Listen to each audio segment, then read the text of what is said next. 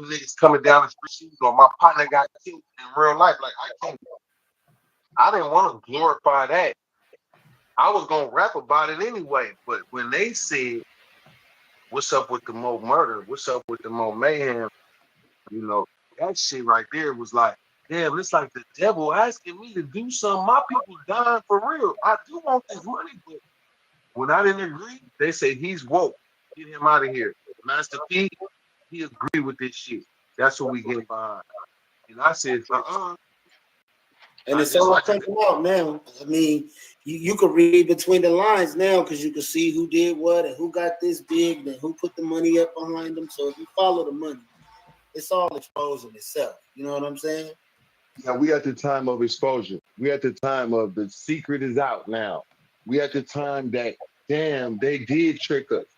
Yeah. And now our children and our children's children, they want that same shit now too. They put it in us. We put it in our children put like I got homeboys that got 5 grandchildren already. I don't got one yet, but I got 7 children.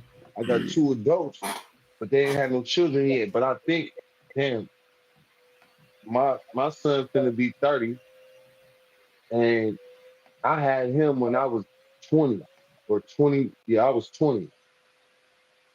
No, I was 21. I was turning 21. Yep. So I was 21. So that means my son could easily be having a child that's 7, 8, or 9. But if he did, shit, that child will be listening to Some pretty hard rap right now. These 10 year Right. olds, they like, they like shit. They like Lil Durk. You know what I mean? They like NBA YoungBoy. You know, they might only be 6, 7, 8, 9, 10, 11. That group like NBA YoungBoy. They like that. They loving him. He is the youngest of the mega stars. So um I'm thankful though that I didn't do that. And I don't regret not making the million through that process, I feel I'll go down in history if I just stay true to the game. Even if I hit for my millions in my 50s. Like You might be one of the first ones to ever really do it that way. Because when I was, we in the game, we do interviews, we talk to people behind closed doors. And what I figured is it's a lot of smoke and mirrors, a lot of button pressing, a lot of force feeding. And a lot of these people really ain't got talent. But if you hear a song 20 times a day on the radio, you eventually gonna mumble the words and you gonna know it. So it's being forced down your throat. You know what I'm saying? And as we can see now, the people that they coming out with music now, that definitely ain't about no talent. That ain't about it. the angle of it's the message. If your message can resonate and you halfway decent, we can make you a megastar. Like Ice Spice, garbage, but she rap good enough and shake her booty and they, put the video, put her with Megan Thee Stallion and Nicki Minaj and all that. then it's a no brainer. There's a group of girls that are gonna say, "Well, I like Ice Spice better. Right. Me and her fit better." Oh no, I like Sexy Red better. Oh, okay, Sexy Red. She represents the way I feel. Okay, I still love Nicki Minaj. So you got the women because you can pick and choose what type of woman do you like, but it ain't none of them saying protect yourself, have a family, do good, cover your body up, be respectful. Ain't none of that type of shit going on right now. And what's crazy to If me, it is, if I haven't heard it, and if it is there, they're not promoting it. You got to say, I'm shaking my ass. yep. If you don't say that, you're not going on like number one, unless you got one of them feel good songs. You know what I mean? Like a feel good song, you might could burst through. But they Right. hope they prefer that you say shake your ass because they need teen pregnancy, they need teen HIV, teen herpes, uh, chlamydia, syphilis, all of the stuff, all of the sexual diseases. Then for those that's listen to the music and got a little joint, or maybe had a little drink, or maybe popped a pill or slipped some, now it's okay. You listening to that, you gonna want to do the shit they talking about. Next thing you know, your ass pregnant. Next thing you know, you got AIDS in high school. Or there you go. You have an abortion now you used to having abortions. This shit ain't nothing to you, even though it's killing a life. But for your uncomfortableness, I can't be uncomfortable. I got a party. I can't be pregnant right now. So let me kill it. That's crazy. And a lot of ladies they joke about it, but that's almost like that's like murder damn near on a smaller level, but the repercussions could damn near be the same thing. Like you see this baby and you let it get bigger inside of you. Okay, I keep it to 3-4 months. I'm gonna get my ass thick, I'm gonna be looking cute. Bam, Yeah, take the baby out. Yup, take the baby out. So it all serves a purpose. Yep. The music is so desensitizing right now that these allegations that they're talking about, people is doing at home. In real life, this is going. You think this ain't going on, Fig? This is going on in people's life. No, that aspect of what they talking about is definitely going on. A lot of these girls is pregnant by a dude twice their age. Pregnant. You know what I mean? You got 15-year-olds pregnant by 30-year-olds because their body didn't grew so much where a nigga be like, shit, she big enough for me. And then she thick. Okay, cool. She young and she fresh. You know. So that shit is definitely happening, and I know this story Or what our brother going through, and I still call him my brother. I don't know if he guilty or not, man. I ain't made no post bashing that man. Hell nah. Shout out to Mr. Farrakhan. He say when you see a man fall, don't laugh. Learn from it. Because you might have some aspects of that same thing in your life. And all that laughing you doing, damn, now your ass falling. Now you getting the same thing that you was dishing out. When that shit come back, or maybe you got something in your closet. You've been hanging out with a guy that looked like a girl or some shit like that. Now they gotta, it's a true reality. So I'm staying in my lane, learning from it. As you know, if you've been following my career, I was getting slandered heavy for a couple years in a row. JT scamming, he on crack, he's robbing people. They had the worst shit out on me, right? And I said, the minister Farrakhan taught us, if you stand on truth, it's like a palm tree. In tornadoes, palm trees last longer than oak trees or one of them other kind of trees because the palm tree can do this. Yep. When the wind blowing, it might go this way, blowing your ass off. So I felt like when you're standing on truth, it's similar, right? That don't mean you can't still get knocked off because all the accusations and smear campaigning actually toughened me up. So if it ever happens again, I've already been through it. And if I'm standing on truth, then you can't smear me. You can make up some shit that could look right and get a couple co-signers, and they could be, you could go on YouTube and say, man, JT robbed me with a shotgun a year ago. Right.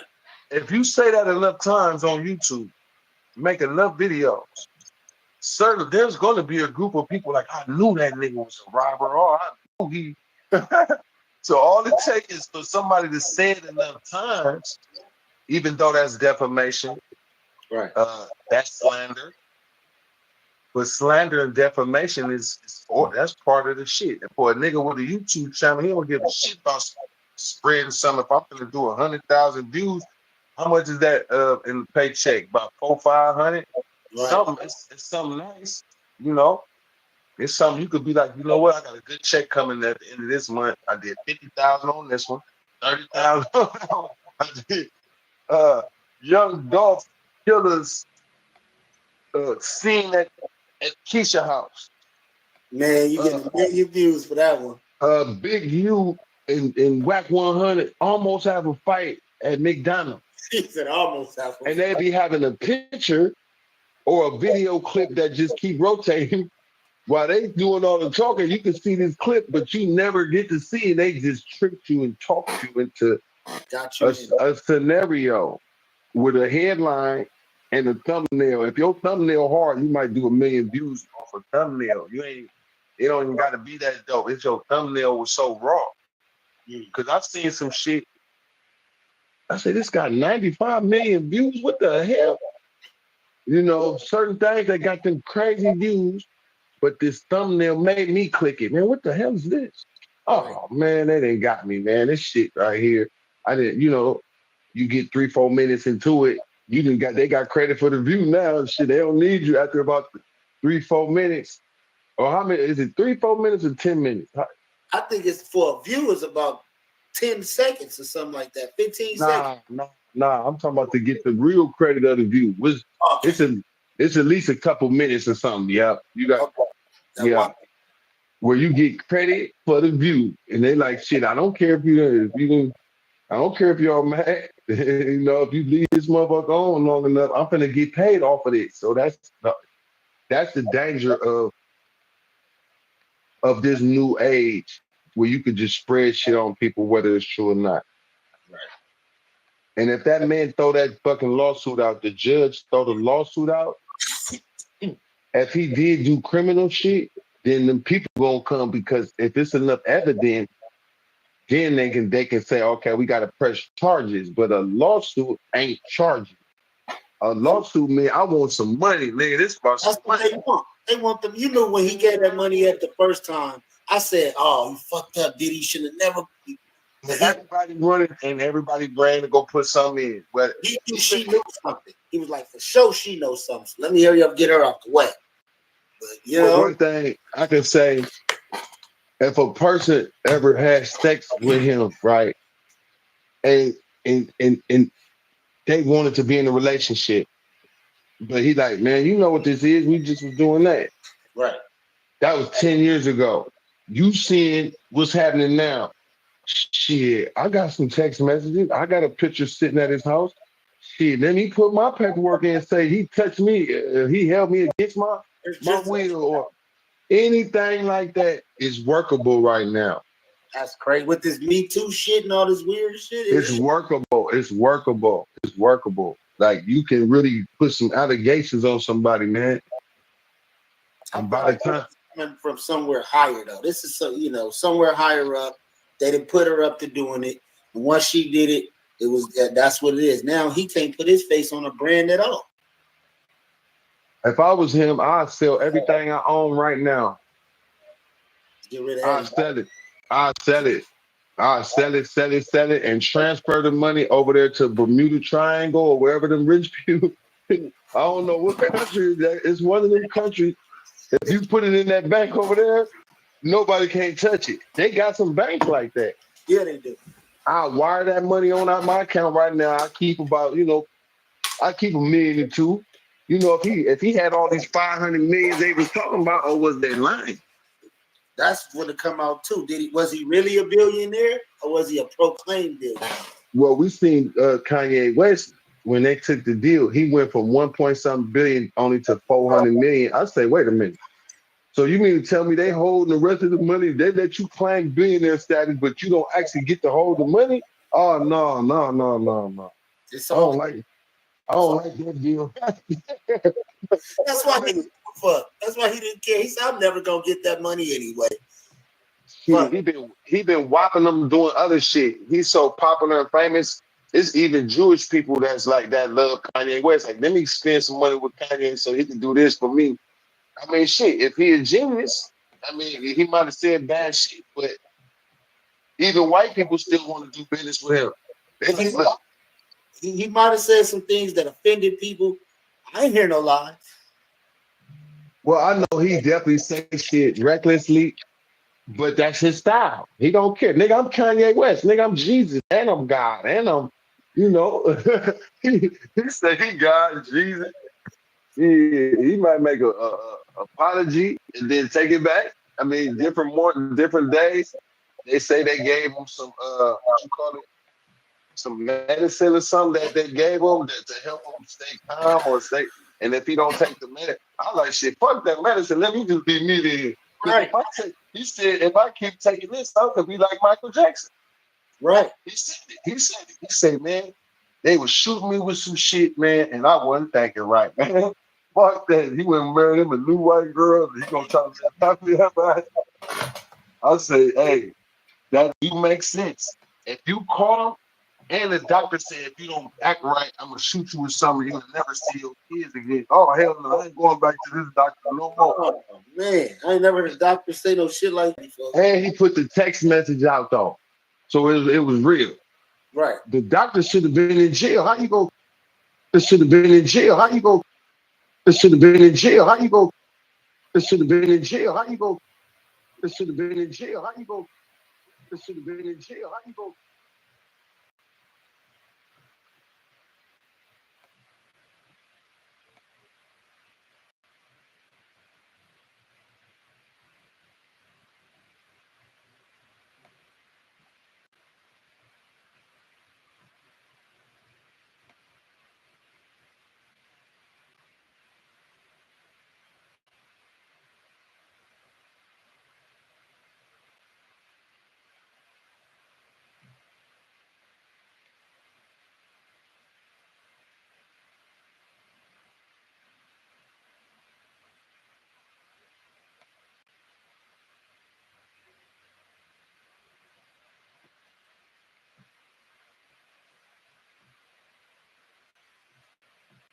Oh no, nothing at all.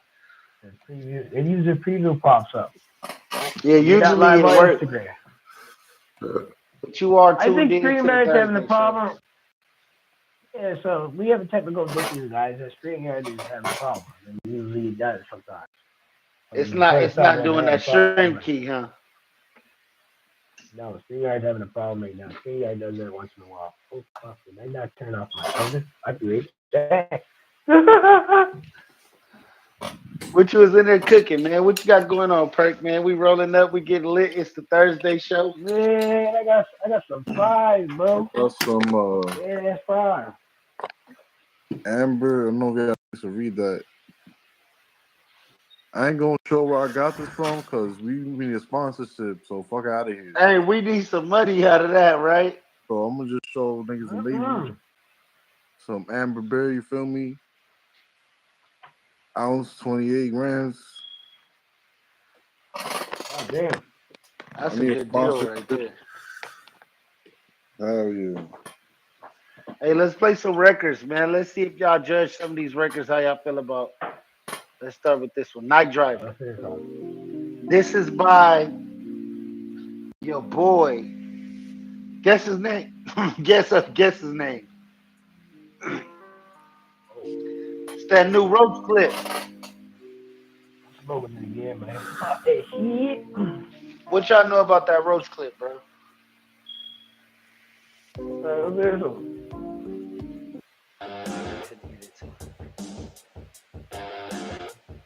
What's We're about this? to get into it. I gotta put the warm up music in. What's the warm up music? This is my warm up music, bro. You've been hanging around Tony Hawk a lot, man, back in the day. For real. Shout out Roach clip. Roach daddy on the scene, looking smooth and serene. Ice in my veins, see charisma. News you can use podcast exclusive. Mine start to sway. Too handsome for the drama, get these hoes about my way. Drop the Swagger so two slick, bomb. got these hoes in a trance. Every move calculated. Bitch, I do a dance. Baby, love the way I dress. Pure sophistication. Yeah, I'm the reason for their heart palpitations. Handsome ass nigga, you know I can't handle drama. In my own league, bitch, I don't need no armor. I'm a smooth operator, like the silk on a breeze. When these hoes see me, yeah, they mind start to freeze. I got charm like Now let me know how y'all feel about it. Close. And the game is smooth, I'm the one who do the most. Yeah, bitch, I'm too handsome for the Shout out kids. Roach clip. I'm the definition of a smooth I ass feel life. like I Smooth heard a operator flow in like this this. game, no debate. Move so slick like a calculated play. Charm so strong, can't keep these hoes away. Charm so strong, I can't keep these hoes away. Smooth operator, navigate the scene. Every step I take like a motherfucking king. Baby see me dripping like diamonds in the rain. Baby see me dripping like diamonds in the rain. Yeah. I said, I don't want nothing if it's not gonna pay me. I've been spazzing on everything that I touch. That's why they hate me. Talk, gave it 80 cents. Yeah, I do this shit gravy. Rappers cap, yeah, I'll probably be a Mac till I'm 80. The East made me, baby, give a head to her knee scraping. He got green on his head, leave him like G, baby. Risk taking, write raps to my my wrist break and click aiming, quick gaming. We didn't really shit. Smooth operator in this game, no debate. Move so slick like a calculated play. Charm so strong, can't keep these hoes away. Charm so strong, I can't keep these hoes away. Smooth operator, navigate the scene. Every step I take like a motherfucking king. Maybe see me dripping like diamonds in the rain. Maybe see me dripping like diamonds in the rain. Yeah, that was smooth.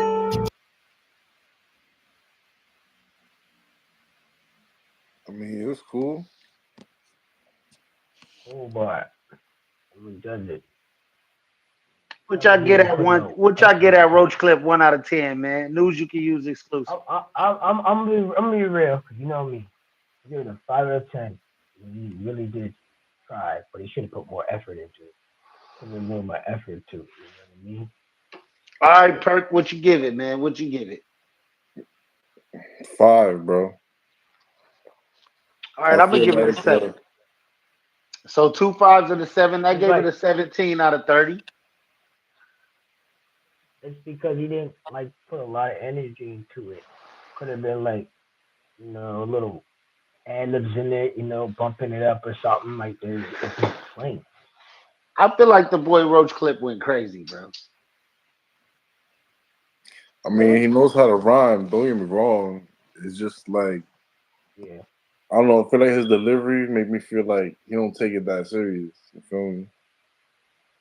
Right. All right. Or is it the cadence? The song was catchy. But yeah, it's catchy. Yeah.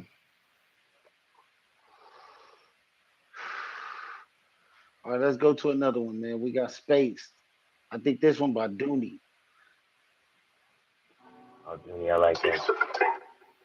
Dooney Sauce, man. This is the news you can use. I am the host with the most, Big Surf God. That is your host right there, Perp Nowinski. That is the host right here, C-Real the Genius, man. Tap in. Dooney Sauce.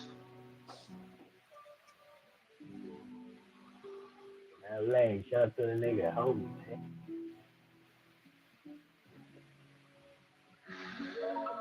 Funny how I really didn't see you. I just felt your space. Look me in my eyes. Took me No, months this to even C-Rock. see your shape. The rock from the sun, your orbit feels like This it's C-Rock. miles away. Reaching for my This the heart. host. Security's This way the too host close. from the Cut my waist. podcast. No I chance thought this from was the another start. record. Them fantasy kingdoms. Look at this. Milky Way. Shout out C-Rock. And red my heart's in two. Can't get Yeah, rid shout of out. both of you. Every car I hope is you. All these twos, it can't be true. You're the one and that's my truth. Got you in my waves, I hate you but love the same. Created from all the pain I felt, you didn't even cave. But you deep inside a cave, I wonder Fresh if by you feel C-Rock, again. man. Why would Shout you out do it your C-Rock. way? This You is the knew News You I Can felt Use a way. These podcast. feelings will I turn am out your a host, new Big day. Surf Maybe God. then you'll feel the same. We For got meanings C-Real of way too late. in the Will my building. mind accept the change? Perp Will you even Lewinsky. hit the same? Time will only tell. Fuck them damn growing pains. Head high. Yes, we are higher than a satellite dish right now. Any day. New bitch, I know you'll change. Catch my feelings for Scotty. their brains. Still they so your Scotty, beat me up. touch your stain. Can't no able let your mark. Dirty 30s. Now you know it's laundry day. I see clean as chocolate, babe. Funny how I really didn't see you. I just felt your space. Look me. Fuck, I like Hey, the how y'all flow. feel about the record? How y'all feel about the record, man? How y'all feel about the record? How y'all feel about the record? I like the You flow. gonna hate my I response? like the flow. In my eyes, took 3 months to even see your shape. Let's turn up though. Let's turn up like, even though, you feel me? Let's put some energy into this. Let's go. Y'all ready? I'm in no hurry. Shout out C-Rob, man, one of the hosts of the most on the News You Can Use podcast. We support your record. Let's go crazy. I thought this was a Dooney Sauce record. I didn't know I put up a C-Rob record, man. This is going crazy though. Even worse when I try to confide in you. So many niggas have walked through, took shapes Hey, man, I'm going to need y'all to turn up to the C-Rob record, man. and forms you weren't into. Tell me, do I remind you of any of them that made you cry, boo? She did how things were. Turn it up for me. All Turn true it up things I for was me. saying. Turn it up for me. Hey, But I wonder, hey, would you concur hey. with me? Funny how I really Shout out Houston, Texas. All right, how y'all feel about it? How y'all feel about it? Because I ain't even got time for y'all to play and sit here with the host with the most. Y'all already know Big Surf got in the building, right? But look, before y'all judge that record, if you a new artist and you looking for promotion, you looking for an interview, you looking to better your career, to get with a group of people that will take you to the next level, you hit up one of the hosts at the News You Can Use podcast, and we'll get your interview in. Ain't that right, y'all? Ain't that what we do? Yeah. That's what we do. For the culture, by the culture, for the people, by the people. We are the people, right? We are the people, you heard? Yes, sir. So they Well, got to see everybody with. That's how we talk, bro. You heard me? Mm-hmm. And we keep it popping at the spot where we need to pop at. You know, we do what a lot of people won't do when it's time to do it. You know what I'm saying? That's what I'm saying. That's all I'm gonna say. Yeah, you know, there's a lot of suck ass niggas, hating ass niggas.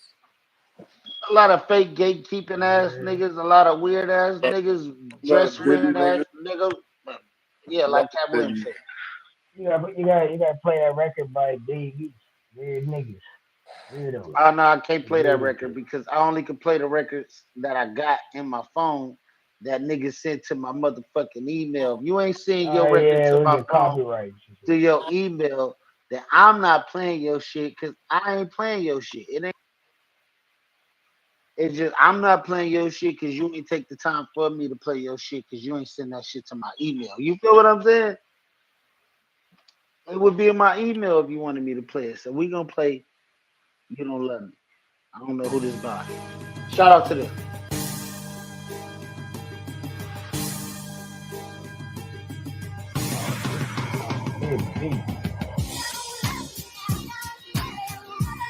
We're gonna figure out who it is when we listen to it.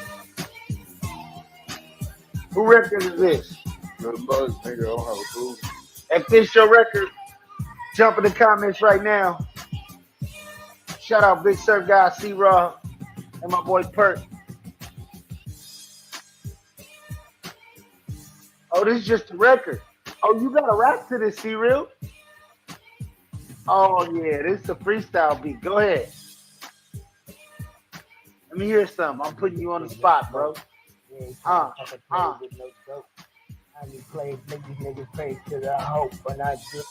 don't want no smoke, but they got the smoke. I'm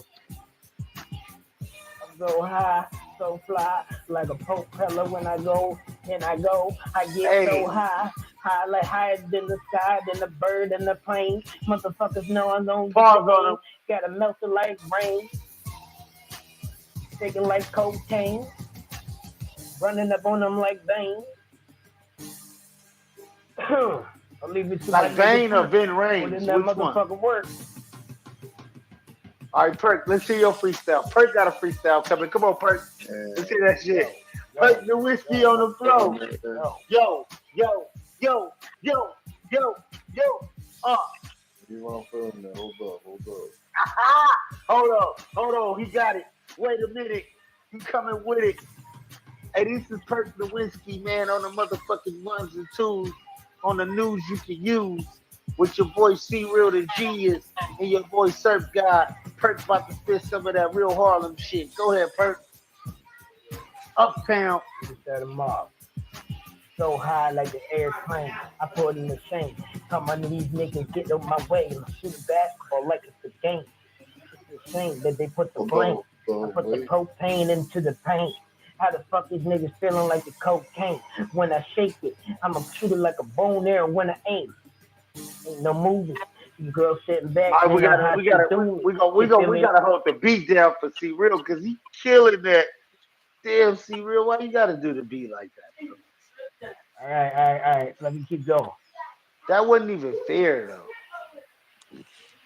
I would bring the beat back. Rapping, man. You come to sing. I'm a rapper, man. That's how I'm gonna tell you. I would bring the beat back, but you killed the beat and left the beat up in the back seat. Then you left it 6 feet, and I was like, I can't go in the back seat and go up under 6 feet to get that beat back. So I'm gonna leave that thing right there dead, cause you killed it. You know what I'm saying? R.I.P. that beat, bro. We gonna send some condolences and some flowers and all that good stuff for that beat because you murdered it.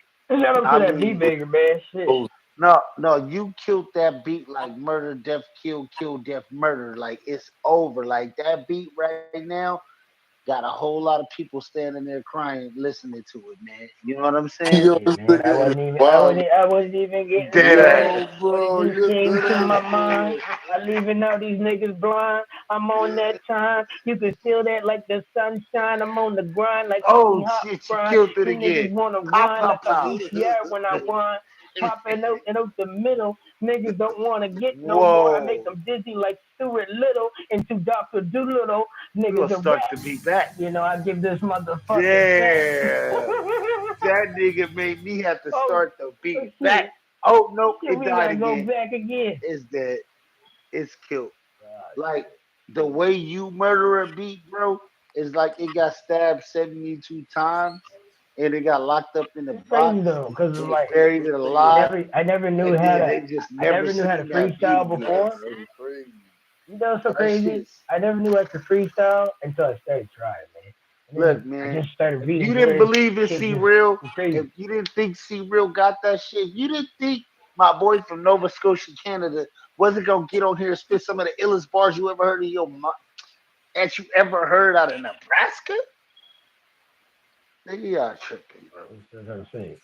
My boy did that shit. My nigga, the illest nigga out of Nebraska, ain't never Hey, been I to ain't trying to Nebraska. get hyper, uniter, faster than a sniper. Give these niggas potty train. I might give them diapers. Light them up like lighters. Ain't no fire if you ain't got a firefighter. With you, bring it up the fire. I'm like a dragon in the booth, covered with the truth. Niggas magic just like the proof. I ain't give you motherfucking niggas a tragic. You wish you Hold up, had it. that I'm a nigga blitz just disappear said like some magic, shit. and I'm going to Wait, spit. wait, I wait, ain't acting. wait, I back established up. the niggas. I'm a Wait, savage. You know, let wait. me go back Oh at it. man. Have these niggas lifting up their feet like cabbage, and ain't no green. I'ma put these niggas spot on the machine. Oh, like the How my nigga casino. rap off I'ma go beat and more go right faster back to than the a beat nigga named though? El Pacino. You These just niggas got just me free sad. go. Excuse me, like a nigga face. Okay, I'm done. Hey, you killing that shit. Hey man, you like motherfucking DMX when Ox told that nigga, remember I said I needed a favor, nigga. You jumped out that motherfucker, nigga, like the bum with Hey, the dreads and said, bum, bum, bum, nigga, made it listen, all happen. it's weird. Hey, It's let weird me tell though. you one Well, time, you the sugar daddy ice cream, pause. You know what I'm saying? Hey, You know what yo. you just did? it's, You like Pops off of Friday when he said, Craig, you can live today and fight another day. Nigga, you just fought another day, my nigga. That listen, nigga's going what I'm trying to crazy. tell niggas, Wait, just let me if you tell want to niggas one rap, more just time. rap. Nigga, you better than 6ix9ine when he stood in front of the Billies, nigga, and said, I'm a Billy, nigga. Like, we felt that shit. Like, we felt that shit like Yeah, motherfucking teenage six people nine trying to trash, pop lock. trash. Nigga, we Okay, felt that no, shit. bro, don't compare, no, Nigga, dog, don't compare me to Kid 6ix9ine. That I'm gonna motherfucker keep it trash. 100. You talking All, some J Cole type of shit. This You all, nigga talking on some going Nas off. shit. hey, Nigga hey, plays Make to sure you like check me bad I'm everywhere finna and shit. tell see you, real music. You heard nigga, me? that's the best worst shit I ever heard in my life, nigga. I swear that shit Yeah, was that's fire. killing it.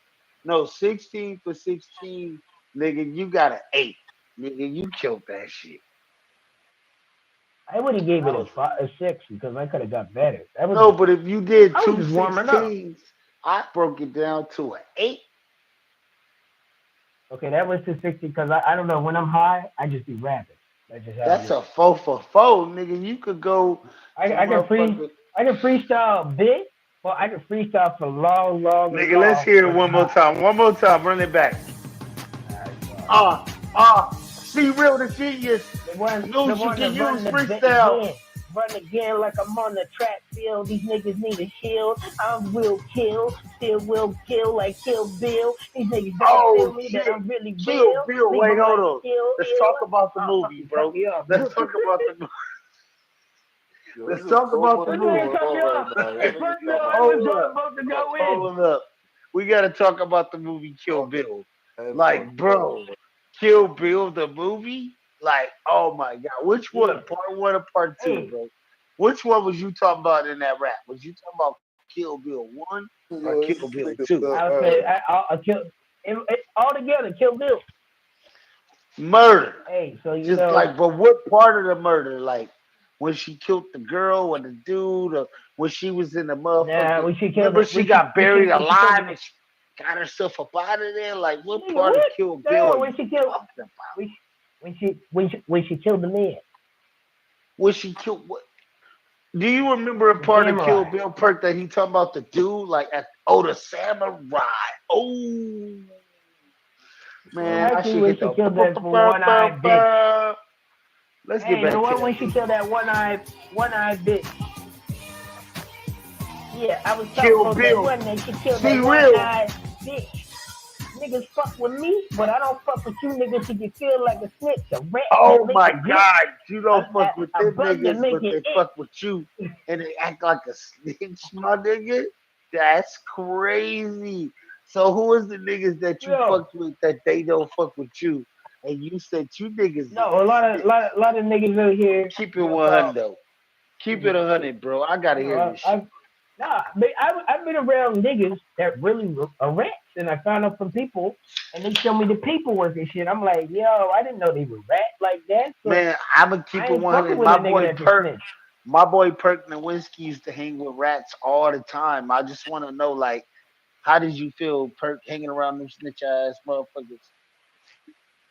You didn't know they were rats, bro. Oh, you taking shit away. I'm telling you, my nigga. You put No, I'm not talking about like humans. all I'm saying Maybe is the New York rats that real, used to be on the street. real. Wait, what? No, it's You like going all the nigga, they way out got big here ass now? nigga, they got big ass rats in New York, nigga. They be The rats is as big as our two hit. All two of our hit. and All they three be of our heads together. That's how big the rat is. that's what I was talking about. Now Them- speak on it, Perk. That motherfucking rat. You be Talk looking at your about eyes will pop up talk to something. about the motherfucking rats, bruh. niggas be snitching. Hey, what I be talking about rats? Like I feel like we gonna give 6ix9ine ammunition. Don't give 6ix9ine Right. no ammunition when we talk No, about rats. but when you Every catch time the they talk about a rats, rat now, nigga, you gotta put them in a trap, nigga. You gotta make sure the rats is in the trap, so the trap is in the rat, so the rat is in the what? bro. Back to the That's what we beat. talking Back about to the beat. Back to the beat, bro. Alright, back to the beat where I give them heat, make the bitches go skeet. Oh hit 'em shit! up my feet That like nigga said he give them heat. What you get of bitches? Like, you gotta talk about it. Let's see. What we talking about? Alright. Break it down. Tell me, C-Real. Fuck it. We back to the rapping. Let's get back to the beat. Right. Let's try a new beat. Here we go. Nigga, you got this. C-Real the genius. Freestyle. My boy Perk the Whiskey in the building. This is the motherfucking Thursday show, or is it Wednesday? We don't know because we've been smoking hella weed all night. Nigga, we got hella weed. Nigga, no, we don't. We got a little bit of weed, but we gonna try to smoke more than what we say we got. This You feel me? is by the way, y'all, fuck your life. Shout out to men. Funny how I really didn't see you. I just Who the fuck is this? in my eyes took 3 months to even see your shape. Everybody turn up. Who's this? Real Aloha. No. Who the fuck is this? Way too close. Caught my waist. No chance from the. No, we don't even know you, bro. We finna do that, bro. We know we on this shit here. Who's this? Hey, this is the news you on the can scene, use. looking smooth and serene. Ice in my veins, see charisma in between. Hoes catch a glimpse and they minds. No, but who the fuck is that, bro? We can't even be doing this kind of shit. I need a nigga to rap to this right here, bro. What is it? C-Real freestyle news you can use. Pregnant Whiskey in the building tonight, man. We on some different type of shit. Wait, hold up. Wait. Cause I need this nigga C-Real to spit one of the illest freestyles he ever spit before. You know, on that Bust the Bus, Jada Kiss type. You know what I'm saying? One of them Frank Whites. Let's go. C-Real in the building. Now if he frees up, he's a popsicle. Yeah. Bro, what the fuck is this? Nigga, that's the hardest beat, nigga. Nigga, you can't rap to this shit here. Wait, hold up. Bro, Any nigga can't rap to this, bruh. No, hold up. Rap to it, what you gonna try to add Hold to up, it? son. I give you the facts with it, how you lack with it. Like, What you want me to say, bro? This beat is Wait, off wait, beat. wait. I don't know.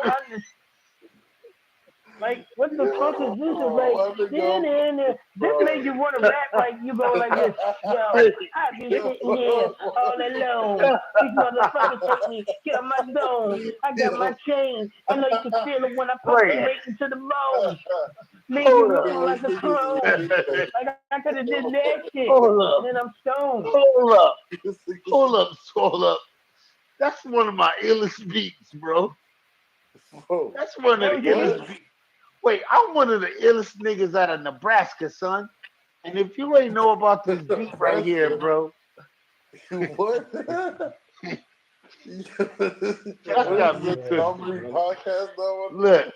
Look, man. I'm the same nigga every time. Every time This nigga I'm lit. that same This nigga. nigga lit.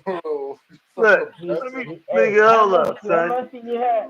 How much? But me and him on the side up there. Well, C-Real on a beat. He's up there.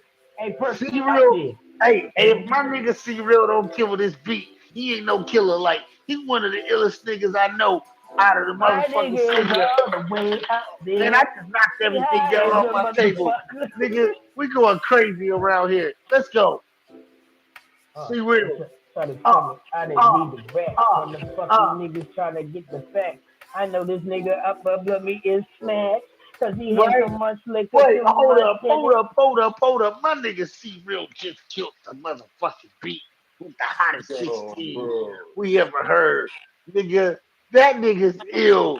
Let's play another one. Bro, This is the same beat, nigga. We going crazy on the same beat again, nigga. That's how we do this shit. Look, in the 9-5, nigga, this is. So high, your name is motherfucking sir. You need to go higher than the fucking wave. Oh my god, this nigga only shade. Oh nigga, you really think you're brave? This nigga still ain't got legs. Nigga, this shit so. Hold up. Let me hit the Let me hit the pause button on this shit here. Nigga, this is that super duper garbage. Like, bruh, this is some of the hardest garbage I ever heard before, bro. Like, if I ever heard some better garbage than the garbage I heard before, bro, you know that shit ain't this shit is ill. Like, if I could mix ODB with OTP, we would have killed him. Like, C-Real the Genius is one of the illest freestyling niggas I ever heard. Just to keep it real, on some real shit, not faking with some fake shit, but being on some real shit with some real shit. C-Real the Genius right now, nigga, I'll flip this whole tape over right now, nigga. This is the illest nigga out of Nova Scotia, Canada that I've ever heard, nigga. Any nigga ever say something about this nigga C-Real the Genius, it's bad, nigga. It's super bad. Like, this nigga C-Real the Genius just did a fucking spaz on niggas like Taz on niggas. And if you ain't Looney Tunes, you don't know what I'm talking about. You know what I'm saying? From motherfucking NY all the way to the CA, all the way to Nova Scotia, that nigga C-Real was all in. Hold up. Like, before any more freestyles, I gotta start giving donations. Y'all wanna hear yeah. If y'all want to hear one more freestyle from C-Real, we need some motherfucking donations. Look, man. How many people is watching? $. YGMC LLC. Nigga, this is a fund for C-Real, nigga, to come to America, nigga. You ever seen a nigga from Canada come to America? Yeah, nigga, we about to do. Tell them, C-Real, how we about to do this shit, man. Yeah, man, we gonna make shit work out, you know, when it comes to a point. I'm gonna come out there for sure. Yeah, nigga, I'm about to join this nigga with the freestyle, nigga. Let me show these niggas how I do on these beats, bro. Oh, shit. All right, let's go. Tic-tac-toe. Seen him through the door. Could have caught him if I looked at the peek hole. I didn't peek a boo, cause I peek at you. Feel like Marja Boo. Could have ate all of the food. You like all of the fruits. You like to dress just like them. You call yourself her when you were him. I'm slim with the tutu in the brim. I'm more like a black Eminem. I'm more like, who the fuck is Kim? Nigga, them bars. Nigga, hold up, nigga. Who did that before, though? Like, Yo, I'm the niggas who ran niggas out of Africa and called Egypt. bro. Hold up, nigga. Hold up. I'm the nigga who ran up on the trash can and took the cookie from the Cookie Monster. Like, I'm that nigga from the Bronx that really was a Bronxster who used to walk around with the walkie-talkie talking to the walkie-talkers. Like, these niggas wasn't from... Hold up, bruh. Hold up. Wait one more minute. What Bro, the fuck? you had a little too much. Hold up. Bro, you had a I'm little the too one. much. Wait. You called We're my gonna phone. leave. You called my phone telling me who I should be talking to. When I was talking to your sister. But I met you first doesn't make you like the new sister. It makes you like the older sister. So I talked to the new sister because the new sister was trying to let me hear. You was acting like a chicken dinner, so I went to Ralph's and got you a chicken dinner. I went and took your sister to get a 2 for $20. You know what I'm talking about? So that's Nah, the I difference. don't. I dead ass don't. That's the difference, bro. I really Now, don't. do y'all know the difference? I don't. Like, if you're watching this right now, this is the News You Can Use podcast. I'm your host, Big Surf Guy. That's your host right there, Perk Nowinski. Below us, we got your boy C Real. Now they call him C Real because he's C Real. Yo. But if you fake, Yo. he don't see real. He see. Yo. Nigga, what? You're gonna have to delete this. Y'all This don't is get too this, much. bro. This is too much. Let's get rid of that. Let's get off live and go live tomorrow or something because you are too loaded, bro. No, Like, I'm gonna be real with you. Today is the day. You know, bro. You can't even talk right. You're saying too much, bro. You gotta chill out. Me and Perkins like sitting back, like trying to figure out what you're talking about. We're trying to be professional on the show. People are not gonna watch this because we're saying way too much, bro. You know what I mean? And we don't want to. So we messed up, right? I'm keeping it real. We messed up. We was good, Hey, but you know you just was talking too much crazy, So bro. look. We probably want to let you go, but we're gonna keep it real. Like, I'm gonna tell y'all what's happening. If you're watching the News You Can Use right now, what's happening right now, Nick? We need y'all to donate $1 million to us. Like, hey, fuck it. We might as well keep rolling, man. Keep it natural. if they not go like this is entertaining. They're probably like, damn, this thing just fall off real quick. I'm falling off. Like, if y'all don't send us $1 million, I can't make $1 million. You know what I'm saying? Send us $1 million, we're gonna stop. Send us $1 million. Hey, C-Real, tell the fans to send us $1 million. nah, bro, we ain't doing that. We ain't after all that. But we really need to, like. Hey, yo, we gotta just keep it professional. Nigga, we gotta talk about something. I don't even got a hoodie. I was about to put it on. I'm gonna keep it real, bro. I fuck with Perk. I fuck with you. We don't talk about nothing. It's like 4 in the morning. I'm getting the fuck out of here. I'm gonna keep it real. But look, let me tell you what happened, C-Real. Let me tell you what happened. 33.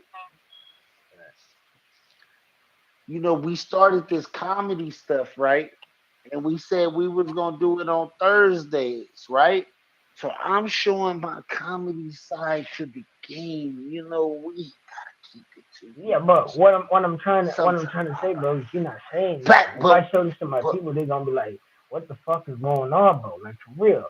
Like, no, see what's going on is you said some of the funniest rhymes I've ever heard in my life, bro. That shit was. Right, that was killer what instinct. Trying to say, my nigga, I'm keeping real with you. I know you from Cali, and I know a lot of niggas. But if I don't be real with you, bro, you all over the place right now, my nigga. I don't even know what's the fuck going on. So, you know what I mean? Right now, what's going on? I know, but it's like I'm looking at person, and we looking at each other like, But bro, what see, the well, fuck are what we we talking posted. about? Let me tell you, see, Yo, Will. are This you is drunk or like what? Yeah, like for real. That's what we You trying to must find be out, bro. Because fucking I feel like drunk, you bro. drunk. Like y'all not Like, helping me what the with it fuck this, did takes you a man. drink, lot my to nigga? be fucking drunk. I'm trying to show No, you drunk, how bro. You drunk, bro. I You I you can do drunk, the bro. And I'm real talk, bro. For all you viewers, they gonna look at this shit tomorrow and they gonna be like, man, this nigga right here was a real nigga to tell his nigga that he is drunk right now. I'm gonna keep it real, but you're drunk. Me person wouldn't say it. I was gonna say it, but another real nigga would say it, bro. You drunk, bro. It's all right, but it's like raindrops will fall. Hey, Perk, I keep real with you, Raindrops. bro. I just one more time, and I'm just gonna get off because this. I don't know what he. I don't know what he's doing, bro. You I know don't know what? what's He's way wrong, too up but with it. yo, whatever y'all want. This could have been some news you could use, but this is some news you can't use. Sometimes we gotta give people news they can't use, bro. Yo, what? Like, you was bugging out, bro. I'm serious, bro. Yo, Like what the fuck? Yo, sometimes are we being you punked right now, bro? Are we being punked? sometimes Is you Ashton need Kutcher He about to really pop drunk. out, bro? news. But let's go out with some indie music, bro. And this is some of the dopest music I've ever Who's in it? Damn, I didn't think music you use gonna be like this tonight. This is a very interesting I don't episode know. right here. I'm What just the fuck happy I is didn't this, act up bro? like that, man. Bro, I'm just happy I Bro, didn't what is act up going like that. I can get on, higher, bro? Joe. Y'all don't know this side of me. See, I had to show y'all a different side. Hold on. What kind of fucking side is that? What the fuck? You on some Compton type of shit. I don't know. Where is this from? Hey, look, Bro, this what in is the Japanese is see, going on? What the hell's see, that? that was one of my famous TikTok dances Yo, that bro, I you know No, did, what's no, mad no. weird? Real This talk, nigga was bro. just good like bro, 30 minutes bro. ago. What the Look, fuck see happened? He was real. good, and then he just whoa. Like, this is fucking crazy. Like, Listen, my nigga, you can't even see right now. That's how it is. Like you really can't see because we really trying to tell you is you being your nigga. But look, You I'm is trying to tell bro, y'all bro, bro, that nah, bro, real talk. You just smashed up, bro. You gotta relax, bro. You gotta get off this motherfucker. what? Cause we No, trying to but what? represent real shit. But, I but mean, what Nah, this is happened? if you don't get this off is this good motherfucker, content. we You feel leaving this me? motherfucker. This But is why we good Real got? shit, bro. But why they Because, love bro, us you're though? not making any, bro. As me being your homie, and I can't. Most niggas gonna sit there and But laugh. I'm not gonna I laugh, bro. thought this I'll be was the real, news. but yeah, bro. We not talking about shit. We just sitting there, you doing all that extra shit, and we just trying to figure out what the fuck we doing, bro. All right, Real let me talk. play the next. Let me play the next platinum record that's coming out. Okay, cool.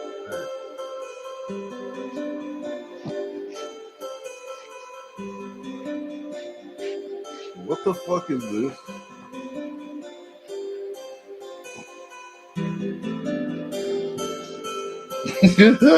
Yo, nigga, I'm done. Bro, I Bro, can't. I like what this kind nigga, of, I but don't even know what this is too genre much. of music this is, bro. What Hey, kind of bro, I fucking want to go genre to is bed this? or something, man. What the We can fuck do is, some other shit, man. Yeah. bro, what the fuck? All right, tell me how y'all feel about All that.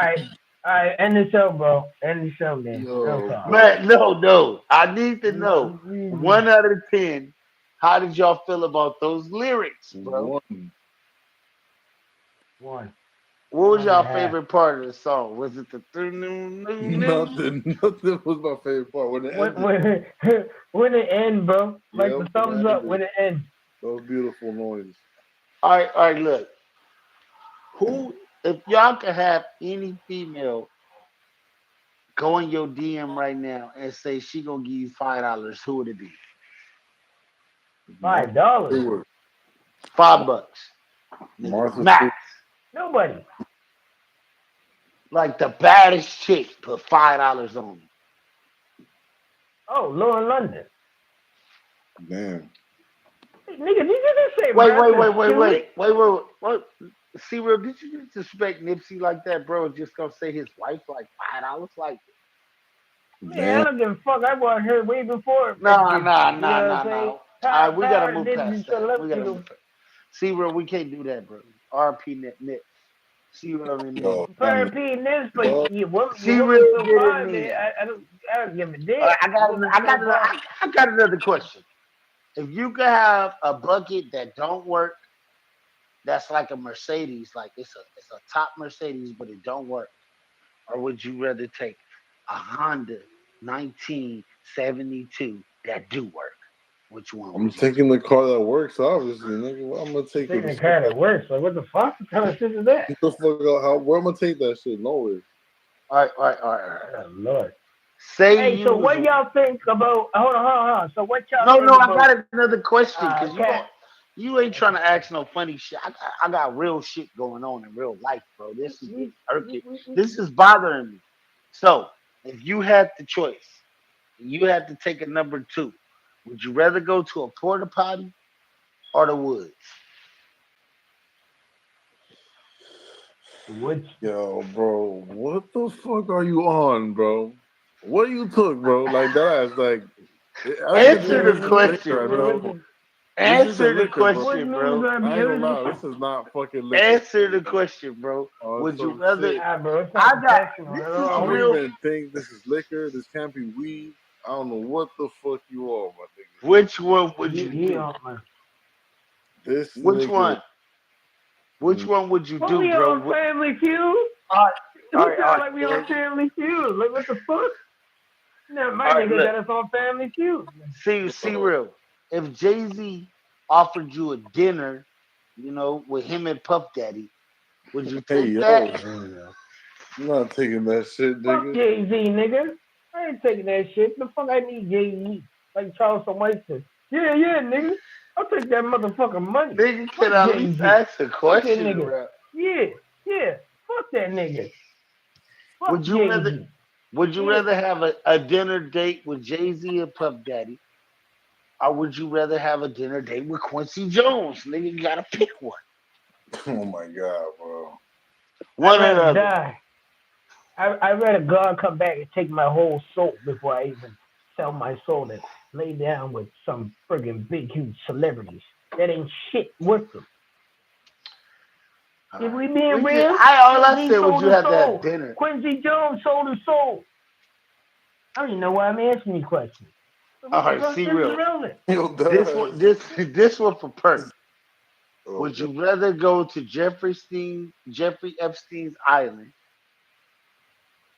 What the fuck you get these questions? Or would you rather hang out with President Trump? One or the other. I refuse to comment. Oh my god. It's a yes or no. This is a podcast, bro. When y'all agree, when when y'all hit the agree button, y'all agreed to sell y'all soul automatically to the podcast. This one of those episodes, bro, where we get that million views. Is his feet on the? Can you please take your toes off of the screen, Serial? What? What are you talking about, toes? All Where you right. seen So toes? I thought that was your feet. Oh no! This nigga took a fucking mushroom. Oh hell no! I fucking knew it. All right, look. Come on, bro. Would y'all This rather nigga play? hallucinating, Wait. bro. Would y'all rather play? If y'all had these last two games, if you had to play these last two games for the rest of your life, which one would it What's the last question and I'm up? I ain't be? playing it, Would you rather play Pac-Man for the rest of your life? Hey, I caught this next try. Pac-Man. What? Nigga, Would you rather what's the play last question? Pac-Man, Then I'm done. or would you rather play Doctor? When you hit the little ball up, you gotta move the paddle like this and hit the dome. All right, bro. End the show, man. Real talk. End the show. It's like 5 in the motherfucking morning, man. I ain't got time for this, motherfucker. Oh shit! Yeah, bro. Hey, this is This is the Thursday show where I irritate all the hosts. Yeah, I make them rap to the we worst having beats. we having technical difficulties, but you know, everybody, we enjoy the night of the show. If you seem And stressed, rap to don't this, mind. if y'all could, Actually, we real got the a rap genius, challenge. don't mind me because Chris This is is the the head best to beat muscle, right so here. it's all right, Sir, man. You know we gonna do it, right? We got Perky here. All right, let's go. if you laugh, jump in the comments and tell me why. Like, this is the news you can use. If you're a new artist, tap in with Big Surf Guy, tap in with C Real the Genius, tap in with Perk Nowinski, tap in with all of the hosts that's the most on the news you can use podcast. This is me, Big Surf Guy, right here in effect. And today I got to prank my hosts, and they were very irritated the whole time. I got to irritate them for 45 minutes, and they sat here the whole time and Nah, took nigga, it. you got to waste my time for 40 minutes. I could have been sleeping. Damn. I For the enjoyed goddamn every morning. second of this. I wanted to prank them Yeah, and do something nigga. different on the YouTube channel. We usually just do like normal commentary and just talk about everybody else. But today, This I got to nigga's embarrass them.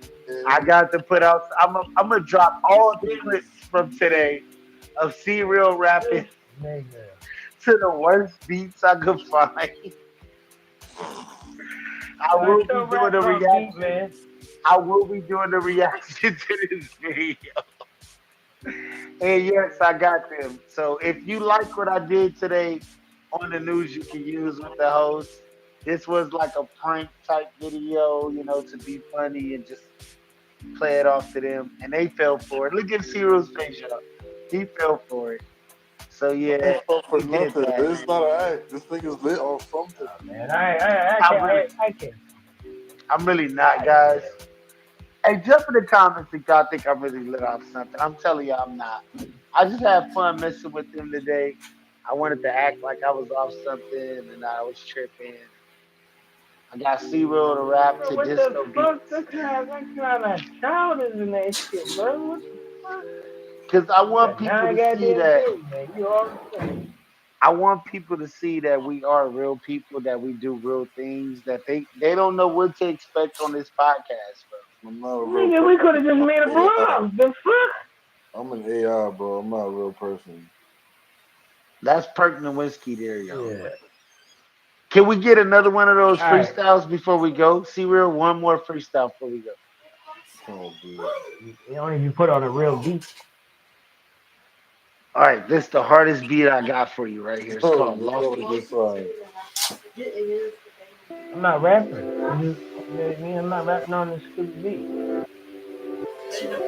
Go walk, and I'm done.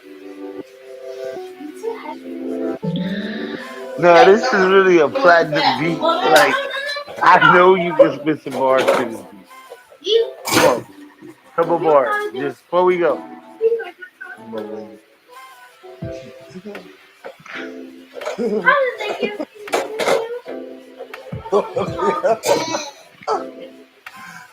What the fuck is Yes, I am C-Real the Genius, and I'm Perk. And we got Perk up there, man. Make sure to CEO, for you use, we out. And that shit, nigga, we out. And C-Real did rap to about 5 of these fucking dumbasses. Niggas tripping, bro. 200 years. I don't know what keeps you going. Oh, you know your kind ain't welcome here. Maybe not, but I'm gonna make myself welcome.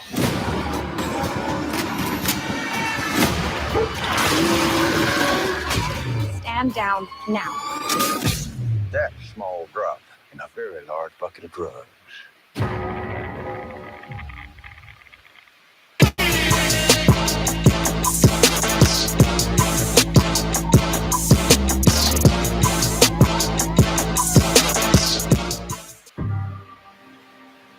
That's been killer. Beats in the hood.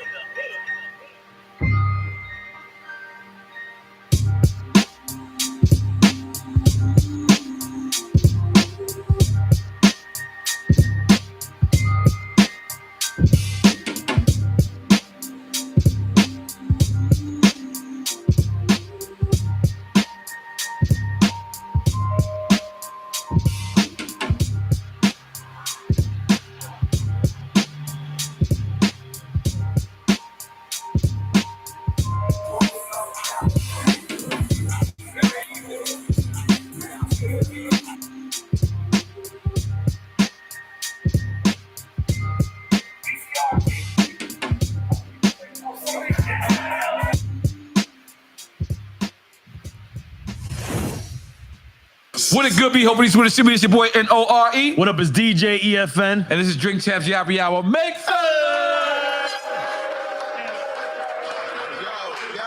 And right now, let me just tell you something. We've been going through this man discography, and a lot of people sleep on him because they don't know he got hit after hit after hit. I've been listening to his records for many days, and I'm sitting there saying, when is my record with him coming up? Because that's how much joints he got. People sleep. They don't understand he's one of the most loyalist people. He's one of the most realist. Shit. I spoke to him in COVID. He was ready for verses. He had rhymes and bars. Oh, I'm ready. I'm still ready. He's still ready. I'm still ready. Whoever wants that smoke. He's been out here. I know him since 1998. He's one of the most best people I've ever met. He's came out here, big hits, big love, big energy. In case you don't know what we're talking about the one, the motherfucking only, motherfucking me.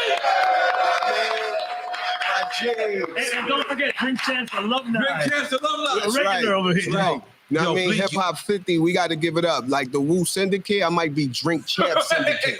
You know what I'm saying? Drink Champs La Familia. Yeah. But I swear to God, I'm not exaggerating. You know, when we do an interview, we do our artist playlist, right? So we go through a whole artist discography.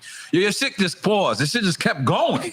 I was just like, wait a minute. Like, doesn't it stop somewhere? This shit just Niggas sleep on me, man. They don't try to give me my credit. It's cool. Right. Big homie get all the credit. You know, without the goon squad with him, I don't think y'all would have known he was that real. You know what I mean? Good boy. Remember, a boss was a boss by the squad he hired. You know what I mean? Right. That's right. You know what I'm saying? No, but I was trying to count them.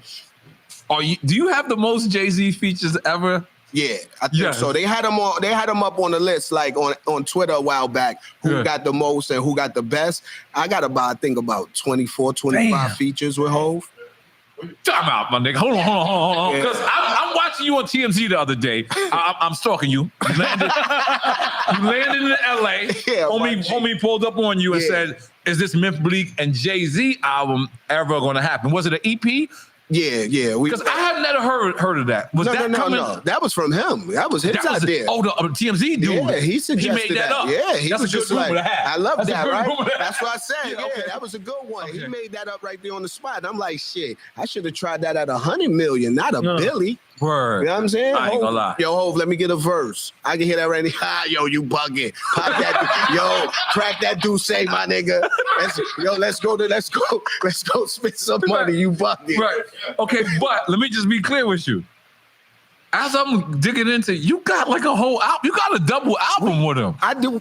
People don't give credit. I do have an album with Hov, the Dynasty album. Yeah, the Dynasty album is a collaboratory album of all of us. Damn, you right. You know what I'm saying? Emil is on that as well. No, Emil ain't make the Dynasty album.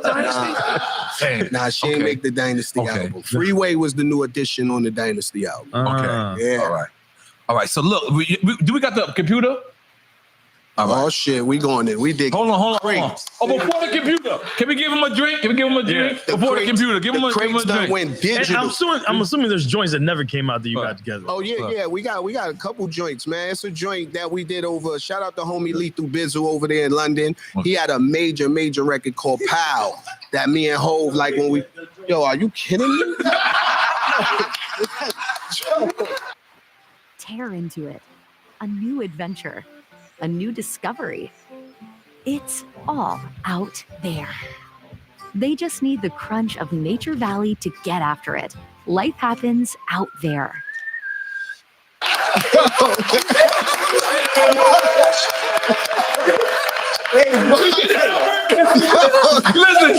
the whole thing was when Blink coming here, we're gonna give him Hennessy. Let's see his reaction. Guess what? It was perfect. Listen, we set him up. We said we're gonna bring him the Hennessy. And I said, watch Bleak's loyalty. I didn't just say that. That was excited. I said, look, that was so perfect. Yeah, of course we got the Douce for you, my brother. All day, baby. Yeah. Now we roll. Yeah. And let's just be clear. I just seen Bleak in the Mafia Coast. Not like I seen you there. You know like what I'm saying? I spoke to you. Yeah, Remember, you told me some spots. You told me about the 100 steps. You know what I mean? You put me on game. Yes. But I ain't gonna lie, Bleak. I stayed in a hotel. You and your homies rented the big boy mansion type shit. Yeah, we tried to do it. It was my 45th. You know, I wanted to do it right. I didn't get to really celebrate my 40th because my baby girl was born. So I had to blend them both this time, do something different, movie star shit. Because he don't go over out of seas unless it's like out of seas, like overseas. Unless it's travel.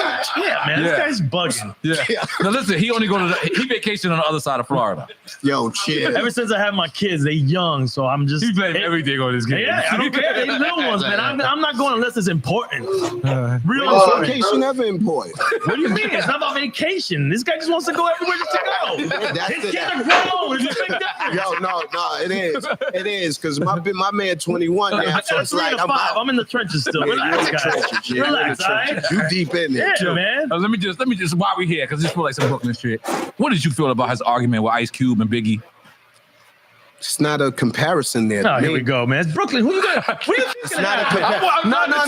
Not on some that Biggie better or Ice Cube better, but it's just like you got to give both of them. They stamp for moving the wave. Like when Cube left NWA, it was like the biggest thing ever to go solo, break away from a group, and have that impact, and come to the East and get all the East Coast producers.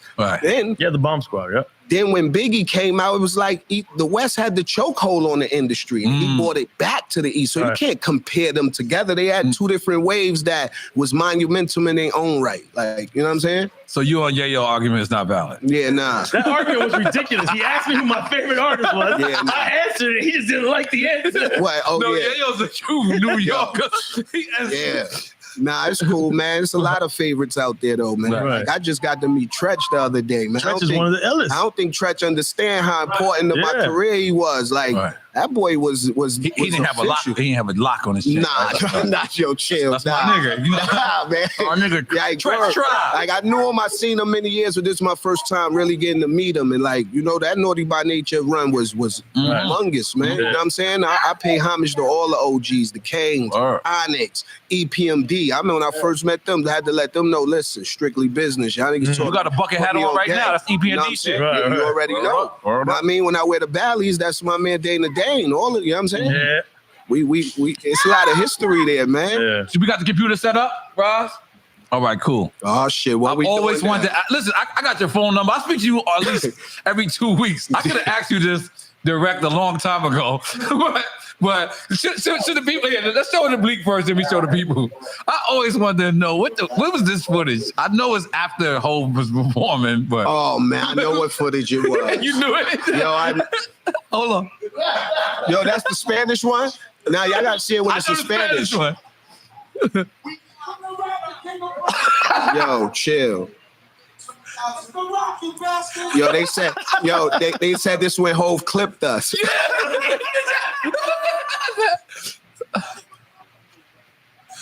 Look at my man Slice, man. Rest in peace, my G Slice, man. Yeah. My mom's in there. You see, my mom's back there. So this is Summer Jam. Yeah. So when Mike was here. Look, hold, like, let everybody else speak. Yeah. Oh, Zab, okay. Bobby Dash. Bobby Dash, he from Left Rack. Zab and Bobby Dash from Left Rack. Freeway. Look, Free ain't even have the real beard yet. Word. He ain't even, his shit ain't connect. Free ain't even have the beard, yo. So the rumor is Hov clipped us after that. Yeah, he was like, I'm done with these niggas. Yeah, but I love that narrative. I never wanted to correct it. I wanted to keep going. That's dope. I would clip me.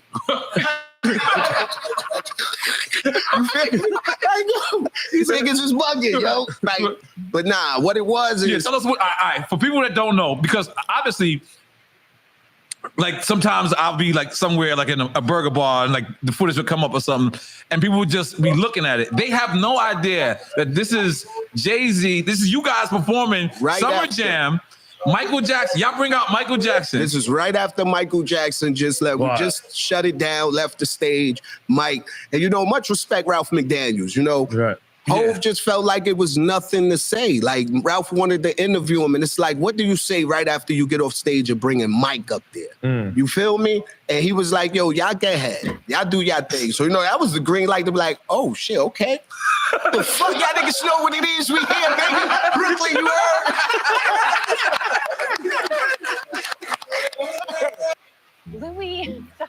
Louis does have pretty good ingredients. Like what? Deboned chicken, chicken meal, brown rice, barley, oatmeal. Huh. Why? What's in benefit? Chicken, whole grain corn, chicken byproduct meal, barley, whole grain wheat. Okay, Louis, we'll switch to blue. That's how the video. Green light. Yeah, so it was like, okay.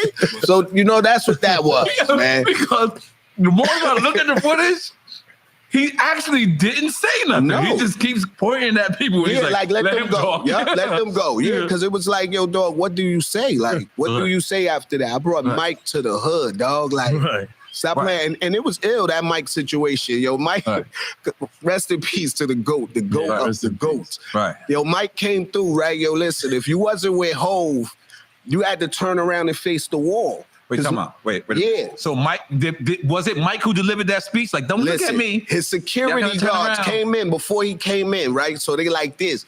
Everybody who don't have the Jay-Z pass, like I'm with the not family, the Rockefeller chain. You could have had the Rockefeller chain. You had to have that pass. Gee, they was making niggas turn up, face the wall like it was the pat down on the block. Like everybody, because Mike didn't want eye-to-eye contact. Nobody to look him in his eyes. I might have turned around with the permission. I don't want to look at his eyes. I don't want to look at his eyes. I don't want to have that moment. I got to see Mike. So I'm looking at everybody in the hallway facing the wall like, oh, these niggas. What? All right, cool. Before you can see, is there anybody that we know that's turning around? Oh, it's a lot of people turning around. Bobby Dash. A lot of people. I ain't gonna throw a lot of people. That right there is like not even throwing you under the bus. That's like tying you to the train track. So I ain't gonna do that. So I ain't gonna do that. But just know, if you wasn't immediate, you faced that wall, homie. That was it. And Mike didn't want niggas looking them face to face. So when Mike came through, you know me, I'm like, I gotta get a glimpse of Mike spinning the hallway. So I'm in the hallway moving around. Mike came through with the major the see-through choice. He was ready for COVID. He knew he was on the Asia years ago. He knew that shit was coming. Word. Dead ass. Y'all remember the first time I went to I think it was Singapore, somewhere crazy. They had the major Hello Kitty mask running around crazy, and this is 99. Right. And this when Hello Kitty, I think, just got to America because it's been big over there. They've been wearing masks, pollution, all that. Everybody wearing a mask for? Is it something here I don't know? So then later on, we all wear masks. So here we go. Wow. So let's get back to Mike. So Mike didn't want nobody looking him in his eyes. He came through. Hey, everybody. I ain't got the voice right now, but he definitely came through waving. He ain't even say nothing on the stage. He just came through, waved. Hove, they showed him. He left. But yeah, like Mike all the security. That Summer Jam? Nope. He just walked through and said, "Damn, I didn't meet that." Yeah. I think we all thought he performed in our minds. The Queens and me. The Perform what? If he I don't know. People would have died. Like, yeah, it would have been like human nature. Yeah, like it would have just niggas would have fainted. Mike perform. How you give Mike a mic? The Queens and me does not want to ask this question, but I gotta ask this question. What's up? Yo, was that the same? I love Duce, but you gotta mix this. It's too early. Okay, all right. I don't want to be under the table, baby girl. You know what I'm saying? But is that the same Summer Jam where he said, "You don't want it with Hove"? No, you out of ballerina. I got the pictures. I seen you. It might be. I think so. This is unfair. So. Yeah, I think so. I think it was. Hove on some bullshit. That's the go. That's the monster he is, man. You gotta remember the era they came up in, man. Like. That 80s era, you had to be a monster, man. Like I was telling my man the other day, man. I think that late 80s, early 90s era might have been the hardest era to come up in as a little musician. Oh no, it's a little nigga streets. Anything, streets trying to do anything because it was no beliefs for nothing. Remember, everybody was doing bad. When we got on and got deals, bro, saying you was going to be a rapper was just equivalent to telling niggas you going to the NBA. Niggas like, man, whatever. Right. Like, fuck out, you never getting on. You're gonna be right here with me. Damn, niggas was haters back then. Like, You're right. straight up. Yeah. Like today, you telling you getting the deal, nigga. Like, okay, I see you on BET tonight. Right. Yeah. Tomorrow. Word. Word. Like, it's that easy. Back then, that you had to be an animal. So when you come from that, all you know is animal instincts. I'm gonna kill you, and I'm gonna kill you more. Right. I'm gonna bounce around for a little while. You know, some of it's gonna make sense, some of it's not. You still need to take a sip of Douce. We watch. Nah, but I need a chaser. Okay, you can. Yeah. I need some cranberry juice or some pineapple, something, you know, some lemonade. You know what I mean? So no problem. You know what I mean? So they're here. Yo, so we just had Irv on, right? Yo, chill. Shout out Irv Gotti, man. That's my guy, man. The Crack House Studio. He ain't lie about that. One of the best studios. Yeah, right downstairs. That was the wing spot. I used to go there to get wings. It definitely was one of the best spots. I agree. But he said that Dame was alone. Huh? I know. He said Dame was along for the ride. Weren't we all? Right? Weren't we all? Like, what did anybody really have to do? Dame, don't get it wrong. Dame wasn't around for the ride. Neither was Biggs. Everybody played a major role. Right. You know what I'm saying? Like, when I came around, it was Clark Kent and Hove running around in the studio. Right. And then I met Dame uptown with Original Flavor, Tone Hooker, and Ski and them. You know, then Ski making the beats and all that.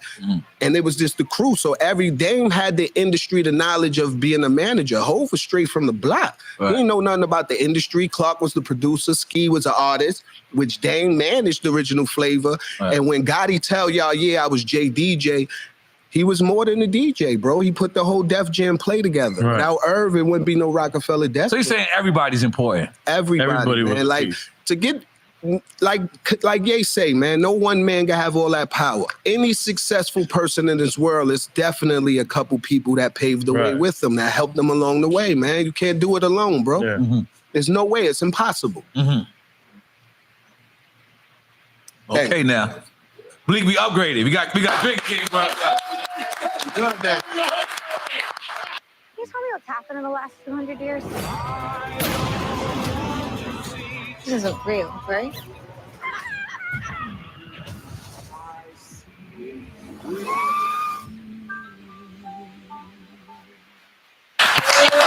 Better? We good now. We good now. So, all right, let's like I said, I'm bouncing around a little bit. This is famous clip, right? Where Dame is on a bus, and I believe he's talking to Lenny S, and I believe he's talking to Skane Dollar, and I think you're on the bus. I'm not quite sure. This Clue bus. This Clue bus. Hard Not Life, when they ain't have no lights. And he's saying that if one guy is the head of the crew, it's not really sufficient. It should be everyone who has it. Yes. Do you think that came into fruition? Definitely. Yeah. Like, look at Rock Nation, man. Yeah. Everybody is a boss in his own right. There's no one boss. You got Emery, you got Tata, you got Daz, you got Juan, you got Jay Brown. Right. Everybody play a major role in they section and do what they do. Right. You know what I mean? And nobody pocket watching. Everybody bosses, everybody through the roof, chewing beyond chewing. Right. You know what I'm saying? Right. Like, so and that's the way it's supposed to go. That's how you build a crew, right? That's a boss, like Ross say. A boss is one who guarantee we gonna eat. Right. And so you believe that it worked out like that? Hell yeah, man. Like, I always knew, man. Since a kid, I always knew Hove was different, man. Just off the way he lived, the shit he drove, how he talked, like how he dressed. I just knew he was like, goddamn, we fucked up out here. Niggas got fly traps hanging from the ceiling. How the fuck this thing got an AC in his crib? What you doing? Like, you know what I'm saying? This nigga got citronella candles. Got a fucking fly trap on the ceiling. Where you get that candle from, fam? You know what I'm saying? And the AC that hung out in the window? Yeah. Okay, that While AC, we had the fan that you had to throw water on in the summer. You know, spray that water bottle on and get that little extra breeze on you, baby. You know. And Hove just was different. AC, like, big white marble, everything in the room white. Like, he just always was a different breed. I just wish, like, you know how you tell your son as a kid, you like, yo, this ain't gonna be great. But you don't know it's gonna actually happen. If somebody would have told me, yo, Bleak, it's really gonna, I'd have wrote a whole plan, but I'd have planned this shit a whole lot better. Right. You feel me? I wouldn't have been along for the ride. Right. Like, straight up. One thing about you is, I don't care what anything happen, your relationship with Hov stays the same. Cause I'm a true friend, man. We true friends like Tata, Juan, Emery, like I said, we all from, it's real friendship. Nobody pocket watching. I don't care, Hov, a billionaire. I don't care you're 100 million, a dollar. I'ma still call you and be like, yo, what up, bitch ass nigga? You front, yo. That verse is whack. Like, no bullshit. That verse is whack? Yo, Hov always shit on me. Say his verse is whack in a long time. Nah, he ain't spit a verse in a long time. So you told him and that? what Hov did was, I told Hov a lot of years. Wait, you said Hov did? Was hard. I told him that was hard. Like, I ain't have to that's tell my him favorite nothing. verse. But Okay. sometimes I tell him, yo, bro, you spazzed, or yo, you ain't go hard enough. But he definitely shits on me. If that nigga called me, like right now, if Hov called me, automatically, ain't no what up, my G, what up, my straight up, what up, bitch ass nigga, what up, you fake ass boss. Yo, did he just sign your artist? Yo, that's what I'm saying. He shits on me. No matter what I do, what up? Yo, what you out there doing? Making no money? Like,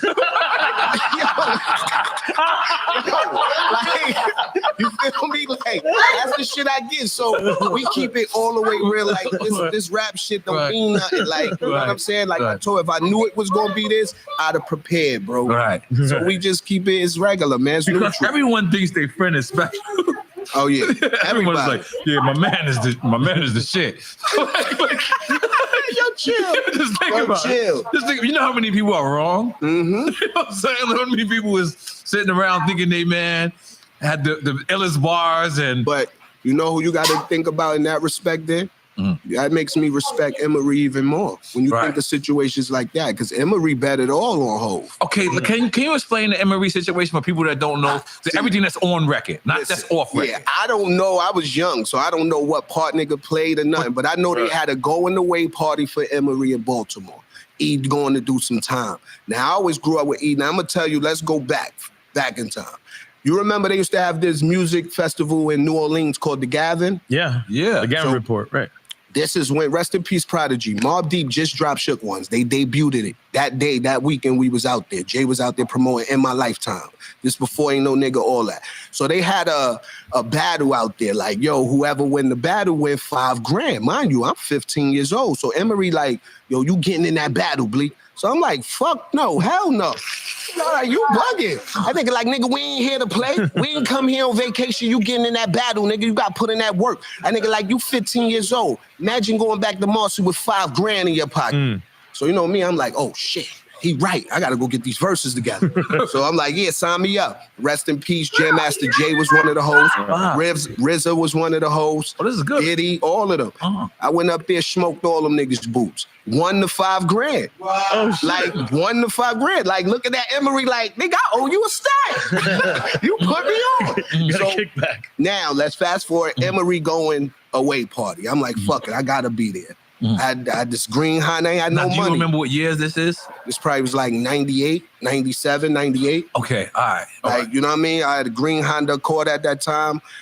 No money. Just knew I got a full tank of gas. I could make it. I got to Baltimore. Got pulled over right down the block from the club. They towed my car right down the block from the club.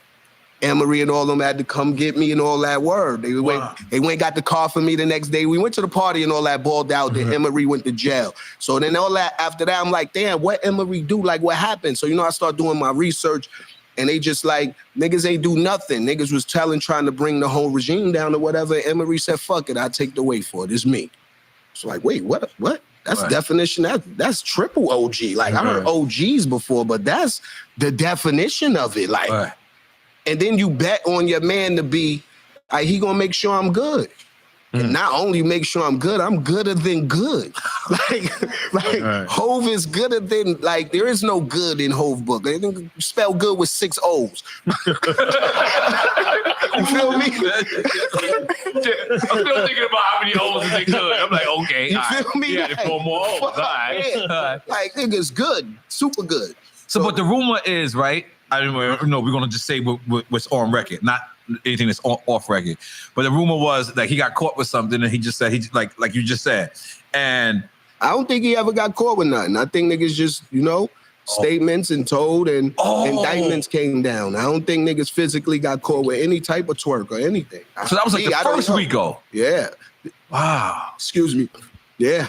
Holy moly guacamole. Yeah, so, you know, but just to even bet on your man like that, there's niggas out here that ain't even taking 2 days. And it's like, what? 2 days, you gonna come get me? Yeah. Nah, I'm telling tonight. Fuck that. You think he going to the club? Nope. I'm telling, nigga. See, they invented shows for this shit. First 48, they like, yeah. I cannot watch that show. Me neither. I cannot watch Me neither. It's heartbreaking to see these guys is just sit there and break down for a fucking Sprite and a bag of chips. Yeah. As soon as I see the motherfucking Pringles come out, I'll be like, oh, I hate this nigga don't win. Oh, man. Yeah. Like, my advice, Pringles man. get you all the time. Stay out the game, man. Stay out the game. Goddamn McDonald's. Like one of my big homies said in Chicago, one of my OGs, my man, Big Rody, man. It's my dude. He always said, I don't know why these dudes do crime and scared to go to jail. Nigga, all your friends in there. You're going to be with your people. What you scared for? Go link up. Nigga, you said you gay, right? Your peoples. Right? All your friends in there. Go link up. Like, go lock in, baby. Holy shit. So, don't do the crime. You can't do the time. You heard? Yeah. Blake, let me ask you, man, because I know how hard it is to be my friend, right? Some of my friends, like, you know, so many people get at my friends to get at me.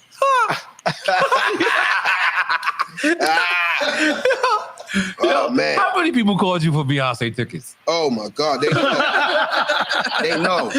I don't know, Hov. I don't know. Yo, listen. For me to get Beyonce tickets was a problem. My wife hit me like, yo, you know, she in Philly on my birthday. I'm like, all right, cool. What that got to do with me? Like,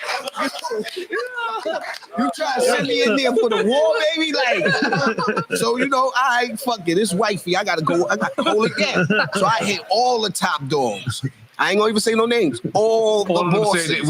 They don't work for Ivy Park. Like, I don't work for Ivy Park. No, they ain't even say none of that. All of them said, yo, Bleak, what you bugging? You know you gotta hit Jay. All right. So I'm like, I tried not to, but now I gotta hit you. I got to. I tried to go around, save it, but now this message gotta go to you. Like, fuck it. Yo, big homie, I need some tickets for the show. It's wifey B-Day. Nah, niggas trying to turn me the ticket guy now.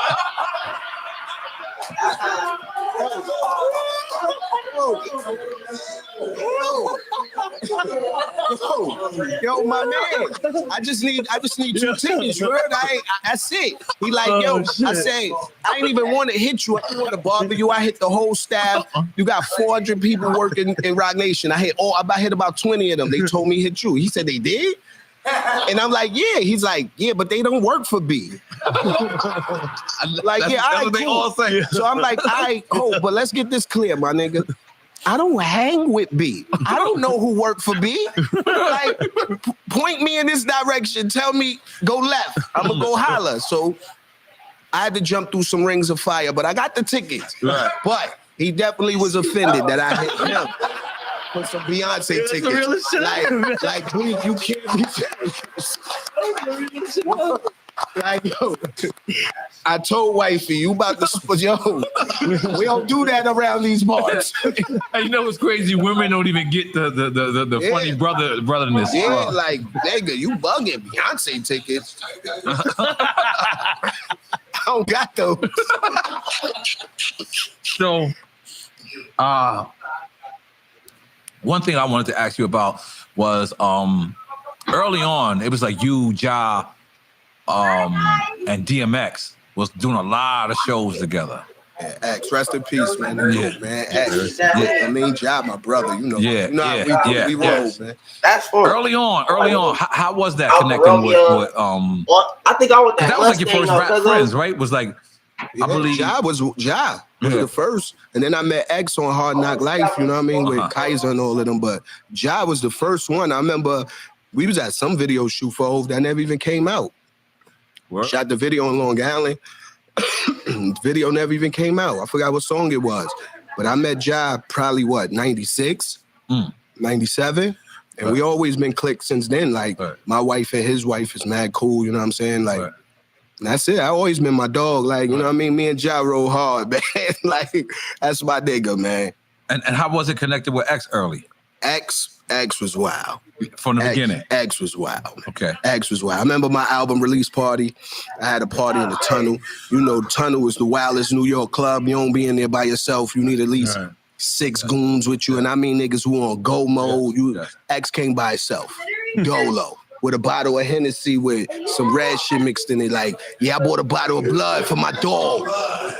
Like, oh shit. Like, so, you know, I always honored that. Like, X was different, man. Like, first day I met X, he got us, I think Ja was only told the same story. Like, X got us the tow car, the car towed by the police. Oh, yeah, it was on the highway? Yeah. Then we went to some girl crib. He told her, yeah, what y'all got to eat? Got to feed the dogs. The dogs is hungry. Word. He made them fry some fish and some chicken for the dogs. The dogs is hungry. Then we went back to the beach. This the part Ja left out in his story, though. Ja was foul. He knew what happened. Right. Yo, listen. Tell us what happened. Remember, this the first day I met X. Right. I don't know what's going on in Bad Boy, that Harlem circle, what's going on with them. You know, Harlem, Brooklyn. I'm in the car with X. He making the girl drop us off. We get to the beach. This is when the scooters was the big thing on the beach. So Diddy and Bad Boy, all them riding down on the beach. Here come Mace on the scooter. Out here? Yeah, Miami. This all happened You in was Miami. there? So here come Mace on the scooter. And nigga X jumped out the car, started chasing Mace. Y'all like Wednesday. Get back here. Wait till I catch you, nigga. So, you know me, I'm in the back seat like, what the fuck happened between him and Mace? Like, who is this nigga? Matter of fact, he chasing niggas.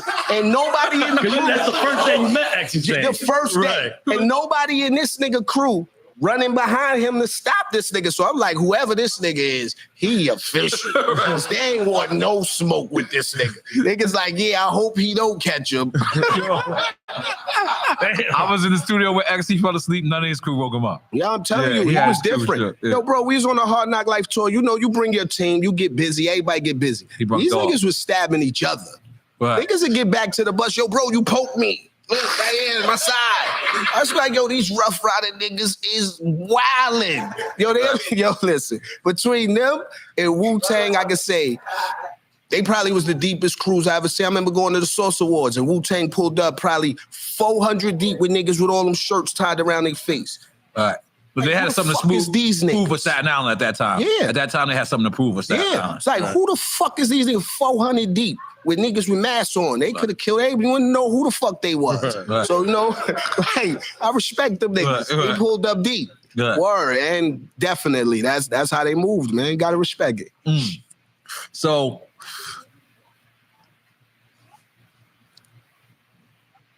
where was you at when you heard that X passed away? I was home. Man. I was home. And I was definitely heartbroken by that. You know, I definitely wasn't expecting. You know, I know he'd been battling his demons his whole life. And it's something, you know, it's hard to get over. I lost a lot of loved ones to that same demon. So, you know, all I could do is pray for the family, man, his wife, his kids, and everything, you know? Right. No, that's real talk. Okay. You got that record lined up? Oh, shit. Okay. More tricks. Yeah. First off, you ain't write that verse. No. Yo, that's what I want to clarify, man. Niggas, let's get this shit clear right here. I was 15 years old. Yes, sir. Spitting that. Yes, that was Of course I didn't write that. Every other fucking verse. Yeah. This is why I love Tidal. Yeah. Check the credits, man. If you don't see my last name, MC, on there, and I owe you some money. You heard? Yo, but all right. When you listen to his first verse, Jay, right? Yeah. Is he really talking about you? Is that it describes our relationship? Like at first they say he wrote the song for Shaheem, but Shaheem was too lit at that time. And shout out Shaheem too. I smoked his boots back in the days too. That's my brother. You know what I'm saying? We battled back in Stapleton. That's my bro though. Okay. You know what I'm saying? Okay. There's a lot of verses going on. That's how I got my you know what I mean? We was moving around. He was out there. To every projects, bro. Everywhere. We didn't care. Brooklyn, I was in Staten Island. Niggas be in Queens. Niggas be in everywhere. Long Island, Harlem. We had this shit called Shut Your Mouth Night. You pull up in your projects, bring your best rappers out. If they don't want to spit, shut your mouth, nigga. Like, word. Rest in peace, my man Batman, my man Bang. We used to move around and just smoke niggas. But let me ask you. So when you went to the studio, was the whole song laid out or no? Nah, see, listen. Put us on. And this is the ill shit about even him writing that, because how the whole scenario happened. I was on the benches early morning. Jay was, yeah, in Marcy. Jay coming through the projects. It was him, Clark Kent, and T Strong from Original Flavor. So I'm just sitting out there hustling early morning shit, my little bullshit jacks in my pocket. And I'm like, yo, Hove, I get busy, my nigga. And he like, what? This one they used to call me Little Dre, because my brother named Dre. So like, Little Dre, you don't rhyme, man. Get out of here with that bullshit. So I'm like, nah, I'm telling you, son, I get busy. So Clark was the one like, let me hear something. So I rhymed. And Clark looked at Jay like, yo, he might got something. So Hove was like, yo, come with me to the crib. Come with me upstairs. So we get in the elevator, we go upstairs. He go to his bed, we go in his room. He's in 534, apartment 5A. 5A. Yeah. So we go in his back room or whatever. He open a notebook. He rip a piece of paper out the notebook and just hands me the piece of paper. Right in the guard on life, bro. Kill me dead. If I'm lying, I'm flying. And he said, as fast as you remember this piece of paper is as fast as you be on. No beat, no nothing. So I'm like, I take the piece of paper. First of all, Hove used to write in the smallest handwriting so you could barely understand it. Wow. So I get the piece of paper, leave the crib, fly downstairs to my crib. So I rewrite the rhyme and I'm spinning it over and over, just saying it in my mind. Probably like an hour tops on guard. Hour tops. I go back upstairs, they still there. So I'm like, yo, I got it. He was like, you remember the rhyme already? So I'm like, yeah, I got it right now. So he was like, yo, I'm going to play a beat. Let's see if you could rhyme to the beat. So he played the Coming to Age beat, and I spit the verse to the beat. And we jumped in the car right there, went to Clark Kent crib and did the song. And bro, that day, yep. Okay, you just settled a lifelong problem, because people said that Hove never wrote before, and you just settled it right now. He's Coming to Age days. He wrote a little on a piece of paper. I believe that Reasonable Doubt album was, a lot of that shit was in the book. After that, I think it was just free will after that. Right. Because remember, Hove was rhyming super fast I believe it was back Biggie. in the Like day. he didn't he get with Biggie, and Biggie was doing that? Yeah. He did that from there? Yeah, like, and remember, Hove used to rhyme super fast. So back in the day in the projects, niggas Like used to be like, Snickers. niggas used to be like, nah, he ain't that nigga. And I used to be like, I think it's bugging. He the greatest ever. And then when he slowed it down, it's just, he took it to the top. Right. You know what I'm saying? Right. So he says to you, because he's not. So he says to you, I want you to be my artist. How does this work? No. See, and that's the thing. I do the song. Remember, the album not coming out. It's just we did the song. You're not on priority. It's none of that. No, it's Okay, nothing. He just doing the album. Him and Clark Kent totally out their pocket, funding it themselves, 100%. So then they do. They get a deal with Payday, right? Payday, I said priority. Payday is what Reasonable Doubt came out on with in my lifetime and all of that. Right, We was running around with that, my brother. And we was running around with that, you know what I mean? But the album didn't drop probably, we did the song in, 94? It didn't come out in 96. Oof. You know what I'm saying? So because In My Lifetime came out before, but that was independent completely. Because I have that original vinyl. Yes, and then it ain't, so that 2-year gap, I was running around bugging in the hood, wilding like, and once Reasonable Doubt dropped, that's why I'm not on volume 1. I was too late. Oh yeah, too late. Too late. I missed it. And that right there, bro. If I could say you don't regret much in life, that I regret, man. Is that the story when he came to your house and said you had a shorty with you? Yep, I regret that because that tour going on with Biggie. You know what I'm saying? That son. But you had a tour going on with Biggie. You didn't show up for a tour. No, he went on tour with Biggie. He clipped me. They gave me the scissors for that. Like, this nigga want to miss the studio. You gonna miss this tour too, nigga. Bet that. Holla at me when I get home, homie. Holy moly guacamole. Listen, Bleak, man, you know you've been on here before, but we started something that you have to be a part of. We got to give you your flowers to your face. My brother. You're a legend. You're a motherfucker.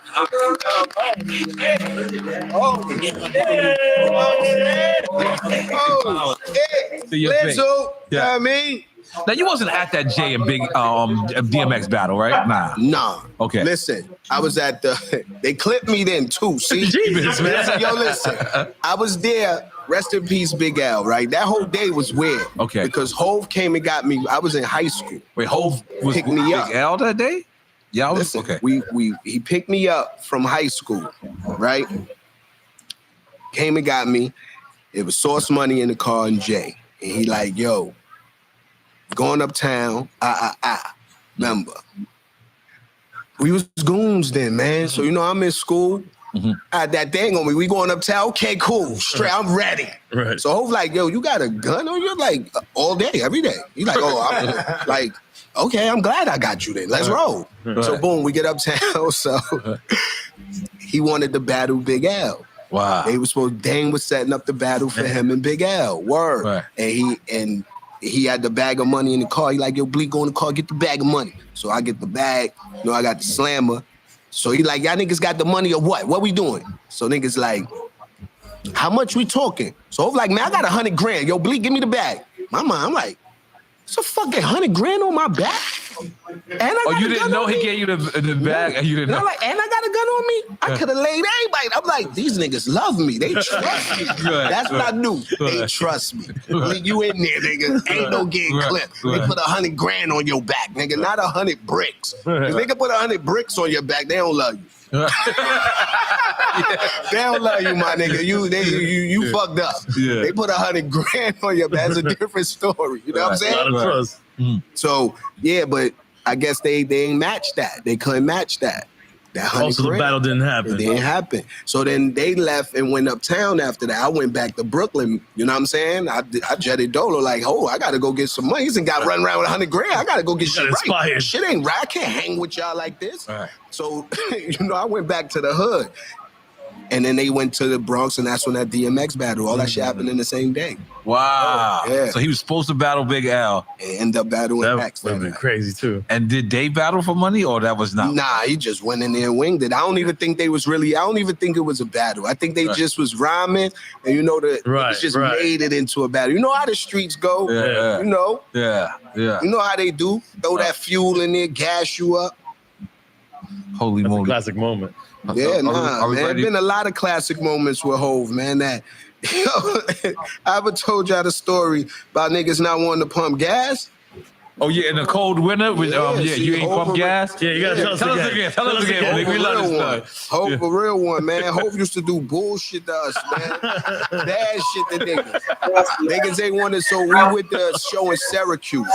And I ain't gonna front, it was knee-deep snow, my G. Like, we trucking through that snow to get to the show. So we in there, we perform, we get out. Oh, so nobody wanted to drive. Everybody drunk. Remember, I'm too young. I'm 15 years old. I ain't got no license in the first. I cannot drive. So they ain't asking me to drive. Right. So I knew I was off. But then we get to the gas station. They got the heat on in the car. Everybody chilling, coat off. Nobody wanted to get out and pump gas. So Hov like, I got to get out and pump gas. I'm right. So he get out, pump gas. He went in the trunk. Man, everybody's coat was in the trunk. Right. He went in the trunk and grabbed his coat, jumped in the car, rolled all 4 windows down, and started doing like a buck. Like, y'all niggas ain't wanna. And I was good because he had, Dame and them in the back. I'm in between them. So it's like these 2 big ass niggas, yeah, hold me down. You heard? Let's go, baby. So I was kind of cool, but he froze niggas' ass off that thing. Trust me, he could have filmed Frozen before it came out. Word. Yo, at one point, I'm not gonna lie to y'all. At one point, it felt like if you wasn't down at a Rockefeller party, you didn't have fun in the industry. I was an outsider looking in. You was inside. Stop fronting. You was down. You was on all the soundtracks. Yes. You was down. Yes. No, it's very true. It's very You true. was I was down. But what I'm saying is, for the average person, they didn't like Rockefeller really seemed like some place to be at. Was that like the ultimate record label at that time? Describe that for us. Yo, listen. Rockefeller was the best label in history. And I mean the original staff. Okay. When you talking about G. Robeson, Hip Hop, Lenny S, Bobby Dash, Dame Dash, Chaka Pilgrim, fucking Dara McIntosh. Okay. What was the office at that time? We was on 170 Varick? No, right? We wasn't on 170 Varick. We was on Dean Street. Okay. Downtown. Downtown. Yes. Village almost. Yes. Okay. Continue. The original staff, man. Shari. You know what I mean? That's most when of it these was people are fun. Roc Nation, though, right? No, most of these people running the industry. G. Robeson and hip hop is hip hop since 1987, 78, whatever. But they manage what? Wayne, Nicki, Kanye. Yeah. They, you know what I'm saying? Al Branch running all this shit over here. Then everybody from the Rockefeller branch is head executives somewhere else, man. That Right. That and that's says a the lot. knowledge of all of us sticking together and learning together. Right. You know what I'm saying? And like I said, I didn't plan like them. Thank God the raps work, baby. You heard? Yeah, let me get my first drink and Yeah, let's go. We doing quick time? Why you wasn't drinking? I was just, you know, every year before my birthday, I do that, like almost every year. Like a fact. Why, Yeah. so you could just go crazy? Yeah, so I go crazy for my birthday. Yes, correct. White boy crazy? Yeah. White boy crazy for sure. Cool. For Where sure. we going this year? Where you going? I'm going to Lake Como tomorrow. You going to Lake Como tomorrow? Como, yes. It ain't Lake Cuomo. It's Como. It's not Cuomo like the mayor of New York. No R. No Like, R. yeah, it's just Como. Yes. Como. Yeah. Como. Yeah. No R. Nothing at all. It usually preview pops up. Yeah, You're not usually live it on works. Instagram.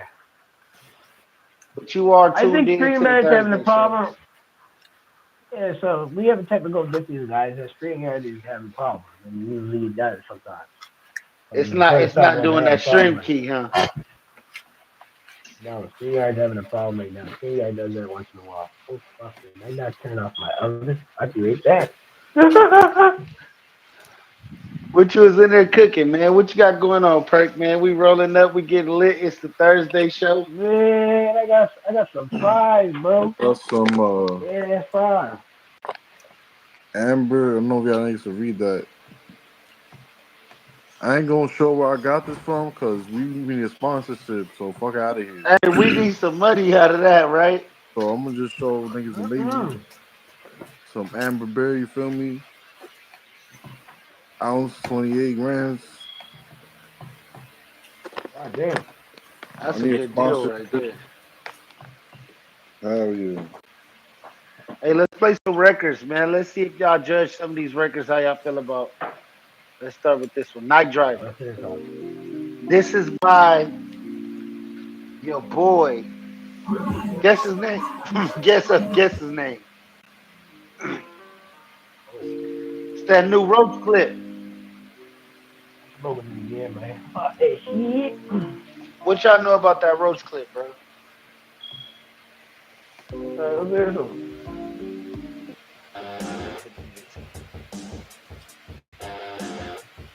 What's this? About to get into it. I gotta put the warm up music in. This is warm up music. This is my warm up music, bro. You've been hanging around Tony Hawk for a lot, man, back in the day. Shout out Roach clip. Roach Daddy on the scene, looking smooth and serene. Ice in my veins.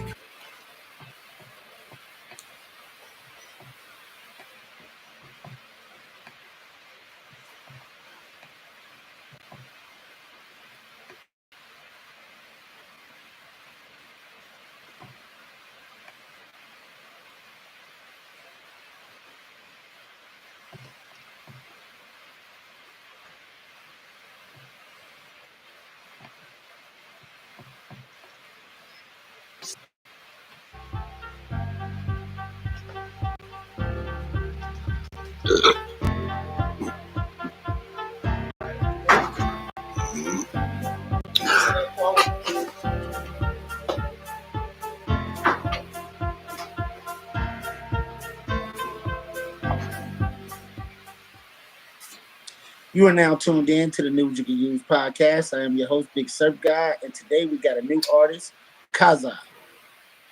Hey, what's good, man? Glad to be here, man. Yes, sir. Yes, sir. So, Kaza, where you from, man? I'm from Fresno, man. I stay right here in Fresno. Yeah. Okay. What's the Fresno music scene like, man? Who's the big dogs out in Fresno? We got a couple big artists. Nothing too crazy. Like it's like a lot of underground. What I'm dealing with, me and my crowd, is like a lot of underground stuff. But we got a couple big artists. Fashion. We got Planet Asia. You know, a couple legends in the game and shit. Okay. So, who are some of your music influences? My influences, I gotta say, probably like it's always been like Kid Cudi, Kanye. Um, I listen to like a whole different like alternative and like indie music, so I got a couple like weird inspirations to me, you know. It's probably not weird, man. It's probably what makes you authentically you. You know what I'm saying? Nah, yeah, for real. That's Yep. real shit. So, how did you get introduced to music, man? What are some of the first songs that you heard when you were younger? Stuff Me like and that. my brother, we've always. My brother is JRD. He was on this podcast a couple days ago. Okay. JRD. Yeah, that's my older brother. Okay. So having him as my brother, you know, we just always just kind of share new music and this and this. You know, Kanye was always real big in our household. You know, me and him listened to a lot of Kanye, a lot of like Eminem. You know, just just like real. You know, kind of what was on the radio type shit. You know. So, what drove you into making your underground unique sound? Just just making music. I was never trying to make music like anybody else. It's just always been kind of unique, just my style of music. So and doing that, I've kind of like you said, I've made kind of my own little sound. You know, my own kind of what I like. And it's So I ain't gonna lie to you, I really want to pay attention. a lot of hip hop, but like I got like indie like rock vibes to it sometimes. All right. Well, we're gonna play one of your records. It's called Lights Down. Go ahead and announce it for us. All right. This is Lights Down. This is one of my tracks. Featuring my boy Amir Lume. Yeah, so Lights Down. Let's go. Lights Down by Cosmo. Want some love in the chat. Make sure you like and subscribe to the news you can use.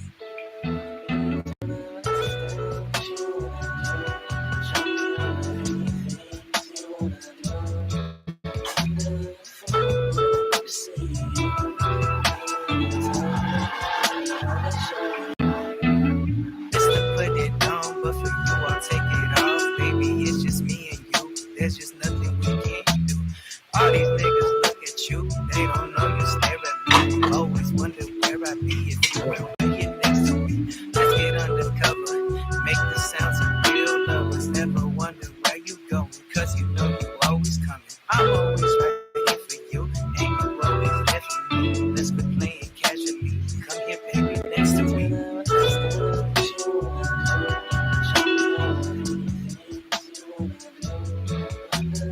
Hey, this is dope right here, man. Kaza people, y'all tap in with this young man.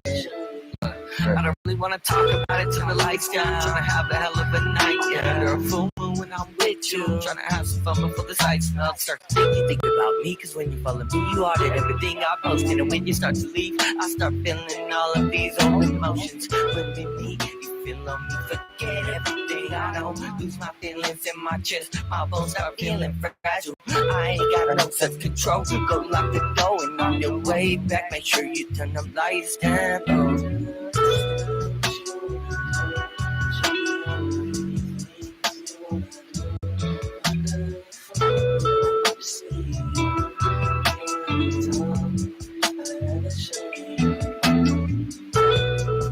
Kaza people, Lights Down, man. Yeah. Y'all go tap in and tune in to that, man. What inspired that record, Kaza?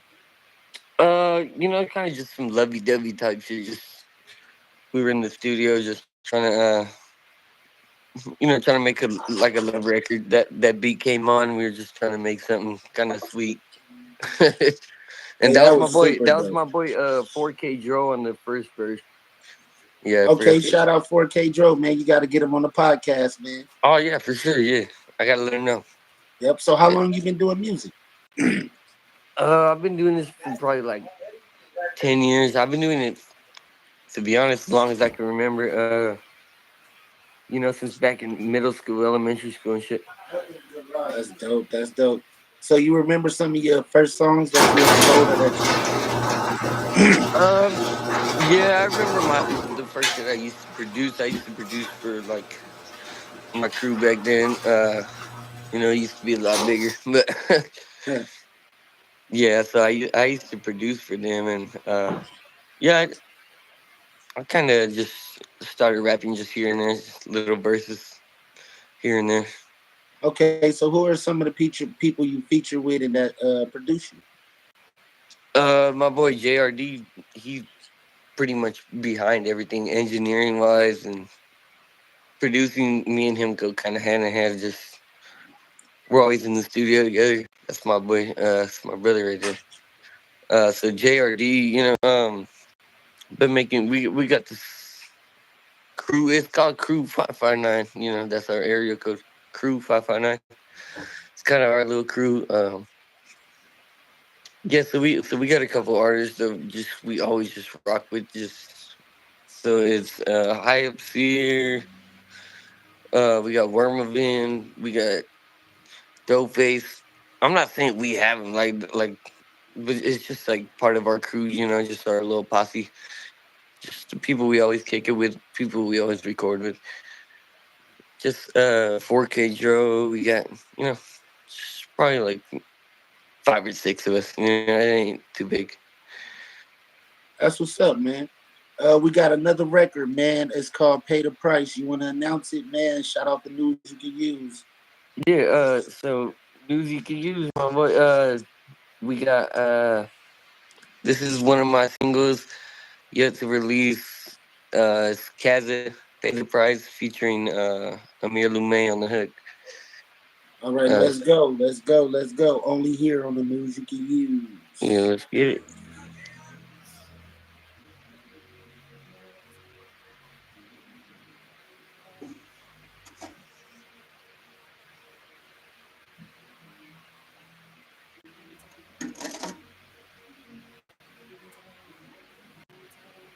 Comes on real slow, doesn't it? Yeah.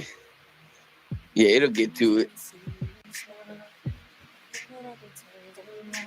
All right. Pay the Price by Kaza on the news you can use radio. Let's go. Tap in with your boy Big Surf Guy, with your music player. Get some marketing, get some editing, get some beats, get a lot of stuff.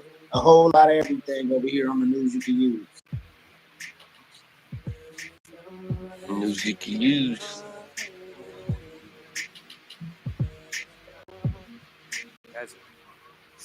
Gives me little hope every time I see you smile. I'll be there when I'm close, and I'll be close when I'm miles away.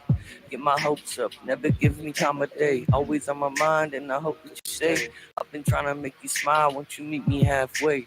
Don't read my text and pretend like you didn't get the message, but my phone says you read it. Talking to some old things now. I never seem to learn my lesson.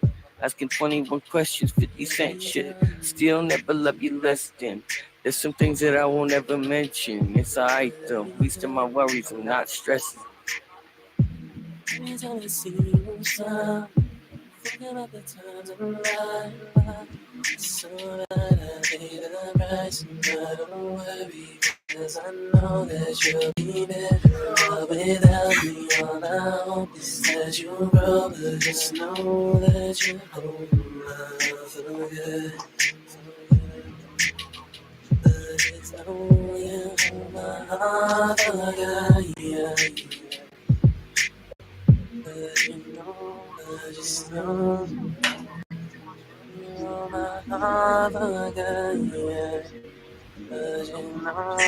Your boy Kaza live on the news you can use, man. Yeah, appreciate it, my boy. Yes, sir. Man, I like that record. That was a little huge, man. That one was a little more mellow. Yeah, appreciate it. Yeah. Yeah, I got the help from the homeboy from the homeboy Amir. He got that like singy vibe to it. Shit, my bad. I got the light turning on. Yes, sir. Yeah, he got that like singy vibe. Like he kind of got that weekend type vibe to him. You know, real smooth. That's a Yep. cool little addition to that track. All right, so we got another track called Probably. Let's go on and bump that one.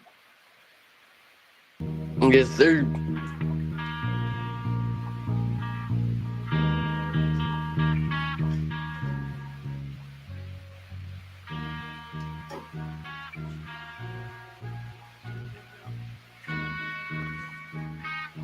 Live on the news you can use, people. Come tap in with me. Come get you an interview. Probably out there ever thinking about me. I heard you went to college and you get your degree. Your daddy sends you money so you never go hungry. Probably on the other side of the country. I know you probably out there ever thinking about me. I heard you went to college and you get your degree. Your daddy sends you money so you never go hungry. Look, it doesn't help you sleep at night. I know you still running from the problems and the hopes and dreams of people who love you. Try and push it to the side like it doesn't mean nothing. You just keep on running, looking for a place to change, so you keep on doing the things you do. Nobody ever asked you, and I don't even think you knew. Do you mean what you say, and are you telling the truth? Yeah, I really hope you know what you're doing. Yeah, I really hope you know what you're doing.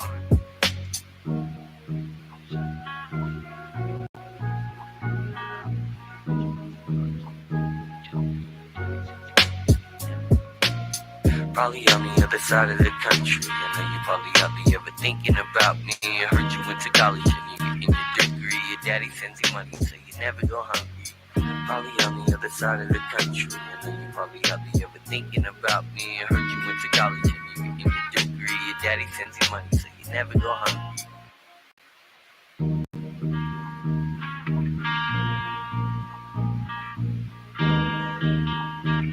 Yeah, that restarted.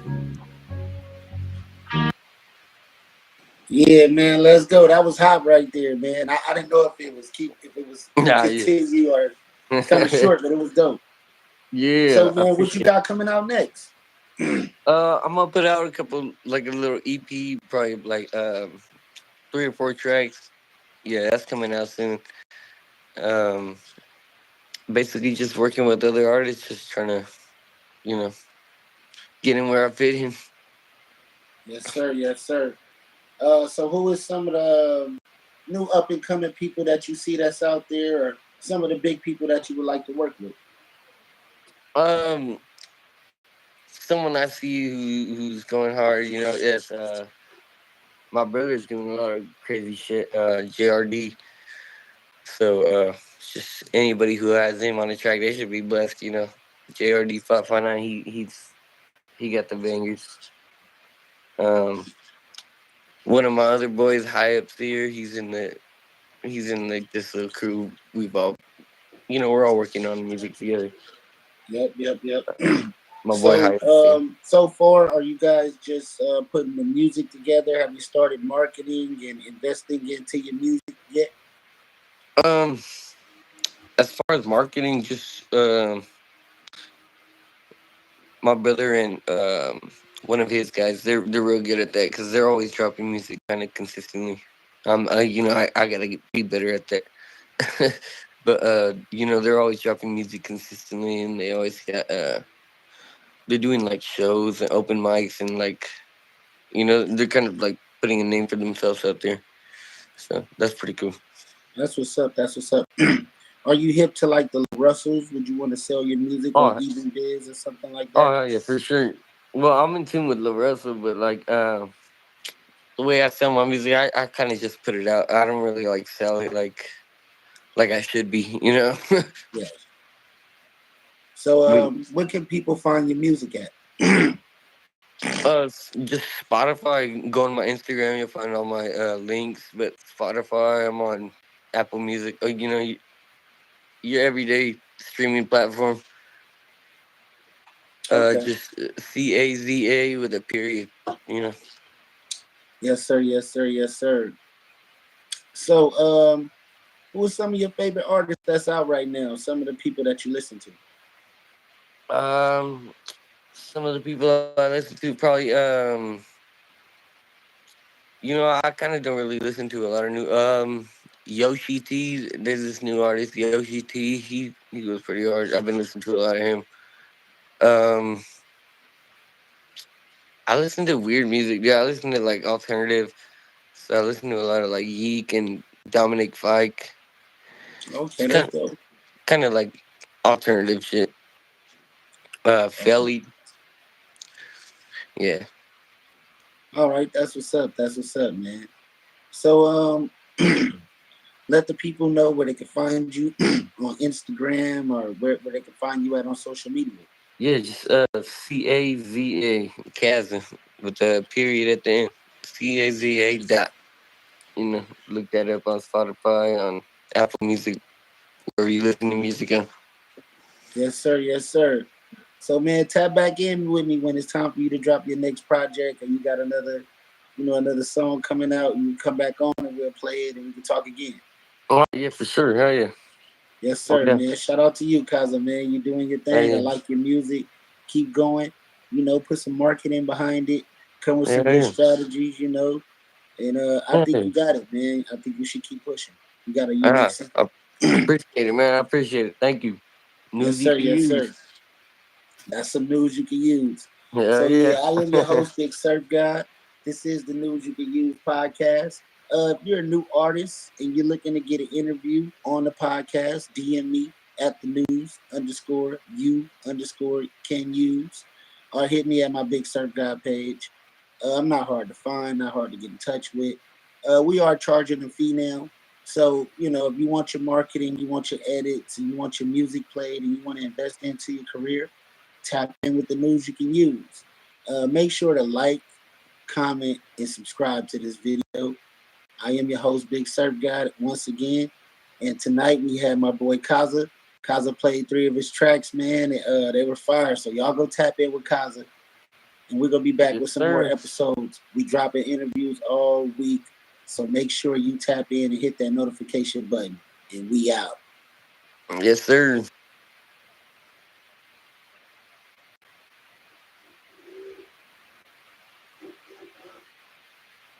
With so many choices, how do you pick the right dog food? Well, you want real meat to be the first ingredient.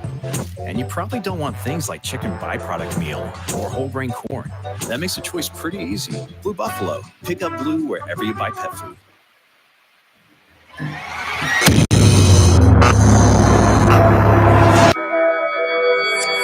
That's me, killer. Yes, sir.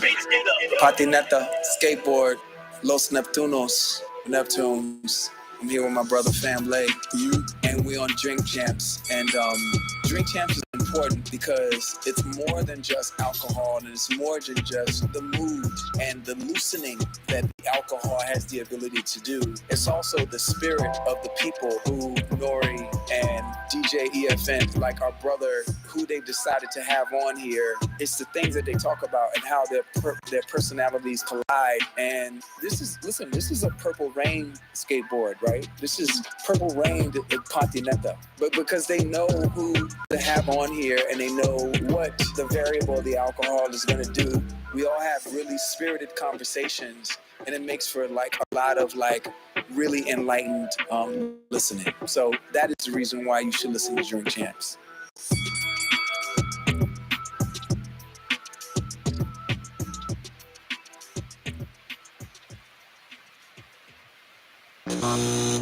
What it good be? Hopefully it's what it should be. This is your boy N-O-R-E. What up, it's DJ EFN. And this is Military Crazy Raw. I don't know why I keep saying that. Happy hour. Drink Champs, motherfucking happy hour. Make some noise!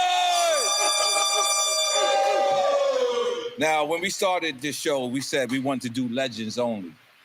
So this brother that's standing in front of me, for me, is the best producer of all times.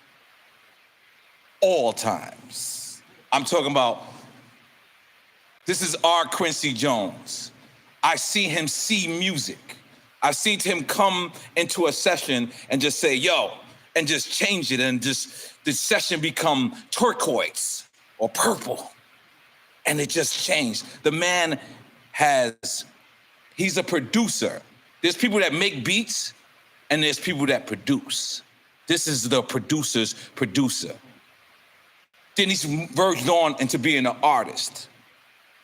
And he conquered that. And he can work from anybody to N-O-R-E to Madonna and make it make sense. The man is like Jesus. He walks on water, and I don't see the pillowcases go. In case you don't know who I'm talking about the incredible, the impeccable, Pharrell motherfucking Williams. Now, I purposely didn't look at you when I was saying that because I know how humble you are. You know, I know you for 20 years. I know how humble you are. But you are to certain people, to certain people, you are to me the best producer of all time. Like, I mean, I've worked with everyone. This is me in my career. You're the best producer I've ever worked with. Well, first of all, let me just say that you guys can hear me? Yeah. Okay. I'm wearing my mask because I got 19 kids. Go ahead. And my parents are approaching 70, so, you know, we all tested, but I'm just wearing my you made mask. us test me, my wife tested me, everybody tested me. We said, fuck it, let's do it. That's how important you are for us. We still got this back to your test right there. That's how important you are to us. But so for us, being that you're not going to drink Ace of Spades, are you not going to drink Ace of Spades? Because, you know, Jay-Z personally asked, would I get you high and drink, get you just your Ace of Spades? So if you're not, can you pick which bottle I should drink? Why not the pink one? Why not the rosé? I already knew it, goddammit. But go ahead. Okay. So I wanted to say first and foremost, congratulations on, you know, the continuation of your career. Yes, thank you. And when I say continuation, I mean we're all pluralist. And somehow when you're in the music industry, they convince you to only focus on one thing because they feel like, you know, they only want you to pay attention to their interest. And eventually, you know, the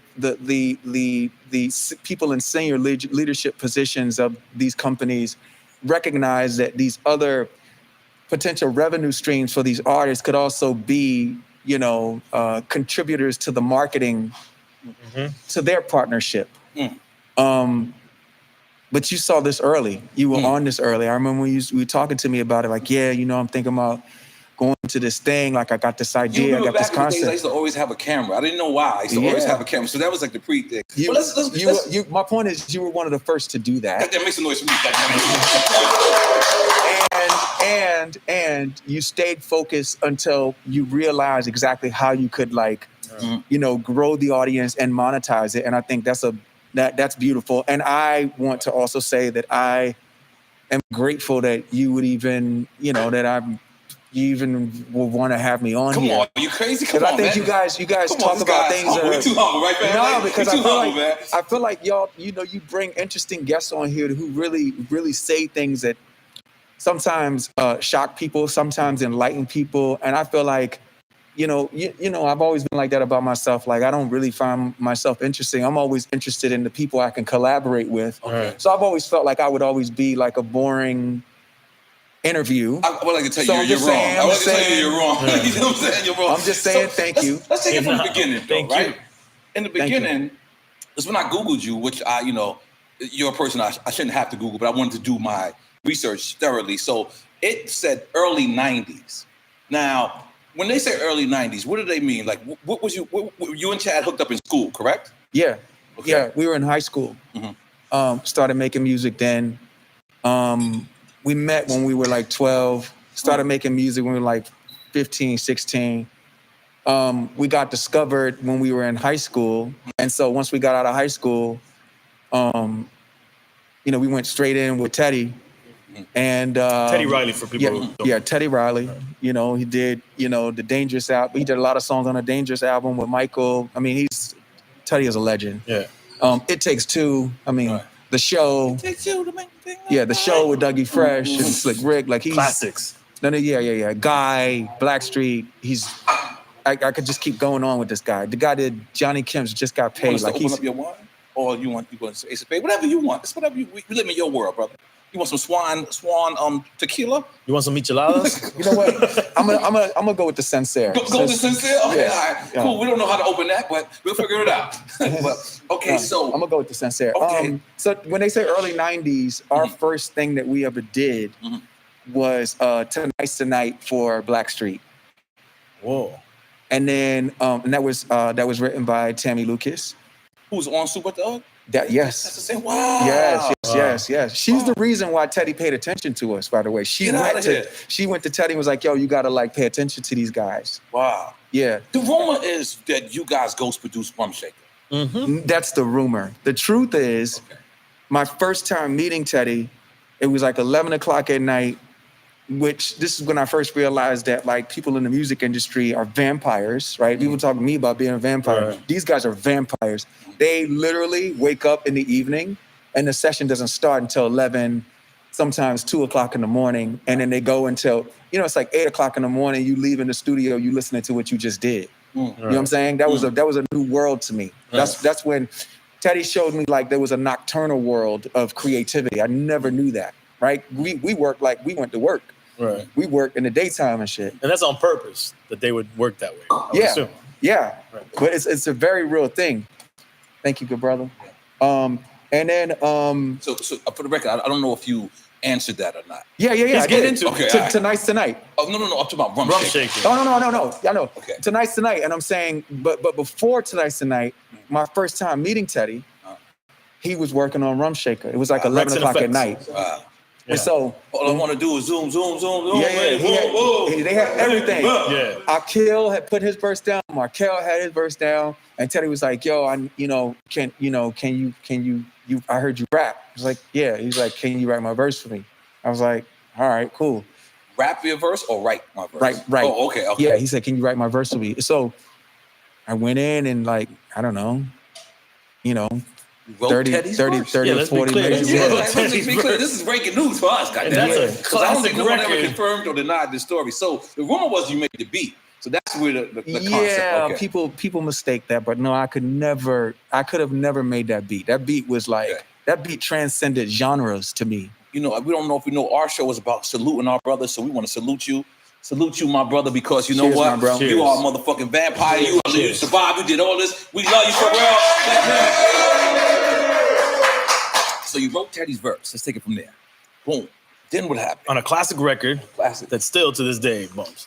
And then now this is your because was you a producer or artist first? That was my next question. Well, we were just like, we considered ourselves self-contained artists. You know what I'm saying? You can do it all.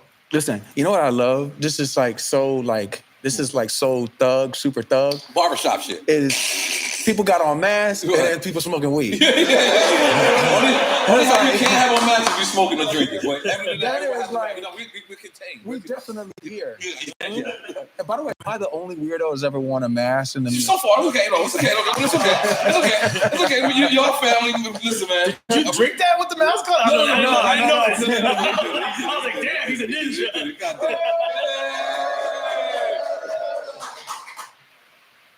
So was that your first time? Like, because I know I'm bouncing all over the place, but I've had sessions with you for 20 years, and I've walked into sessions sometime where you working with an artist, and you would have a complete record for them. Yeah. And I just never knew that. I didn't know. I know that sounds a little ghetto new, but I didn't know that people would present records like that. I think that was the first experience I ever saw, like where you was like Usher or Justin Timberlake, Like or demoing something. the record, and it would be you do the whole. I didn't know that that's what you did at the time. Like it blew me away. I think it was in South Beach Studios, the Marlin Studios one Yes, time. sir. Yes, and sir. I was you just playing me records, and I was sitting back like, holy shit, I didn't know that's what you did. Well, it's interesting that you say that, because when you say South Beach, you take me back to when we made nothing. That's right. And you were kind enough, because I knew that beat, the original beat, was not good enough. Right. And they were kind of like, I think even Chris was like, "What you talking about? Right. Like, what do you mean? Like, it's cool." And I was like, "No, come on, let's just." So there's another beat to nothing. Wait, there's another beat to nothing. All right, let me. I'm gonna tell you my side, and you tell me yours. It's gonna be a little long story, but just stick with me. I had Ja Rule lived next door to me at the time, Ja Rule's driving Maybachs. He's driving all these crazy. I'm good, but I'm not Ja Rule good. So I go do a Ja Rule record like a bozo. And Leo Combs comes to the studio. I don't know if you know this part. I don't know if you know this part. But Leo Combs comes to the studio, and he has the Ja Rule video. And it's me with my boys running around with Lamborghinis and, you know, just all this fancy rich shit. And he goes to me, how do you like it? And I go, I love it. And my boys is like, you love it. And then Leo says, it's popcorn. And I had never looked at popcorn as a bad thing in my life. He said, it's popcorn. And I was like, what? But he meant pop. Like, pop music. He said, I want to tell you a story, Nori. So he said, if I cut you, what will you bleed? So I said, I would bleed blood. And he said, now ask me the same question. So I said, if I cut you, what would you bleed? Leo Combs said, Run DMC, sucker MC. So I looked at him, I was like, damn, that's a fucking great answer. Why did I say that? So he says to me, I'm gonna ask you this one more time. As your solo career, if I cut you, what would you bleed? I said, Super Thug. And he said, exactly, Pharrell's in Virginia waiting for you. Go out there. And he had already set up the session with you, so I went to Virginia. Remember, the original was, are you dudes really ready to ride? All you dudes want to come inside. This is you ready to ride. Ready to ride. So, what you want to do? Oh, wow. It was a whole different beat. Yeah. It was a whole different beat, and there was a whole different intro to that. And you told me to study the Jungle Brothers. Yeah. You remember that? Yes. You told me, he was like, there was Uncle Sam, Mike G, say what? The joint the slam. With his manager Chris, the joint the slam. 5,000. Boom and Watts. Sound system. State of the art. Now listen to nothing. NOR, Pop B. Say what? That nigga's the man. With his manager Chris and the label the jam. Still flossing. So on your watch. You ain't you dudes heard grimy, man. We still, you know what I'm saying? Let's make some noise for real. I'm gonna tell you some funny make shit. some noise with the Jungle Bros. Word up. Word up. I'm like hogging this conversation. Yeah. I don't hog this. But you know what the first one you gave me before that? He was like, yo, listen to Vanilla Ice, Ice, Ice Baby. You remember that? You know what that was? Holla back, youngin'. Woo, woo. I couldn't do it. You gave me that first. I said, no, I can't fuck with Vanilla Ice. So if you listen to Fabs, holla back, youngin'. Woo, woo. It's Ice, Ice Baby. Look, rolling. Go do this. I'm sorry, you know that too much secrets. Goddamn. But all right. So let's bring it back, right? Okay, yeah, we fast forwarded a little bit, but Yeah, you said the Marlon. Right, the Marlon. Yeah. So let's get back to you writing all these music, because at first, like, I just thought you was a hip hop producer. I didn't realize how super talented you was. Like, when you deliver these records to these people, you're giving them a piece of your soul. Can you tell me what's happened in the last 200 years? Just a quick rundown.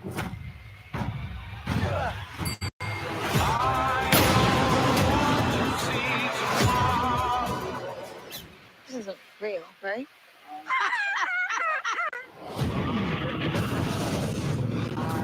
To the future.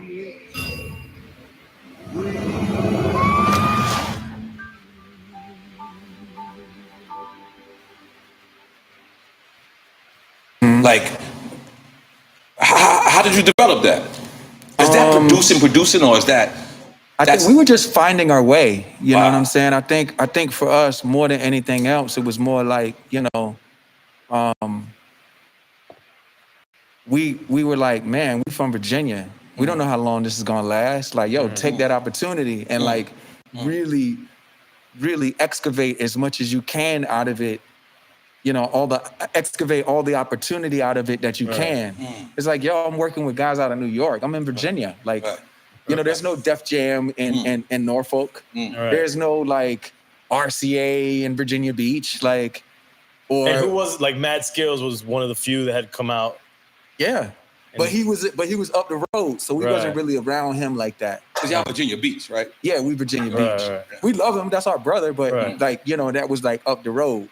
You know, that Richmond, Mass it wasn't Maryland or DC, but it might as well have been in terms of distance. Like you would drive to Hampton, you drive to Newport News, but Richmond was like, that was out there. Regionally, it made Is a big Virginia difference. like the beginning of the South? No, because Baltimore is not the South. Maryland is not the South. Then is Virginia? Is the South starts in Virginia? So Maryland is the South. Baltimore is the No, South. because it's Virginia. Baltimore is not the South. No, Baltimore's the I mean, South. technically it is. Yeah. Really? Yeah. My 43 years on this earth means nothing. I've never thought of the Baltimore as being the South. I mean, I don't know if people in Baltimore consider themselves the South. Yeah, but that's the South. Even in football, that's not the South. It's the Eastern football, right? Sonny, look up. Okay, Eastern. But But it's like it ain't. It's not New York. It's like DMV. We're like the South. We listen. You know, we all listen to Go-Go. Wait, so DC is considered the South too? I mean, that's like. Yo, my child is all fucked up right now. You can say it's up north from us, right? But it's south of New York. New York feels like north to us, right? Up north is the tri-state area. I'm saying DC still is the you East say, Coast. I mean, we're all on the DC East Coast. Okay, yeah, this is. But messing me up. I think what you're thinking, the tri-state area is what is the real Northeast. That's it. That's all we got. We got New York, That's New Jersey, really- and Philly, and that's then pretty stops. much Northeast to us. Wow. Philly- I thought Philly- Maryland was us. I thought Baltimore was us. Nah, Baltimore. Nah, that's like look how they look. Look, that's a whole other world. The way they Right, dress, the way yeah. they talk, everything. That's not. Yo, Philly's another world, but it's still a part of us. Philly is. Philly's still a part of us. Philly. But by the way, that's why they part of the tri-state. Mm. You feel me?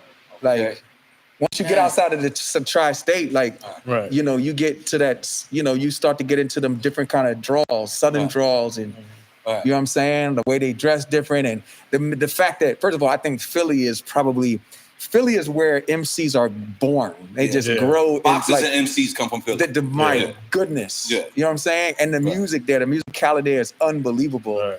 You know what I'm saying? But as soon as you get outside of that, you hit that DC.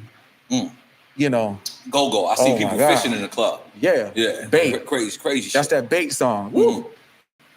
So you consider yourself a South producer? Yes. Yes. But you know, if I'm gonna say like where it came from first, right off the cuff, and I don't want nobody to get mad at me because my Maryland folks was mad at me when I said something about Go-Go, and I didn't really mean it that way. This is because I was only really thinking about Baltimore at the time. But you know, when I think about like music coming out of the South, I'm gonna say Atlanta and Miami to me. Really? Atlanta and Miami made a lot of noise. Influenced you? What from these areas influenced? Well, first of all, I mean, in the 80s, like the Miami bass was like everything. All right. You know what I'm saying? Like the Gucci Cruise, the MC Shy-D, stuff like that? Yeah, man, that was like so powerful. You didn't wait to claim Miami. Holy shit. Hey, man. You made him. He loves bringing up Miami. Yeah. Wow. Okay. All right. So bouncing around, right? Paco. The Nerves. Yes, sir. All right. What is the difference from the Nerves and the Neptunes? So NERD was created because for a very long time, we were trying as artists, as the Neptunes, to get a deal. But that never happened because I was just way too out there and too crazy, and time wasn't ready for me, and I wasn't ready for time. And so the context just never made sense. But then, you know, it just started like my influence being out there more, like with the way I dress and, you know, just like, you know, like swagging and like saucing on other people's records and shit. The market started to warm up, and pretty much the gatekeepers, the A&Rs had to be their idea first. When I was presenting it, it was like, remember, like, I'll never forget your manager, rest in peace, love, baby Chris. Man, I'll never forget, like, one day I was just like rapping so long, just kind of, you know, because at the time I could also like freestyle and shit. And I was freestyling, and then nigga like picked up the phone call, like while I was still rapping. And I was just so full of myself at the time, I didn't give a shit. I just kept rapping or whatever. Like Rob Walker tell you that. That was a very funny story because Chris was like, yo, hold on a second. I'm still rapping and shit. He walk out and take a call and come back. Like, you know, Chris was real like that. Right. And, but it was one of those things where like, it just wasn't that time. So by the time we met Khalees and then we put her album out over at Virgin, you know, Keith Woods Janet at the Jackson was time. on that label at the time, right? Yeah, Janet Jackson, Lenny Kravitz, and a lot of great rock acts were there. And so it's like after we did the Khalees album, And she came out and she was a success. They felt like, well, what about you guys? Why don't you guys make a record? And I was like, well, I don't want to make a record called the Neptunes. At this point, we're known as production. Like, we need to be something else. And that's when No One Ever Really Dies was born, which was NERD. But you thought, to a certain extent, you thought that was capping, like calling yourself nerds, because you're really not a nerd. Right? No, but when I think of nerd, I think we're if you think nerds. about it, right, it's an acronym, which is No One Ever Really Dies. Right. You know the Revenge of the Nerds? Those guys were horn dogs. Yes. They were bad. They were horny dudes, bro. Yeah. So, all right, that's what I think of, I'm sorry, but I don't think when I look at horny nerds. But here's the thing. We grew up in the 90s, right? We grew up in the 80s and the 90s where the nerds ended up, they were Taking nerds over. in school, but they ended up like driving the BMWs and the Mercedes, and getting the Silicon Valley. That's all the nerds from the 80s and the 90s. So we thought that was super cool. Every time that comes on, I think it's a beat about to drop. Because there's a note, it goes boom. That's how you know he's a producer. Look at that. You gotta make a beat out of it. You can sample it if you want. You gotta make a beat out the AC. With so many choices, how do you pick the right dog food? Well, you want real meat to be the first ingredient. And you probably don't want things like chicken byproduct meal or whole grain corn. That makes the choice pretty easy. Blue Buffalo. Pick up Blue wherever you buy pet food.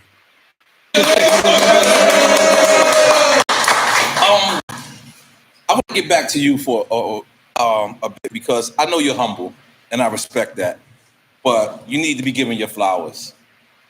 You're actually, if not the best, which I say you are, but the way Quincy Jones put melodies together and projects together, you're Quincy Jones of rap. Can you accept that?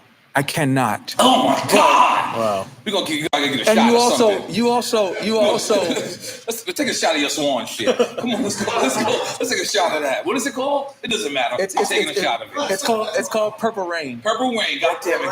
Oh, shot glass. You got shot glasses. Okay. Yeah, give me some of that. Yeah, Purple Rain. It's not a shot. It's more of a sip. But okay. But we're gonna take a shot today. God damn it. You got a glass? Yeah, Look fine. at EFA. He already ready. God damn it. God damn it. No, but give me a shot of that too. Okay, please. Are you gonna take double shots? That's what I'm talking about. Double shots. Double shots. It's a special occasion. Oh shit, Big Boy from Outkast just texted me. That's crazy. We got Goody Mob on Monday. Yeah, for real, I'm so glad you here. Oh, I'm gonna take a shot. Wow. I'm so glad and don't think I'm forgetting my subject. Okay. Well, look. So let me take my mask off for this. Lord forgive me. I'm not supposed to be doing this. But you want to take a shot? Don't get crazy. No, of course. Okay. Take my shot off just to say this. Salud. Cheers. What's the Thank name of you. this? Purple Rain. See if it goes Prince good. immediately texted me as soon as I took that. That's good. So when you first introduced me, you said super kind things, but you also included Jesus. Right. And I just want to be clear, like for anybody that does believe or people who are atheists or whatever, God is the absolute greatest. I could never ever be compared. And I knew you were being colorful. Yeah, I knew you were being poetic. I was trying to do a parable. That's Of how course. Jesus spoke. Yeah, that's Of course. But I just have to humble myself in that moment to just be like, yo, God is the greatest. You got a show about God on Netflix, right? Well, my Religious. uncle does, called Voices of Fire. Okay, what is this about? Let's break that down. So that is my uncle, and then I want to get back to giving it up to the guy. Yes, yeah. okay. So, my uncle was a child prodigy and playing piano, and he was a renowned in the gospel world. He was a renowned organist and pianist. They played for a lot of churches. And at some point, it was his calling to also become a pastor, and he became a bishop. And I just thought, man, if he has all of that talent and was known previously as being this great, musician, that his choir needed to be amazing. And Hampton Roads has so much talent that we wanted to make sure that we gave them a platform to build a great choir that pulled from all of, Newport News, Hampton, Norfolk, Virginia Beach, Portsmouth, Chesapeake, Suffolk, to pull them all in to get the best people who could arguably all sing lead if they wanted to, but have to work within the confines of being a choir and not being the one to sing the lead. So being so good that you're able to be humble and can be part of something bigger than yourself. So that was Voices of Fire. Goddamn, make some noise for Voices of Fire. Thank you. That's a beautiful So thing. I want to go back to this thing. Okay, go. God is the greatest, man. Goddamn it, God is And greatest. And I'm not perfect. I'm not sinless. Right. But I know when I look over, like I used to say it on my like a lot of my career, I'm like, man, why me? Like, how did I get here? And I know you've questioned it. I'm sure you have as well. Yeah, we all have. But the key is because I think the universe puts us in this position because it knows that we are going to give back. It knows that we are going to take our experiences and share the codes with our other brothers and sisters. And that's the reason why. You know, maybe somebody else might not have wanted to share the codes. And you know that in the music industry where you see some people doing well, other people not. And it's only until you start feeling lucky that someone pulls you to the side and gives you the code. Like, why should we feel lucky? Just brand Da Vinci, positive energy sometimes. Positive energy, bro. You kicking that positive shit. Gotta keep going, baby. But why should we feel lucky that our brother or our sister is sharing the codes? That's something wrong with the culture. You know what I'm saying? So for me, I know it's my duty. I know I'm not just having these experiences because my own glorification or my own enjoyment. It's because I'm meant to share the codes. I gotta get another shot of Purple Rain. And we just got to continue to do that. We got to share the codes, man. Share those goddamn codes, goddamn. So, I want another shot of Purple Rain, goddamn. I don't know what it is. I'm not even gonna ask what it is. No, it's just it has tequila in there, but there's a natural flower that turns it purple. Not purple. Okay. So, all right, I'm bouncing around a little bit. Okay. Now we got the Human Race. Yes, sir. Okay. You got Skin Cream too. Is that called Human Race as well? Yeah. So this sneakers, apparel. God damn it. Human Race, right? And then skincare. By the way, we got a box for you. We got a box for you. God damn it. Can we bring it out? Yeah, bring it out. Bring it out. Me and my wife. You remember my wife right there? Yes. We're gonna use some skincare. God damn it. We're gonna do it.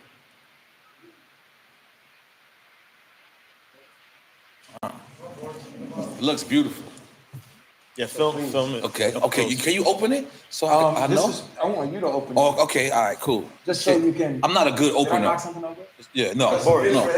Yeah. I'm not a good. Oh opener. yeah, give him his gift. I mean, we got some gifts too. With Sunny D, we got some gifts from you too. Goddamn it. Holy shit. All right. I can take the tape off, right? Yeah. All right. Cool. All right. Boom. All right now. Come on, you got the canvas zoomed in on it? Come on now. Thank you, Great bro. chance. Boom. Thank you. Well, no problem. This is too fly, you know what I'm saying? This is double boxed, you know what I'm saying? Come on. Okay. Well, help me out. Which way? This way? Yeah, Lee, you Dominican. Dominicans know the open area. Give it to him. Man. Human Race, make some noise! Whatever it is, it looks beautiful. Good. That's me? Yeah, and this stuff right here too as well. Man, look, it's another box. It's like the Russian thing. The couple of them Hey, look at that. Y'all focusing on that? Yo. Woo. Yeah. So, this is so elegant. It's like, I feel like I'm opening the GQ box. The Ewins, Capone Noriega, thank you. And the deck. Give that. So here's the thing. Okay. So this right here, Oh. check this out. This was made in Japan. This is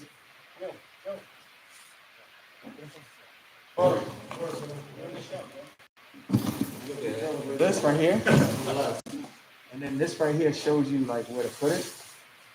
This goes in your room. So that's your rice powder cleanser. Wow.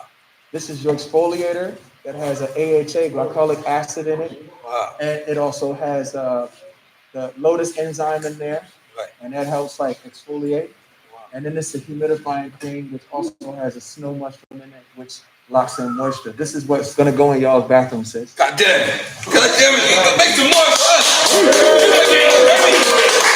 Like getting a massage. For no reason. Come on, let them. Yeah, come on. Mr. Lee, put it back together. Lee, please. I want to put it in my car. Come on. Oh, come on. This is. Oh, let me take my shot. Yo, did you hit your purple rain? Oh yeah, and Super Thug OG shirt. Oh. God damn, we gotta go. Come on, I'm sorry, man. We love you, Pharrell, over here. Sorry. Sorry. We love you, Pharrell. Come on.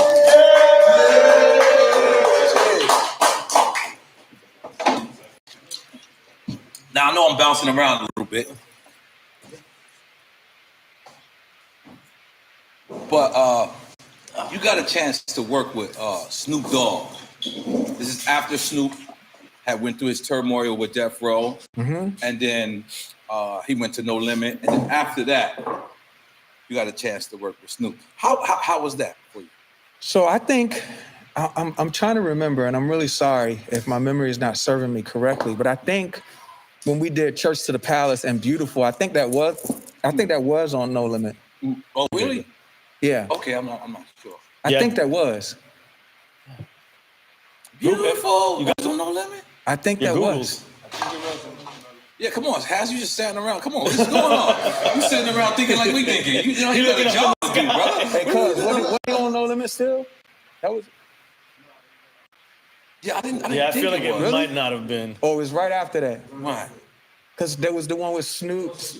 Huh? Beautiful. File 100% free with TurboTax Free Edition. Roughly 37% of taxpayers qualify. Form 1040 and limited credits only. See how at TurboTax.com. That's me!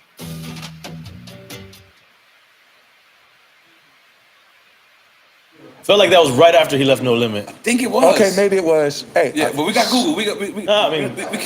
It's 2020. Senor Google will tell us. We can't guess. Yeah, let it shine. Make sure you got that on camera. Oh man, nah, thank you. Yeah. Come on, I didn't even intend it. I just wanted to present it to you. Yeah. No, let it shine, baby. Come on.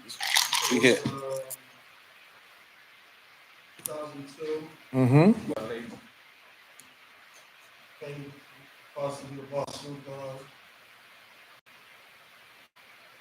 Wasn't that the one that was on No Limit, that album? Holly Graham or something? Priority. Okay. Yeah. Oh, that's when he made it. He became like an executive priority. Yeah, And he re-released all those albums. But I guess my question to be a little sharper. Sorry about that. Is you know, this is a legend, right? He's worked with Dr. Dre. He's worked with all these other people. Is that pressure for you to do something more, or like what do you do like when you're in a situation like that? You know. I think pressure comes from the idea of having to face the idea or the notion that you could fail, right? And there's a lot of people that spend a lot of time doing that. And as I said to you before, we're from Virginia. I never lost that feeling like, man, I get a chance to work with Snoop. The only thing I'm focused on is how crazy it could be. And my only job is to try to match what I'm doing with that feeling of, man, you know how crazy this could be? That's when I knew, just for a second, that's when I knew like nothing was not what it needed to be. Until we got to that place, and I was like, "No, do you understand? Like, yo, we did Super Thug. We did. Oh no, like we had fun. Yes. Right. And then even some of our like other records that weren't even singles were good. Cocaine Business. Crazy record. Mistake. Word. You know, like we had joints. Ain't like one of our underrated ones, and then we'll go back to Big Bro Snoop is Grammy. No, I'm a G. I'm a G. Yeah. Oh, I'm a G was hard. You know, it's my fault. I was overweight at that time. I didn't translate in the video. When the people see me in the video, I didn't look believable. I was just overweight. I was stressed out. So it's my fault. That record didn't work. I'm gonna be honest. I'm taking that one. Okay. I'm gonna say that one because, it was translated. Because you know who picked that record? L.A. Reid. Wow. L.A. Reid handpicked that record. He was like, I'm going to bat for this record. But I was dealing with so much at the time. I couldn't focus on me. So the record was great. But like I told it to Busta, I was like, yo, this time, you know, what Busta's album, sorry I'm all over the place, but Busta's album, he has the look and the records. Yeah. Sometimes you have the look and you won't have the records. Sometimes you have the records and But don't you have the look. Yeah. And that's do you enjoy Busta this album? Man, I'm so happy for him. I'm so happy for Busta too. Like, Let's give it up for Busta. Shout out to our homie Garcia directing videos for Buzz. Oh, he runs yeah, okay, the let's go on. Velvet, yeah. God damn it, that's what's I'm up. so happy for him, bro, Right. because he's doing what he want to do, Yeah. how he want to do it, and he's saying all the shit he want to say. Yep. And by the way, he continues to reinvent himself every time. Yeah, definitely happy for Big Bro. Like, Super man, I enjoyed it. So let's get back to Snoop. Snoop, yes. So with Snoop, it was like, man, he came in on his tour bus, and you know, he was like, "Yo, just give me that shit, P." And I was like, "Okay." And we were working in there, and then like once I was ready, he would come down off his tour bus because we were still working in Master Sound at the time. It was Hovercraft. We had Chad and I bought the studio, and when he came in, we did Church to Palace. He loved that, and he really loved Beautiful. I didn't get Beautiful. I didn't get Beautiful mainly because I was on there singing flat as fuck, and just didn't hear it. I thought it was a fun record. Right. And we put Charlie Wilson on it. I was like, man, Charlie's sounding amazing, and this feels good to me, but no one's ever gonna go for this. So yeah. Right.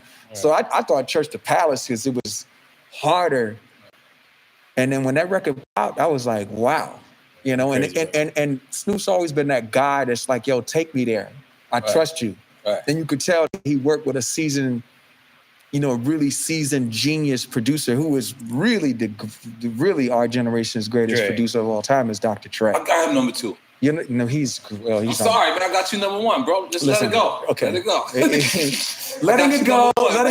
But Dr. Dre is like, man, Dr. Dre, bro. No, of course. We respect him. Of course, we love him. Yeah. But Snoop was just like, Snoop, you know what? Our greatest rap records are always when I'm in the studio with someone who's a personality. And you guys were always like personalities. I didn't get a chance to work with Capone. When I first met you, Capone he had gotten locked up already. Mm-hmm. See, that just sound like the... It's a beat. It's a beat. We'll wait for the beat for you to make the introduction. You got some Purple Rain? Because I'm taking another shot. You want a little bit more Purple Rain? Take a shot with me? Yeah, come on. Purple Rain. I ain't gonna lie. I'm going to Swan and ordering Purple Rain. This is look, I'm taking a shot. He taking a whole glass. I respect you. You sip it. I ain't gonna lie. I'm turning this into a shot. Okay. Turn this to salud. Cheers. Salud. Cheers, okay, my bro. Finish. Yeah. Feeding a high-quality dog food doesn't have to cost a whole lot.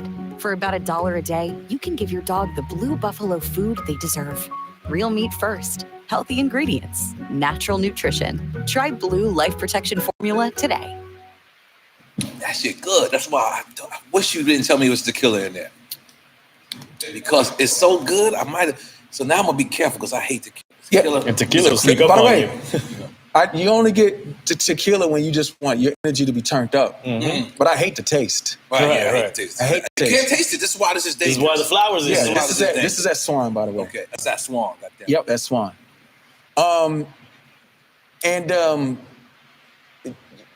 For me, like, I just feel like characters are always the ones that, like, I'm able to give context to. Mona Lisa was a character, but Da Vinci was able to put the track behind her that made her face make sense with that. Because if you get her out of the photo and just look at the backdrop, it's like some rolling hills, a little bit of water, big deal. But it was perfect for her, right? And that's what I've always enjoyed as a musician, Chad and I, is to, we did what it is right now for Busta. I would have never been able to make that beat if it weren't for him. If Busta wouldn't have walked in the studio with that energy, and I had made it for him, but that's Busta, like what it is right now. Khalees on there, yep. Mm-hmm. And you, Super Thug, it's like Malik was really good friends with Rob Walker. Yep. And he was like, yeah, it's this guy Nori, you should check him out. And I knew who you were because of Blood Money. When I heard Blood Money, Classic. I did not understand. Because there's not too many like thuggish characters who are really dedicated to being a character as much as they're dedicated to being a thug. There's you, there's Cameron, you know, there's just different guys. You know, there are new guys that I like today that I feel like they go into character and like I just really love what they do. And their verbs are great, but it's the idea that they're willing to go there. The Baby has that. You know, Black Youngster has that. You know what I'm saying? Like they go into they stay the character the whole time. A Black Youngster TikTok is as funny, entertaining, and as hard as his song. Got TikTok? No. Oh, okay. I don't got TikTok. But I see it though. You know what I'm saying? Right. You know what I'm saying? Somewhere. Yeah. And people don't know the Baby been around for a while. Right. Like, He's just actually pampered. Yes, man. I remember BET Awards years ago. Like he's like really a character. He's dedicated to that. Right. You know what I'm saying? Nelly is another one. Like Mo, people don't know. Mo real. Mo is very real. And he stayed in that character the whole time. Band-Aid under the eye. You know what I'm saying? Go to doing the dance, doing the you know what I'm saying? Yeah. Like, but those kind of guys, Snoop is one of them. I know I digressed a bit, but I wanted to make the picture like there's a reason you mentioned him, because there's him, you, the reason why I kind of focus on him, I'm sorry to cut you off. The reason why I kind of focus on him is because he had this whole illustrious career prior to you. So that's what I'm thinking is like, yo, are you thinking like you're gonna mess this up? I'm not gonna rake a less record than, you know what I mean? What he done with Dr. Dre that's what I'm saying. Is there pressure? No way. I'm like, man, I want to do whatever it takes to add to that. And I know what my ultimate competition was. I knew I had to make something that felt as good, not better, but as good as 187 on the undercover cop. Yeah. Creep with me as I glide through the hood. Maniacs in the tick. Call me Snoop Eastwood. You like that? What? See, this is what a lot of people don't know. How much of a hip hop person you really are. Like, oh my God. Yeah. And I would think that's the most. Would you say it's important to maintain that fandom, to be creative with these people? Yes, man. Listen, hey, when I first heard. This wasn't too long ago, but I'm just trying to tell you these moments that when I feel it and I just fall over and I can't do anything with myself, but just roll over and just die over and over again. Right. When I heard Gucci Mane's Peeping Out the Blinds, have you heard that song? Fine at these niggas, fine at these niggas, fine at these niggas outside. I feel like Malcolm X is peeping out the blinds. There's gonna be 500 niggas outside when I'm not finding these niggas, finding the siren and finding these niggas outside. I feel like Malcolm X is peeping out the blinds. There's gonna be brothers on the sun, it's all shot. When that shit going, who your man now? Click, clack. Oh my God. No. Click, man down, click, clack. Who your man now? I know you heard about Gucci Mane. Oh my God, you guys have to hear that. Yeah, bro. Right. You know when I get to that place, Right. you know I'm dead. I'm dead. Right. You know, it's nothing. It's over. It's like the first time I heard Juvenile's "Ha." Yeah. Oh my God. You know what's fucked up for Game me? changer. First time I heard Juvenile Ha, I was in New Orleans. Woo. I was in there. Sell to your customers anywhere with Shopify, the commerce platform designed for entrepreneurs. Online, on social, in person, and on the go. Get the tools you need to sell the way you want. Powered by Shopify. Doing a Puerto Rican show at that. How about in New Orleans? It's the weirdest shit ever. Like, you got Puerto Ricans out here? Yeah. French. Yeah, but Yeah. So what is that first experience like when you hear other people's records and it's dope? Do you say, I wish I could have made that? Or do you say, what did you? Is there a record that you ever heard that you said, I wish I would have made that? Better question. Oh my God, there's so many. Just give me one off top.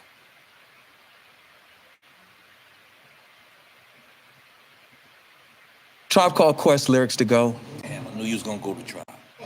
I just felt it. Lyrics to Go. I was at Tammy Lucas's house, me, Gnu, Cam. We bought that shit for the first time. We was over there listening to that shit. And Shay Bay was over there. We died. I played that Say shit. the one that's in Nerds. NERD, yeah. Okay, We died. All of us died. We died. Is right that in new there. slang for like it's dope? We died. Well, okay, so in music, our fans are stupid. so in music, Come on, man, turn it off. in music, bro, got a drug, you die and come back. You know what I mean? it's something's amazing. It's like, yo, you died, and then like, and then, bro, when he says shit like, fam, when he says like, you know, when people are boxing and you know somebody's drunk and they about to get knocked out, be like, no, he dead. He dead. We say, oh, he's in the coffin. Okay. And or when someone's been drinking too much and you know they just finished for the night, we're like, he's dead. He dead. Yeah. He We've dead. been dead a couple of times. He man. Oh, he's not a drink champ. Yeah, it's not a drink champ. And then when it's real bad, you're like, yo, he in the coffin. No, bro, come get him. He in the coffin. We've been Then when it's like real bad, it's Right. like, when it's real bad, you're like, yo, maggots. He's maggots right now. He's maggots. Come get him. Oh, that's when. But it's not. We find that comical because you see a person that and they in the mix, and it's like you already know they about to have a rough 24 hours of waking up, crazy hangover, just finished. So we just, you know, so there's two kind of contexts of using the word dying and dead. We try to stay away from the third one. Yeah. Yeah. Yeah. Amen. It's all about life. Yeah. Now, you always been a guy. It's always been like, woman is around all the time. Yeah. How do you develop that? Man, I think women are the greatest gift to us. They actually give us life. You know, I don't understand hating women in any way, shape, or form because that's forgetting where you actually come from. Every last human being walking around here came from a woman. Unless you came out of a test tube and, you know, God bless you. But other than that, like, I don't know where to go with this, girl. But all of us come from that amazing silver lining of an elevator through the conduit of a woman's body. So how could you hate on what gave you life? You know what I'm saying? And the other thing is like, I say this all the time, you know, man, we'll never know what it's like to be a woman because once a month they go through some shit that we'll never be able to understand. And they got to keep a smile on their face and they got to continue to deliver. They got to continue to work. They can come to work and talk to you about what in the Native American culture they call the moon. They can't talk about when they go through their moon or through their cycle, whatever. They got to just do what they do. We'll never know. Could you imagine feeling like shit for 3, 4, 5, 6 days and you still got to perform all 30 days of the month or 31 days of the month? Right. And then the other thing that we'll never know, the burden of being a woman is, well, there's lots of them, right? Like societal burdens that they get put through. They don't even get paid the same of us. Like, we couldn't even imagine. That's actually a real thing. That's a real fucking thing still. It's like 70 cents on a man's dollar. Wow. Yeah, so like, but then, and that's a lot of them, right? I'm not talking about, you know, women like Sheryl Sandberg who they supersede. But even she could just tell you, like, she goes through things as well. Or like, you know, our new vice president-elect, you know, Harris, you know, Kamala Harris, like, she could tell you things that she's going through. Even in the highest position, like one of the leaders of the free world. But the other thing that women do too, man, is they bring life into this world. They literally hold on to life. Like as men, we don't know what that's like. We got to do shit. They keep doing stuff while they're carrying life in their bodies. Like my wife literally had 4 heartbeats in her body at one time because she had triplets. Oh, wow, that's what I forgot. Right, so she grew 3 sets of organs in her body while she had her own set of organs. So literally my wife had 4 heartbeats going on at once. Wow, it's amazing. Let's make some noise for that. I totally forgot. You know, so it's like, it's just, my feeling for women, I love them from a lovely place. I love them from a lustful place. I love them all the way around. And I just, you know, they've always been a huge motivational force for my music. You know, there's always that. There's always like, women were always the concern. Like, okay, what are the girls gonna think? You know, when they hear this beat, or how they gonna feel when they hear this melody, or you know what I'm saying? So that's really the reason why I've always just had them around. In the beginning, like, you know, from Super Thug on, when we would play records, or you would play records back, you wouldn't play a record unless a woman was in the section. You would be like, yo, hold on, Nori. Like you'd be like, no. Let's just make sure. Like you always wanted a woman's opinion. Yeah. And that's the reason why I knew Super Thug would work with the woman. Oh yeah. I don't know if you remember. File 100% free with TurboTax Free Edition. Roughly 37% of taxpayers qualify. Form 1040 and limited credits only. See how at TurboTax.com. That's me.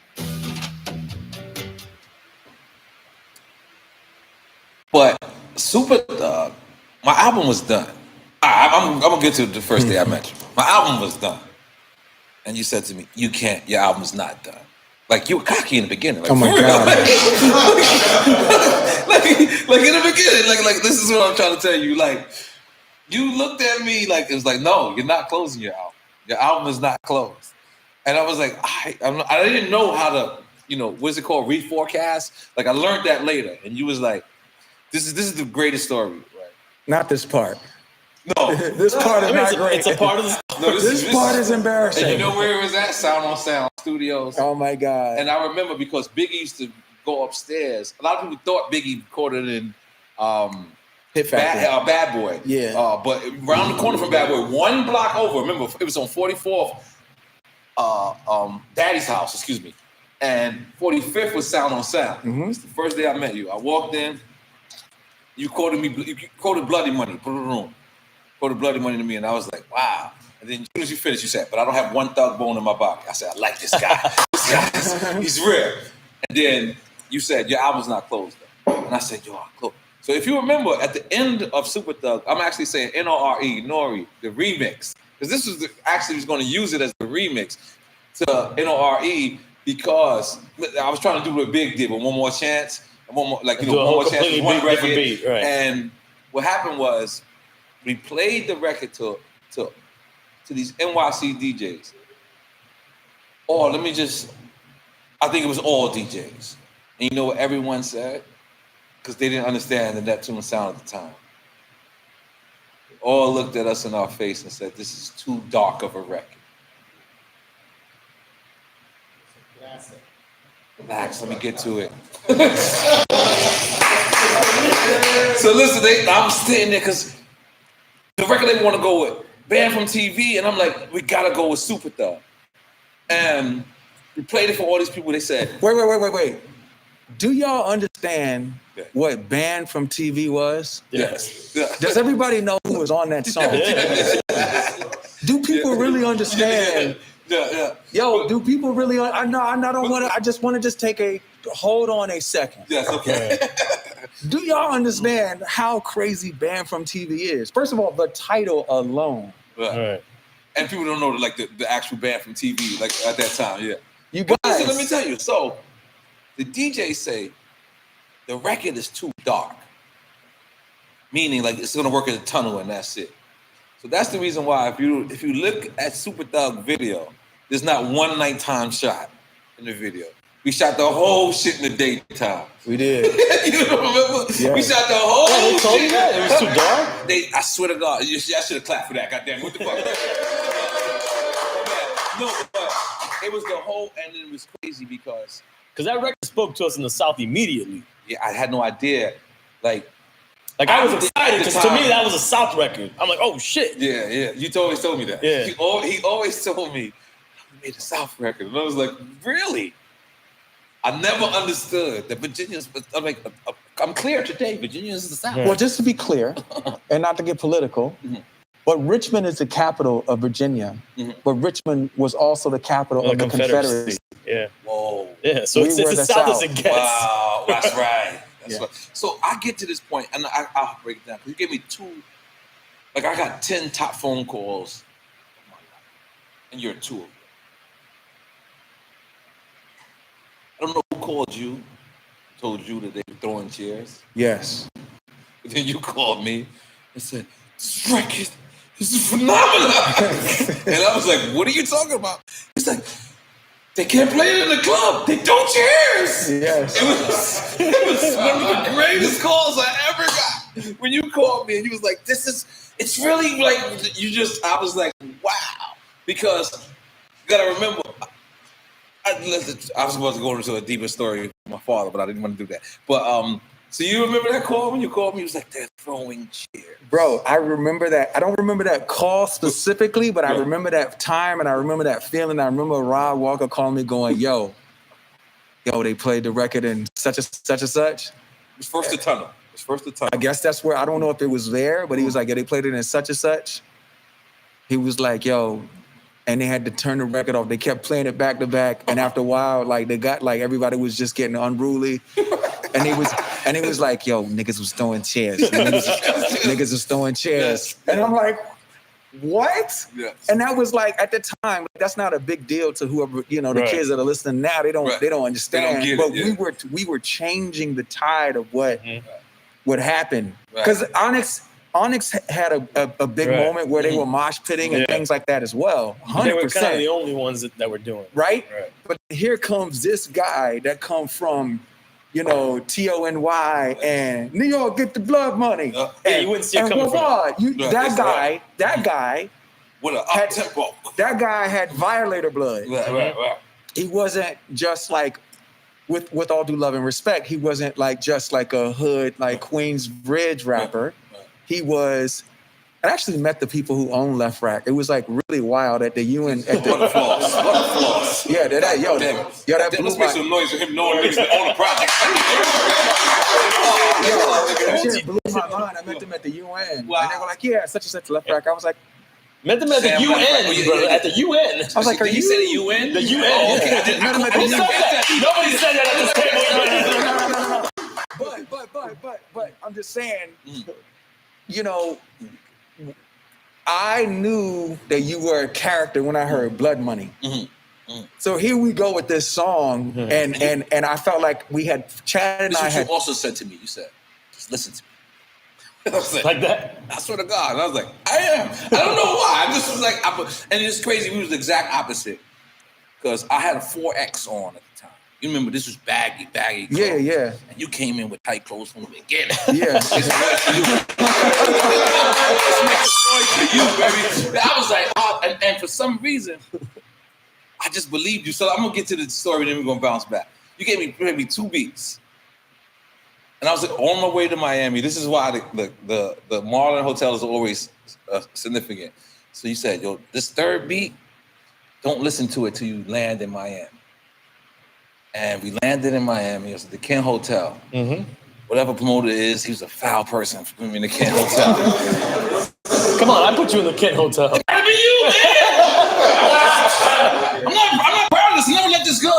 But anyway, so I go upstairs and I remember. It was a foul. It was a foul hotel. They pool is across the street, from across the street. It's just crazy. So I go there and I remember. I played. So you played the first 2 ones in Sound on Sound. So the third one don't listen to till you get to Miami. So I got to the Kent Hotel. Whatever. I get upstairs. I played it, and you already had it. Manuel Noriega. It was the first time a producer took their time to make a beat for me. I don't think you guys understand what the hell I'm trying to say. Like, this time people just give you a beat, and if you like it, they'll just sell it to Coogee Rap or sell it to, whoever. Like, when I heard that shit, it blew my mind. I wrote that whole shit in like 20 minutes. I was like, and I called you immediately. The only thing I said, because Tammy Lucas was singing, yeah. And I was like, could she change it to what? Yeah. He was like, tomorrow, we'll do it in right track. So I was like, I'm flying back tomorrow. When I flew back, and that was probably, like, what made you do that? Like, what made you put that? Because I swear to God, I was buying the beat. Just because you said my name before we was in the studio together. I was like, how did you? What's the whole story behind Because I don't know his part. I always told my part, right? I definitely don't know your part when you presented me that beat. And NC Light told me she had the beat once. Society told me he had to be the artist that was on, what's Ted Lucas's label? Slip and Slide Records. He said he heard that beat. I don't know about that one. Yeah, I mean, I'm just saying. I think I made something for Light.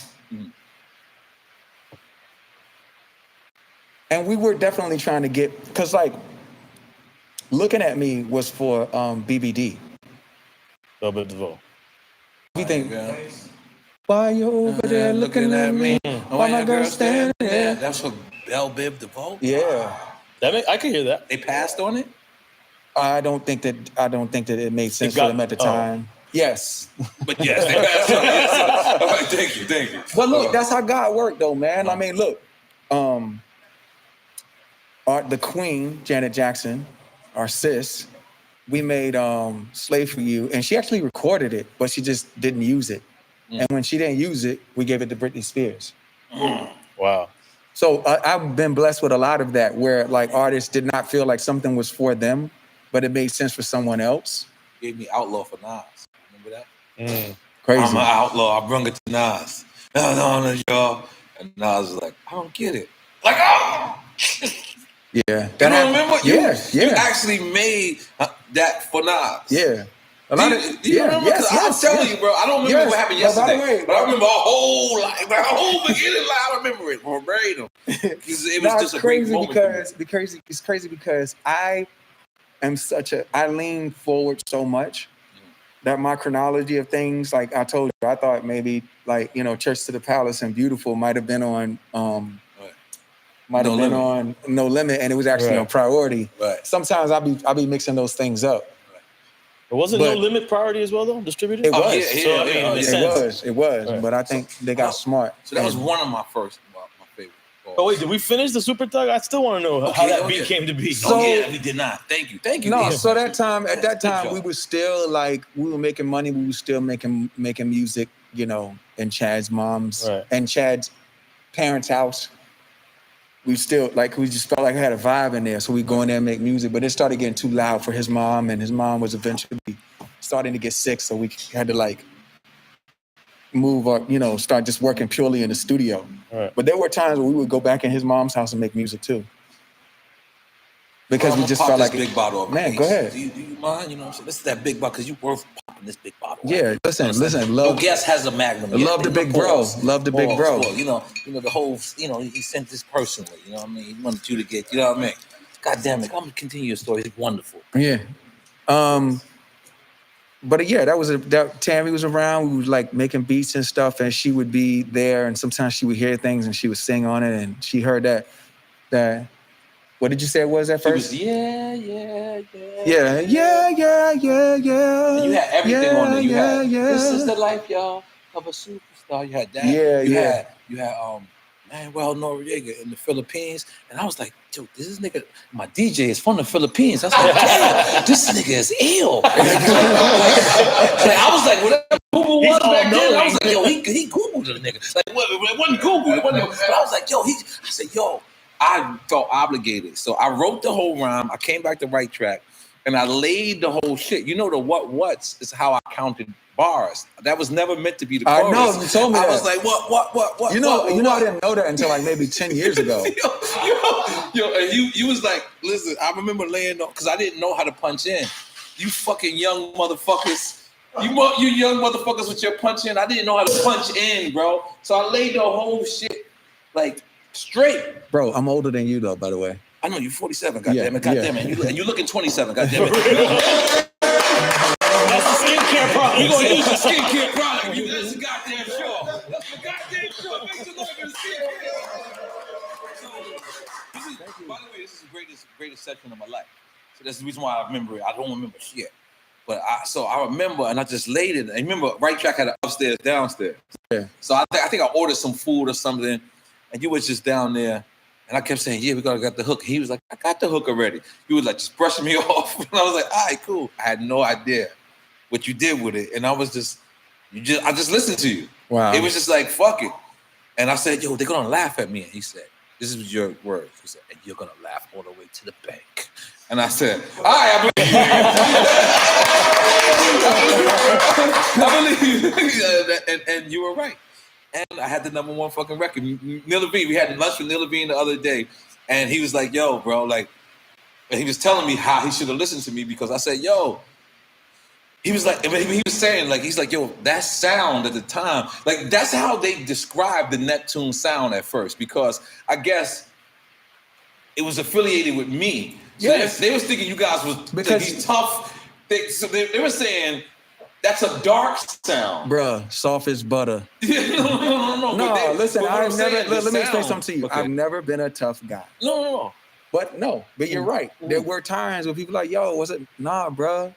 And they thought that Lil Wayne took me around. We went to visit, we were doing a show down there, and like, he was a fan, and he took us to this club down there. And it was the equivalent of being in DC. Like sometimes DC have, what's bro name that, what's his name? Kevin? What's his name that do all the like DC clubs there? He did Dream. Mark Barnes. And why the fuck I say Kevin? So like they have like listen, love and respect to Mark Barnes. They have some of the craziest, amazing clubs and venues that like life partook and was created at. Babies were made there. Or at least initiated. And in New Orleans and Louisiana, there was like these clubs that were just as big. Like you go to a club that had 3,000 people, and Lil Wayne took me to one, and this was the most gangster shit. I mean, there's a couple of times where I was like in an environment, I lost my fucking mind, like, and immediately like left the studio, left the club going, let's go make some music. Right. Lil Wayne took me to a place in New Orleans. Man, and it was white tee central. Gold teeth everywhere. Reeboks. And you could the guns were in the club, bro. Right. Everybody had a gun, bro. Like it would have gone down. A lot of people would have got like hit up. And for me, like, I'm not a tough guy, bro. I really believe in paying taxes, because when you pay taxes, it's like you shouldn't feel no kind of way dialing 911. You know what I'm saying? Like I'm like not a tough guy, bro. I'm not listen, you think Steven Spielberg, as many great movies he's ever made, or Stanley Kubrick, you think these guys are good fucking shots? They're terrible shots. They've probably never been to the fucking gun range. They can make the movie, right? I'll make the music, right? Because I'm inspired by it. Right. Literally, where were we the other night? We was at the Hit Factory.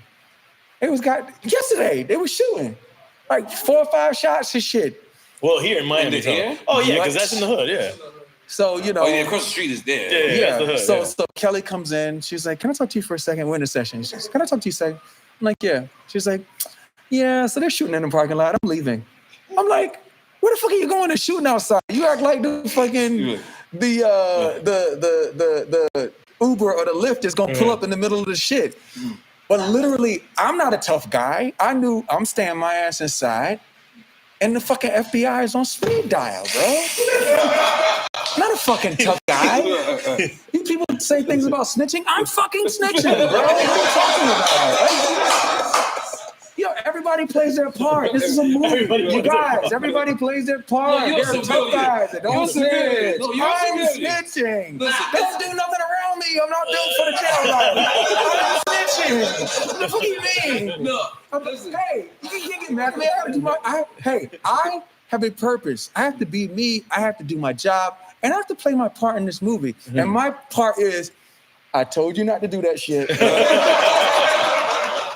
I told you I wasn't built for this. I'm really sorry, but this is your deal. Your Honor, jury, are you guys listening? Oh, shit. I asked him not to do this, and if he was gonna do it or she was gonna do it, don't fucking tell me. Well, you're a civilian. You can get away with that 1,000,000%. I don't think any I'm street not guy in the world bro. would be offended by you saying that. Everybody's not fucking tough, Yeah, man. You're gonna go do 25 years in a condition you are not built for because you want to look tough. I am not fucking tough. You know what I want to look like? Fucking free and happy and living my life. Right. You get away with that totally. No street person in the world will be offended by saying that because you never claimed a tough guy. That's the problem. The problem is it's not people that think like you. The problem is the people that portray a certain image. You have never portrayed that image, so no one can ever be offended by that statement that you just said. And how many people do you really know really ride and don't tell? How many times y'all talk about your friends is the hardest guy in the world? Motherfuckers like.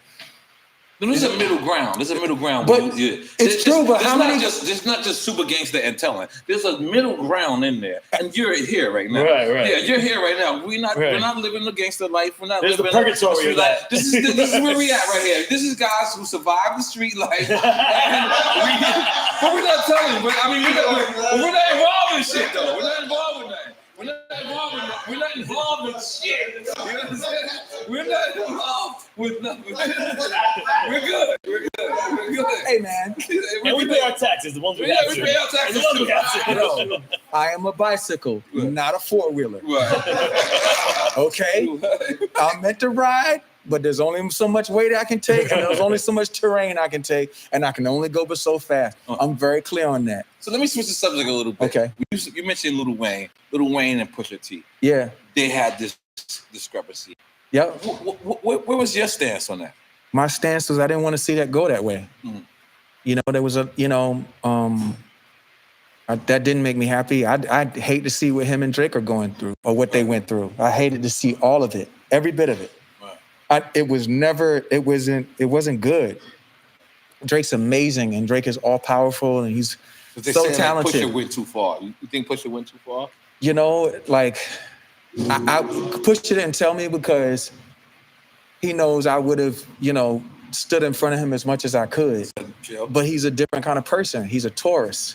You know what I'm saying? And Taurus people, I don't know if there's anybody out there right now, but October? Taurus. It's April. My daughter's a Taurus. Right. So when you feel like a line is crossed and you take off the gloves, that's just where your brain is at. You know what I'm saying? Whereas Drake is a Scorpio, and they never forget. And what month is that? That's in December. Yeah, like it's just the worst combination of two people who are very pure and very loyal to the people that they love. And it's crazy because you produced what happened to that boy with Pusha T, Birdman, and Wayne. Yeah, I didn't want that, man. It still breaks my heart to this day because I would have loved to have heard those guys on a song together or heard a joint project together. What, Pusha and Wayne or Pusha and Drake? Pusha and Drake. I would have loved to have seen that. That'd have been Drake singing and Pusha hitting the bars. Whatever, and Drake rhyming. Drake got bars, bro. Yeah, Drake got. By the way, Pusha says Drake got bars. Yeah, Drake definitely got bars. When Drake makes something that's amazing, we talk about it all the time. When something's it's amazing. It ain't that. It ain't that. It's just that Pusha's really. Has that tarnished your relationship with Drake? Like, has it affected it in any way? I mean, we've talked several times. I love Drake. I mean, even in the middle of all that stuff, like he said super nice and kind things to me on the DM and in public. Like, I don't think Drake doesn't. Neither one of them are into problems. They don't like it. Like, it's unnecessary. But they're both people who, like, when they feel like they're being pushed to a limit, they got to do what they got to do. No, it's all good. I wasn't happy about that. You know what I'm saying? And man, I talk to Pusha all the time. Like, he's really a good guy. It's just in his mind, he just felt like when the gloves come off. Gloves came off because he mentioned his girl, right? That was a different kind of line. And by the way, and I'm sure it would have, if Drake had a girl and they were as serious, I'm sure Drake would have felt the same way. But again, it's like, that's the thing with rap. Like, there should be rules, but there's kind of no rules, and people will do and say anything. Man, the stuff that Biggie and Pac went through, and is it true that with Drake the wives actually had an Adidas deal? Because like I know, like you big in Adidas as well. Right? Drake had an Adidas deal, and Pusha T got him about it. He did have a deal there. But again, all of this unbeknownst to me. Like, Drake told me that he had a situation there, but I didn't know that any of this would ever come up. And I didn't want to see this, man. I didn't want to see this. I just think that there's two super talented guys that, man, black people, and especially black men, we haven't had it so easy in this country. And even in Canada, like it's not been so easy for Black men there. And when you think about where this country is going, like 71 million people did not like the turnout of this election. And they were all complicit and cool with a lot of the things that happened because they voted for it again. And I got to give my respect. Just as a citizen, I'm supposed to respect, the current administration because they are the leaders of the free world. I don't agree with a lot of things that they say. I don't agree with a lot of the policies. And a lot of that has come down on, on Black males. And yes, they have been,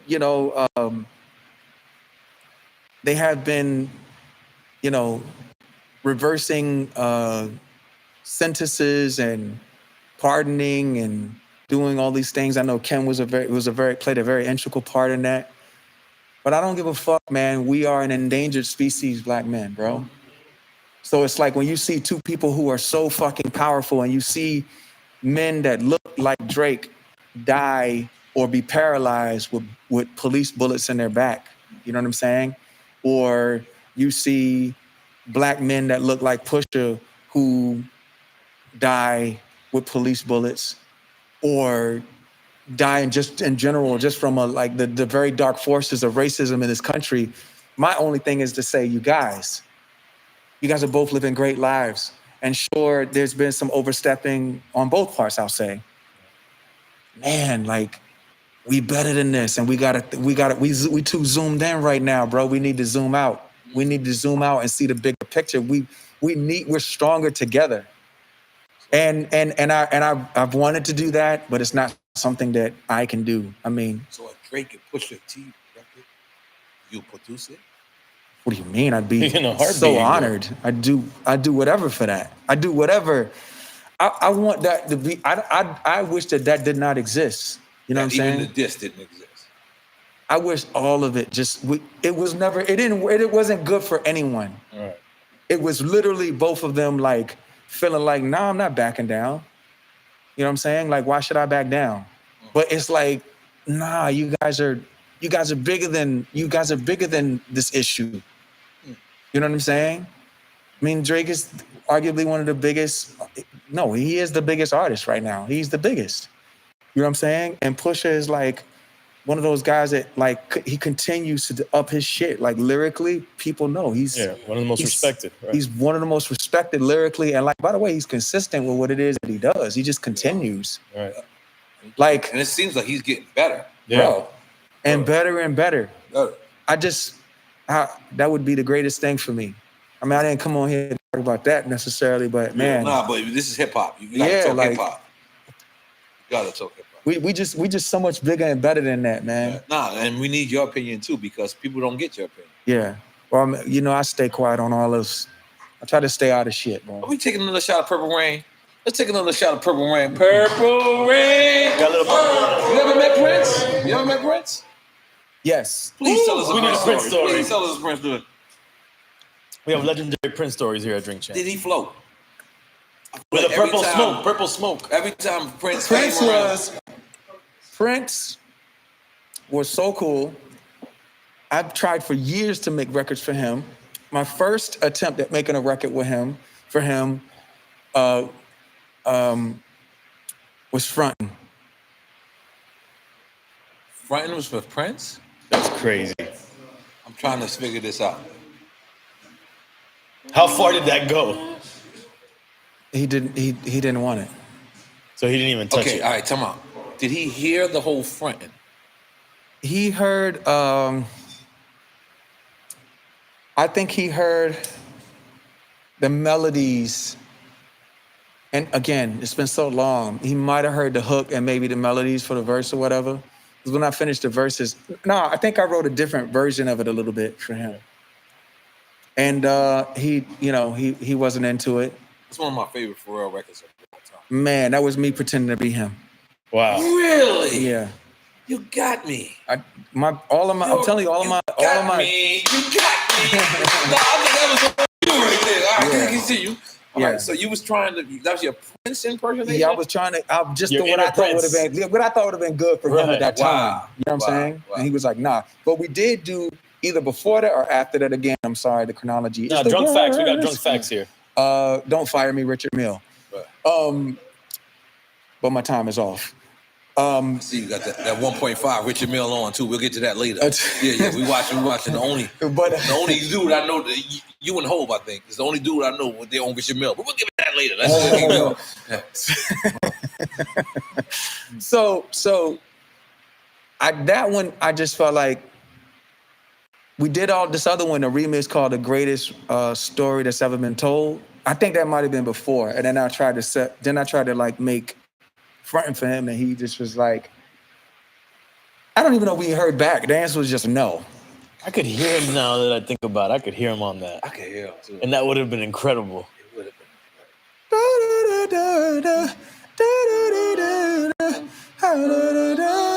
Yeah.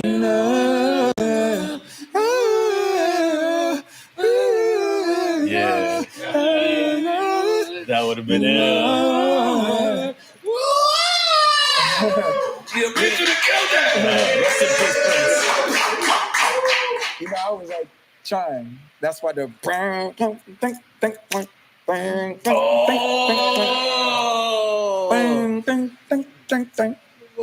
he wasn't into it. Wow. Michael turned us down Okay, too. let's slow it down. That's my next day. You went back to back, Prince Slow it Michael. down. Yeah, but they both turned us down. They were like, Slow it down. no. That's my second. Remember, I told you top 10 phone calls in my whole life. Okay. My second top 10 is. This is after you tell me they throwing cheers, whatever. All right, cool. It's really reblown now. Oh no, drops, and I'm like elegant to a certain extent. People was like Hype Williams video. Right? That was when whenever anything was hot, we were like, woo! You remember that time? Yes, sir. That Yes, was sir. a different era. So you hit me and said, "Yo, just send Michael Jackson some beats." I'm like, I didn't understand his talk. I'm like, damn, I'm not in no Michael Jackson era at all. So I'm like, word. You said to me, he told me, nope. I don't think Nori will rhyme on that. I'm like, Nori will rhyme. I was like, my life is done. Listen, do I? Yo, John McClane was his manager at the time. We sent him pretty much all the stuff you guys are hearing on the first Justified album. That's all the Michael stuff. Wait, talking about Justin Timberlake. Oh, yes. Okay, good. Yes, all but one song. They were all written for Michael. Michael. What era of Michael's is? Remember the time era? This is right at the Super Dog. You Rock My World. Okay. Right before that. And John McClane was like, man, Michael don't want that shit. He want the shit that you giving Noriega. And I'm like, I immediately thought of Michael with the Crips and the Blood picture. Yo, no bullshit. He was like, yo, he want that super thug. You know, what's that other one y'all just did? Oh, no. Yo, that would have been a crazy Michael. When Pharrell called me, I was like, because I didn't really, like, I'm still a kid. I'm 20, maybe 1. And when he said that to me, he's like, yo, Michael told me. Like, I remember you said, maybe the manager, he said, they want this shit that would Nori rhyme on. And I was sitting back like, I hung up the phone because in my mind it was a flip, Star Tech. So I hung up and I was like, what the fuck did I just hear? Like, I didn't know how to assess that. And Pharrell was telling me, no, I couldn't make music for Michael. I wanted to like keep you in mind, like something he would rhyme to. And I was blown away. That's my top. Like Biggie called me before he passed away. So this is my top 10 phone calls of my life. What did Biggie say? No, he wanted to rhyme on T-O-N-Y. Wow. Yeah. And oh my God. It was crazy. And what happened? Why? Why did it not happen? He was in LA when he called me. So, you know how God bless the dead. Rest in peace, Biggie Smalls. But on that LA trip, he had called me talking about, so this is my top 10 calls of my whole life. I'm gonna write them down. I'm gonna write them down. I'm gonna make a book, my top Yeah. 10. Yo, listen, but you first too of all, on my top 10. You too. First of all, you have to do a book, Yeah. and it has to be my top 10 calls. Damn it, the top 10 calls. Yo, I think I'm gonna make that a book. This is I got a top 10. I wrote it down. Listen, and you have to be so vivid about these stories. Yes. Just your brother. You know, this is what I do. Yes. Okay. But the Michael Jackson story. I know, but hold on a second. All right, cool. All right. Let him produce you, bro. I've always my whole life, goddamn. I got 20 years. Yo, like it has to be And called my top 10 I'm calls. sorry. By the way, any of the publishers that are listening to this, and the good ones, come out of the woodworks. Right. This is amazing. It's super colorful. Because those calls are fucking crazy. You know, it's crazy. Yo, That's fucking, Notorious B.I.G. wanted to get on TONY. And you know, my dumb ass, Pharrell, I'm sitting there thinking my shit is bootleg. So I'm like, because it wasn't out. So I'm like, yo, but I forgot Nasheem Myrix, who produced it, was working for Bad Boy. So he played it for Biggie exclusively. Does anyone know Yes. how incredible Nasheem Myrix was? Yeah. It is. It is. Yeah. Does anyone know that Nasheem Myrix, do y'all understand what he did with Queen Bitch? Do y'all understand? Nasheem Myrix, look, brother, I think I've met you one time. If you're listening to this, you are absolutely a periodic inspiration. What you do and what you've done with so many songs has moved me, Chad, Pusha, Fam, like, you don't even understand. You know how many people got shot to Queen Bitch, to Queen Bitch? Cuz, no bullshit. We got Pharrell and Big 4, baby. Goddamn. Yo, goddamn, this is giving Pharrell right here. Listen. I don't want nobody to get shot. Right. But I'm just telling you, as a fan, from a Stanley Kubrick, Steven Spielberg perspective. They got shot in the movie. Right. Hey, bruh, Pizzazz. How many times somebody got shot to Queen Brit, to Queen Bitch? All you hear is blang, blang, blang, pow, pow, pow, pow, pow, pow. You don't understand what that did to dudes in Norfolk and Portsmouth, Virginia. You don't understand some of the most. Listen, I know New York got guns, but you don't understand. No, we love y'all. Listen, in Virginia, they senselessly kill. It's a very different thing.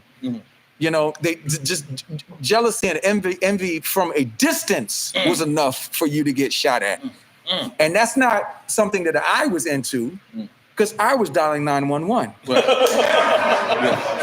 However, early and the closest to the exit, where my OGs going, "Are you good? They know not to do that dumb shit over here." Right. Shout out all of my OGs, all of our OGs back home. Like them, those guys were like deities, walking around like Apollo and fucking. They were different. However, let's take a shot of that Purple Rain. Yeah, continue though. When that one, Shook Ones, Blood Money. When them records came on in Virginia, listen, I don't understand. I don't understand how to really communicate that to y'all. And Nasheem Myrix was one of those guys. Those beats that he would make, I don't know what the fuck would possess this guy to put some of those bass lines down to some of those samples. But man, listen, I take my hat off to you, brother. You are fucking different. And I encourage all young producers, it's not trap music. It's not rap music of today. It's from a different era. And I'm telling you right now, it incited riots. We're done. Go ahead. Okay. All right. Biggie wanted to be on Biggie wanted to be on TONY. Yes, that's hard. That is like, oh my God. So this is from Charlemagne direct, right? He said, always wondered if in his mind did he ever compete with Timbaland since they both from Virginia. Like, was it ever felt like a competition? At one point, I did think y'all was in competition. Like, Timbaland has always been better than me. And I feel sound-wise, it was a whole different lane. Timbaland has always been better than me. Period. Timbaland did like 4 We don't pages. believe you. He did Need 4 more people. Is that the respect that you Just have be for him? honest, man. Come on. Timbaland I know did you're a 4 humble guy. Timbaland did I'm 4 here to be the other angel. You I'm guys, both angels. you guys, let's stop. Timbaland did 4-page letter. Timbaland did Aaliyah. Yep. What are we talking about? It's just it. It's it. It's over. What is Jigga Man, Trigger Man, hit your van up. Bro, I'm gonna stop you right there. Come on. I'm betting anything on you on verses. Against anybody. Nah, man. Against anybody. No. For real, against anybody. I'm betting on skateboard motherfucking P. Would you ever think about doing a verse? Never. Never? No. Why? Because that's just not my thing. I love watching them. But I just like I would get in my own way. I start playing shit. You ever I seen the comedy play sketch? obscure records. It just wouldn't be the right look for it. You But ever I've seen the enjoyed it. comedy sketch where like it's like Barack, right? They say Barack, and then he got Barack the nigga speaker, right? So then the guy he says what Barack says, and then it's the guy that says what Barack means. The Keenan Peele. dude? Keenan Peele. You see that? Yeah. Well, I would like to be your nigga speaker at that night. You say some cool, humble shit. I'm like, what do you mean, sis? No one can fuck with this record right here. I'm going all out for you, skateboard P. I'm telling you, you say humble. Me and fam, I'll be like that. Listen to me, bro. Fireworks. Ah! Holy moly. Nobody can fuck with your catalog, bro. Nobody can fuck with your catalog. Fuck that. I'm going to be your nigga speaker today. Timbo, I'm going to be your nigga speaker because I don't want to say nigga no more. I don't want to say that. Listen, Timbo the King, bro. Timbo the King. Timbo the King. All right. So would you? How about Kanye? You and Kanye in verses? That's your little man. Kanye's without amazing. Pharrell, there is no Kanye. Let's be clear. Kanye's amazing, bro. You wouldn't head to head. You No, and Kanye. I don't listen. I know my job, bro. I'm not a boxer. I'm a trainer, and at the end of the day, like, you know, because I'm lucky to be able to throw a couple shots and get a couple belts. I'm very grateful.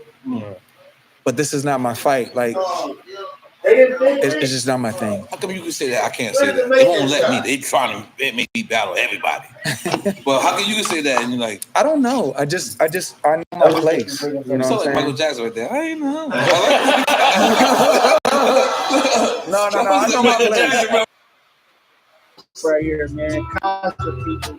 Y'all tap in with this young man. I don't really want to talk about it till the lights down. Trying to have a hell of a night, yeah. Full moon when I'm with you. Trying to have some fun before the sights melt. Start to think about me, cause when you follow me, you audit everything I posted. And when you start to leave, I start feeling all of these old emotions. When with me, you feel on me, forget everything I know. Lose my feelings in my chest, my bones start feeling fragile. I ain't got no self-control. Go lock the door and on your way back, make sure you turn them lights down.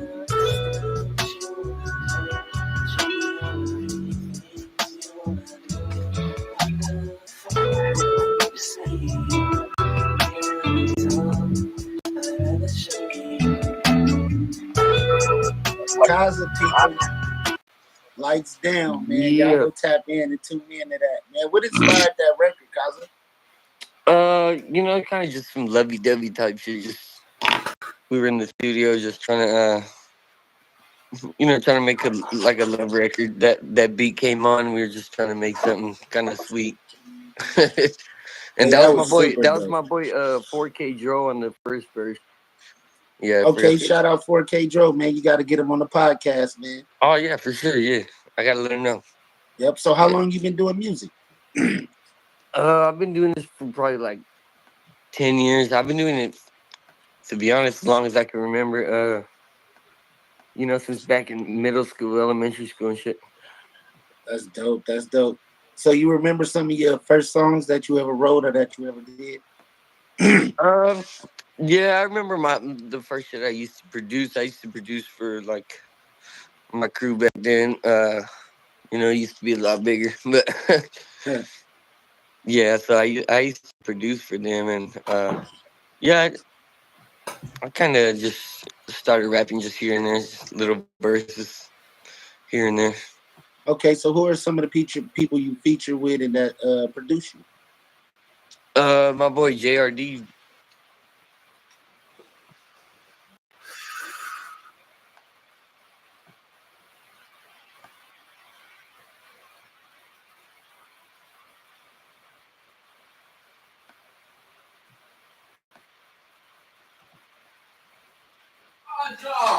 You got the key? No, it's in the car under the little thing. Alright, it's on the little key part. Little key. Look at my Dooney sauce energy. Do you fuck with me? I fuck with it. It's just the times that you be sending Now me to tuned them in interviews. to the I already Music be on and the road Use trying to podcast. sales I'm and your shit. host, Big Surf You know, we Guy. got boy C. To the bottom of me is the host that you know with the most serial genius. We got Donnie in his building right now, man. Donnie Sauce in the building. Songwriter, rapper, and he do a lot more. Y'all gonna get to know him today on the Music and Use. I'm trying to keep the tune in and tap in. Donnie, how you doing? Yeah, I'm straight, maintaining. You know. Yes, sir. Yes, Where y'all sir. going? To go How you feeling today, Serial? Hot. Real good though. He said, all right, so Man, let's get the weather into up it. there is crazy right now. I say we experience you guys' weather. Yeah, boy, you got to come out here to Cali. So, Donnie, man, tell us a little bit about yourself. Man, I'm from the east side of Long Beach. It's Dooney Sauce. Yeah, niggas be fucking my name up a lot, but All yeah, the time, Dooney bro. Sauce. Yeah, niggas fuck it up a lot, but we gonna get past that.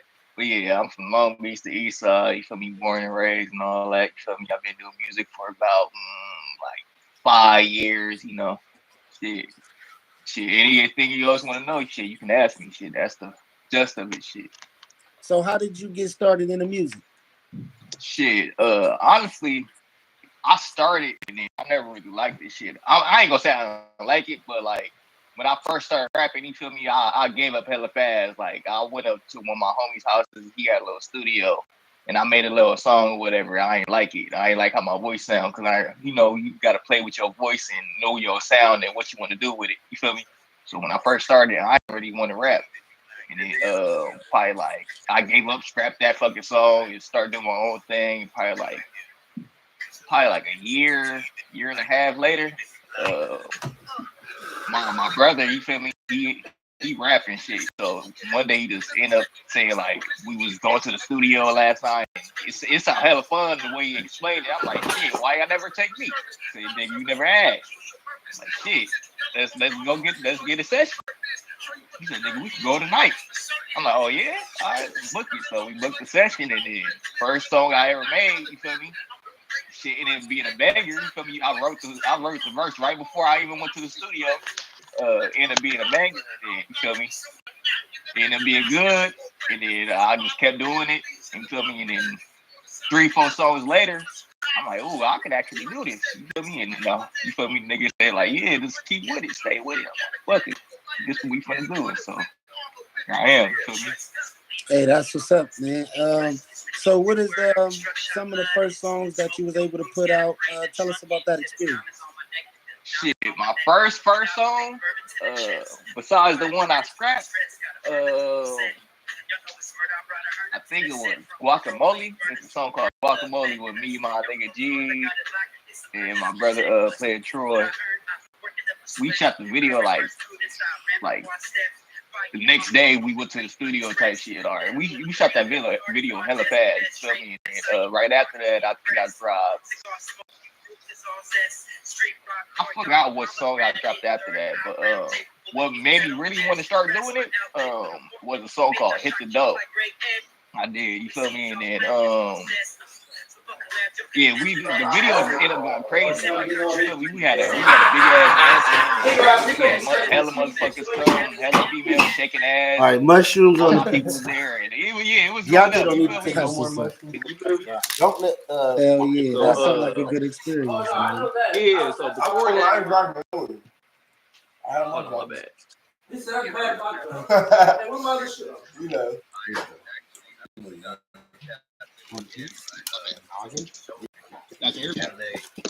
Yeah, we can hear you. Yep. Yeah, but before that, you feel me? I had we shot a little video of that, but Feel me? See how Really good going my crazy 24 how hour one of stream. them, feel me, that hit the dough video maybe when he started. Oh yeah, this shit hard. Feel me? Because I actually upgraded my video man. My first video man, he wasn't as talented. You feel me?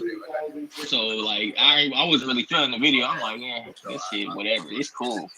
And then my second video man, shout out my nigga Zammer. You feel me? You feel me? We've been locked in since. He went crazy with the video. I'm like, oh, this shit hard. You feel me? And then after that, we just kept going. You feel me? I kept getting better with it, gaining knowledge with the shit. You feel me? And then, you feel me? I just kept going with it. So yeah, That's I think what's Hit the up. Dough and Guacamole, and then I think I dropped an album after that with a bunch of songs I just did. I don't remember all the early songs. It's a bunch of shit. Who is some of the I think that shit features? had like 15, 20 songs on it. Who is some of the people you did features with? All together, I did a song with Taya Third. Shout out my nigga Taya Third. Shout out Tay up there. I got a song with Street Knowledge. He from the Bay. He passed away. Yeah. R.I.P. Street Knowledge. I got a song. Yeah, I got a song with Street Knowledge. That shit going crazy right now. I got a song with Ronald Mack. He from the Bay. He's part of Livewire, shit like that. Okay. I just did a song with Fred Blaze and Lexi Lee from SNL. Okay. Shout out SNL, man, the SNL crew. I was supposed to do a song with that nigga Zoe Osama, but that nigga been playing games. But yeah, I don't know if that shit still in the works, but yeah, he said it was good. So feel me, I'm gonna go off his word. So that shit should be coming soon. You feel me? Shout out Zoe Osama. Yeah, we supposed to be got that locked in, but that nigga been playing. He be busy. I ain't gonna put it against him, but you know niggas busy and shit. But that should be coming soon. You feel me? Yeah. So shit, I got a song with Young Meezy. Young Meezy. Shout out Young Meezy. You ever heard Soul For Real with Mozzie? Yeah, he on that. That's the nigga on the hook. Oh, one of Mozzie's new artists. Yeah. I got a song with him, and then damn, what was I got? I got a song with a bunch of niggas. I can't think of all of them right now. Yeah, that's just a couple of them. I got some other shit coming too. You feel me? So yeah, I got some cool features. That's what's up. You got any questions, C-Real? Yeah, so you mentioned Mozzie. Are you gonna what are you trying to say? Are you trying to make a song with Mozzie in the future? I mean, shit, if the opportunity comes, I mean, I'm down to make a song with anybody if it makes sense. Feel me? I mean, me and him, like, we know mutual people, you feel me? So, who's your so biggest I mean, influence? I ain't gonna say it's impossible, you feel me? So it should happen, you feel me? The opportunity presents itself. So who's your biggest influence in rap? Like, what made you want to rap? Like, for your influence? As far as like famous people, or just all together? Shit, shit, Snoop Dogg, Corrupt, fucking I was a big 50 Cent fan. The Game. Shout out to 50. Yeah, The Game. Sugar Free. This all the West Coast pioneers. You feel me? And a couple. You feel me? DMX. I was heavy on DMX. You feel me? Yeah, that was my favorite artist before he died. Sosa. My nigga Chief Keef. I ain't gonna lie, nigga. I'm gonna be 100 because niggas don't be wanting to give niggas their credit. Draco influenced me a lot. I ain't gonna hold you. R.I.P. Draco the Ruler. Shout out to Snoop Draco, Team. That nigga influenced me. I ain't gonna lie. When he first came out, like he made niggas want to start popping that fly shit. Like, oh, like niggas already popping that fly shit, but niggas wasn't doing how he was popping. Niggas, you talk about all the designer? Oh, niggas want to go get some designer. Like, oh, he talking about the shit I already got. Like, oh, okay, yeah, I like this. The whole Stink Team, you feel me? I was influenced by them. Who else was coming? When I was coming up, shit. It's pretty. I mean, there's probably a couple other niggas. I just can't think of them right now. But yeah, that's probably the majority of the niggas.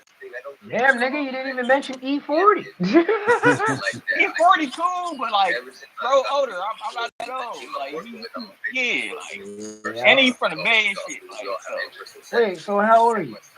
I'm 27. I just turned 27. Damn, you a young nigga. Yeah, I just turned 27 like last month. You almost So- in your 30s, bro. When you hit your 30s, your back's gonna start cracking for no reason. Yeah, my shit already doing that. Trust me, you don't want that. So, who is some of the artists you want to work with in the future? Shit. Who I've been listening to? Like Somebody you want to work with, somebody you would want to do a feature with. Probably like a Mozzie. Shit like I don't know. I don't really listen to a lot of niggas. Like, I mean, I listen to I like niggas, him. but it's I a like lot him of already. underground niggas. I like the way you said that. Yeah, like it's a lot of like I really listen to like my niggas around me a lot. So like anybody I ever want to work with, I really just reached out. You feel me? It's not a lot of people I don't know.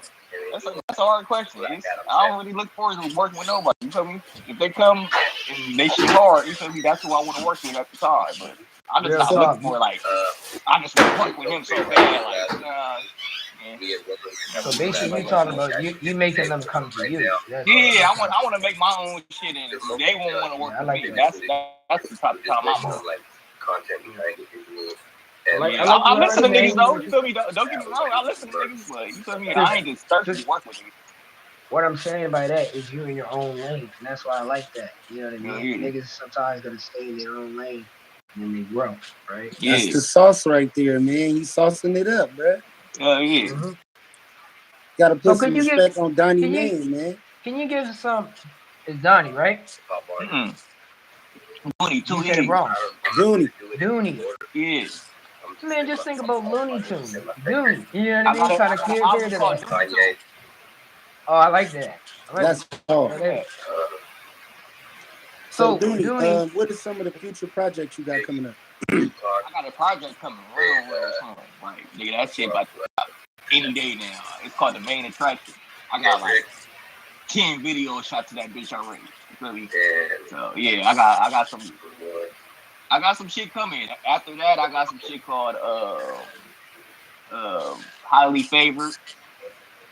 And then I got some other shit. I just can't let niggas know everything I got going on. But yeah, Main Attraction and Highly Favored. Them the two I'm about to drop this year. And then I got a collab album dropping with my nigga Player Fury this year. So yeah, be on the lookout for that. Oh yeah, then I got a producer and me collab. Shout out my nigga AB.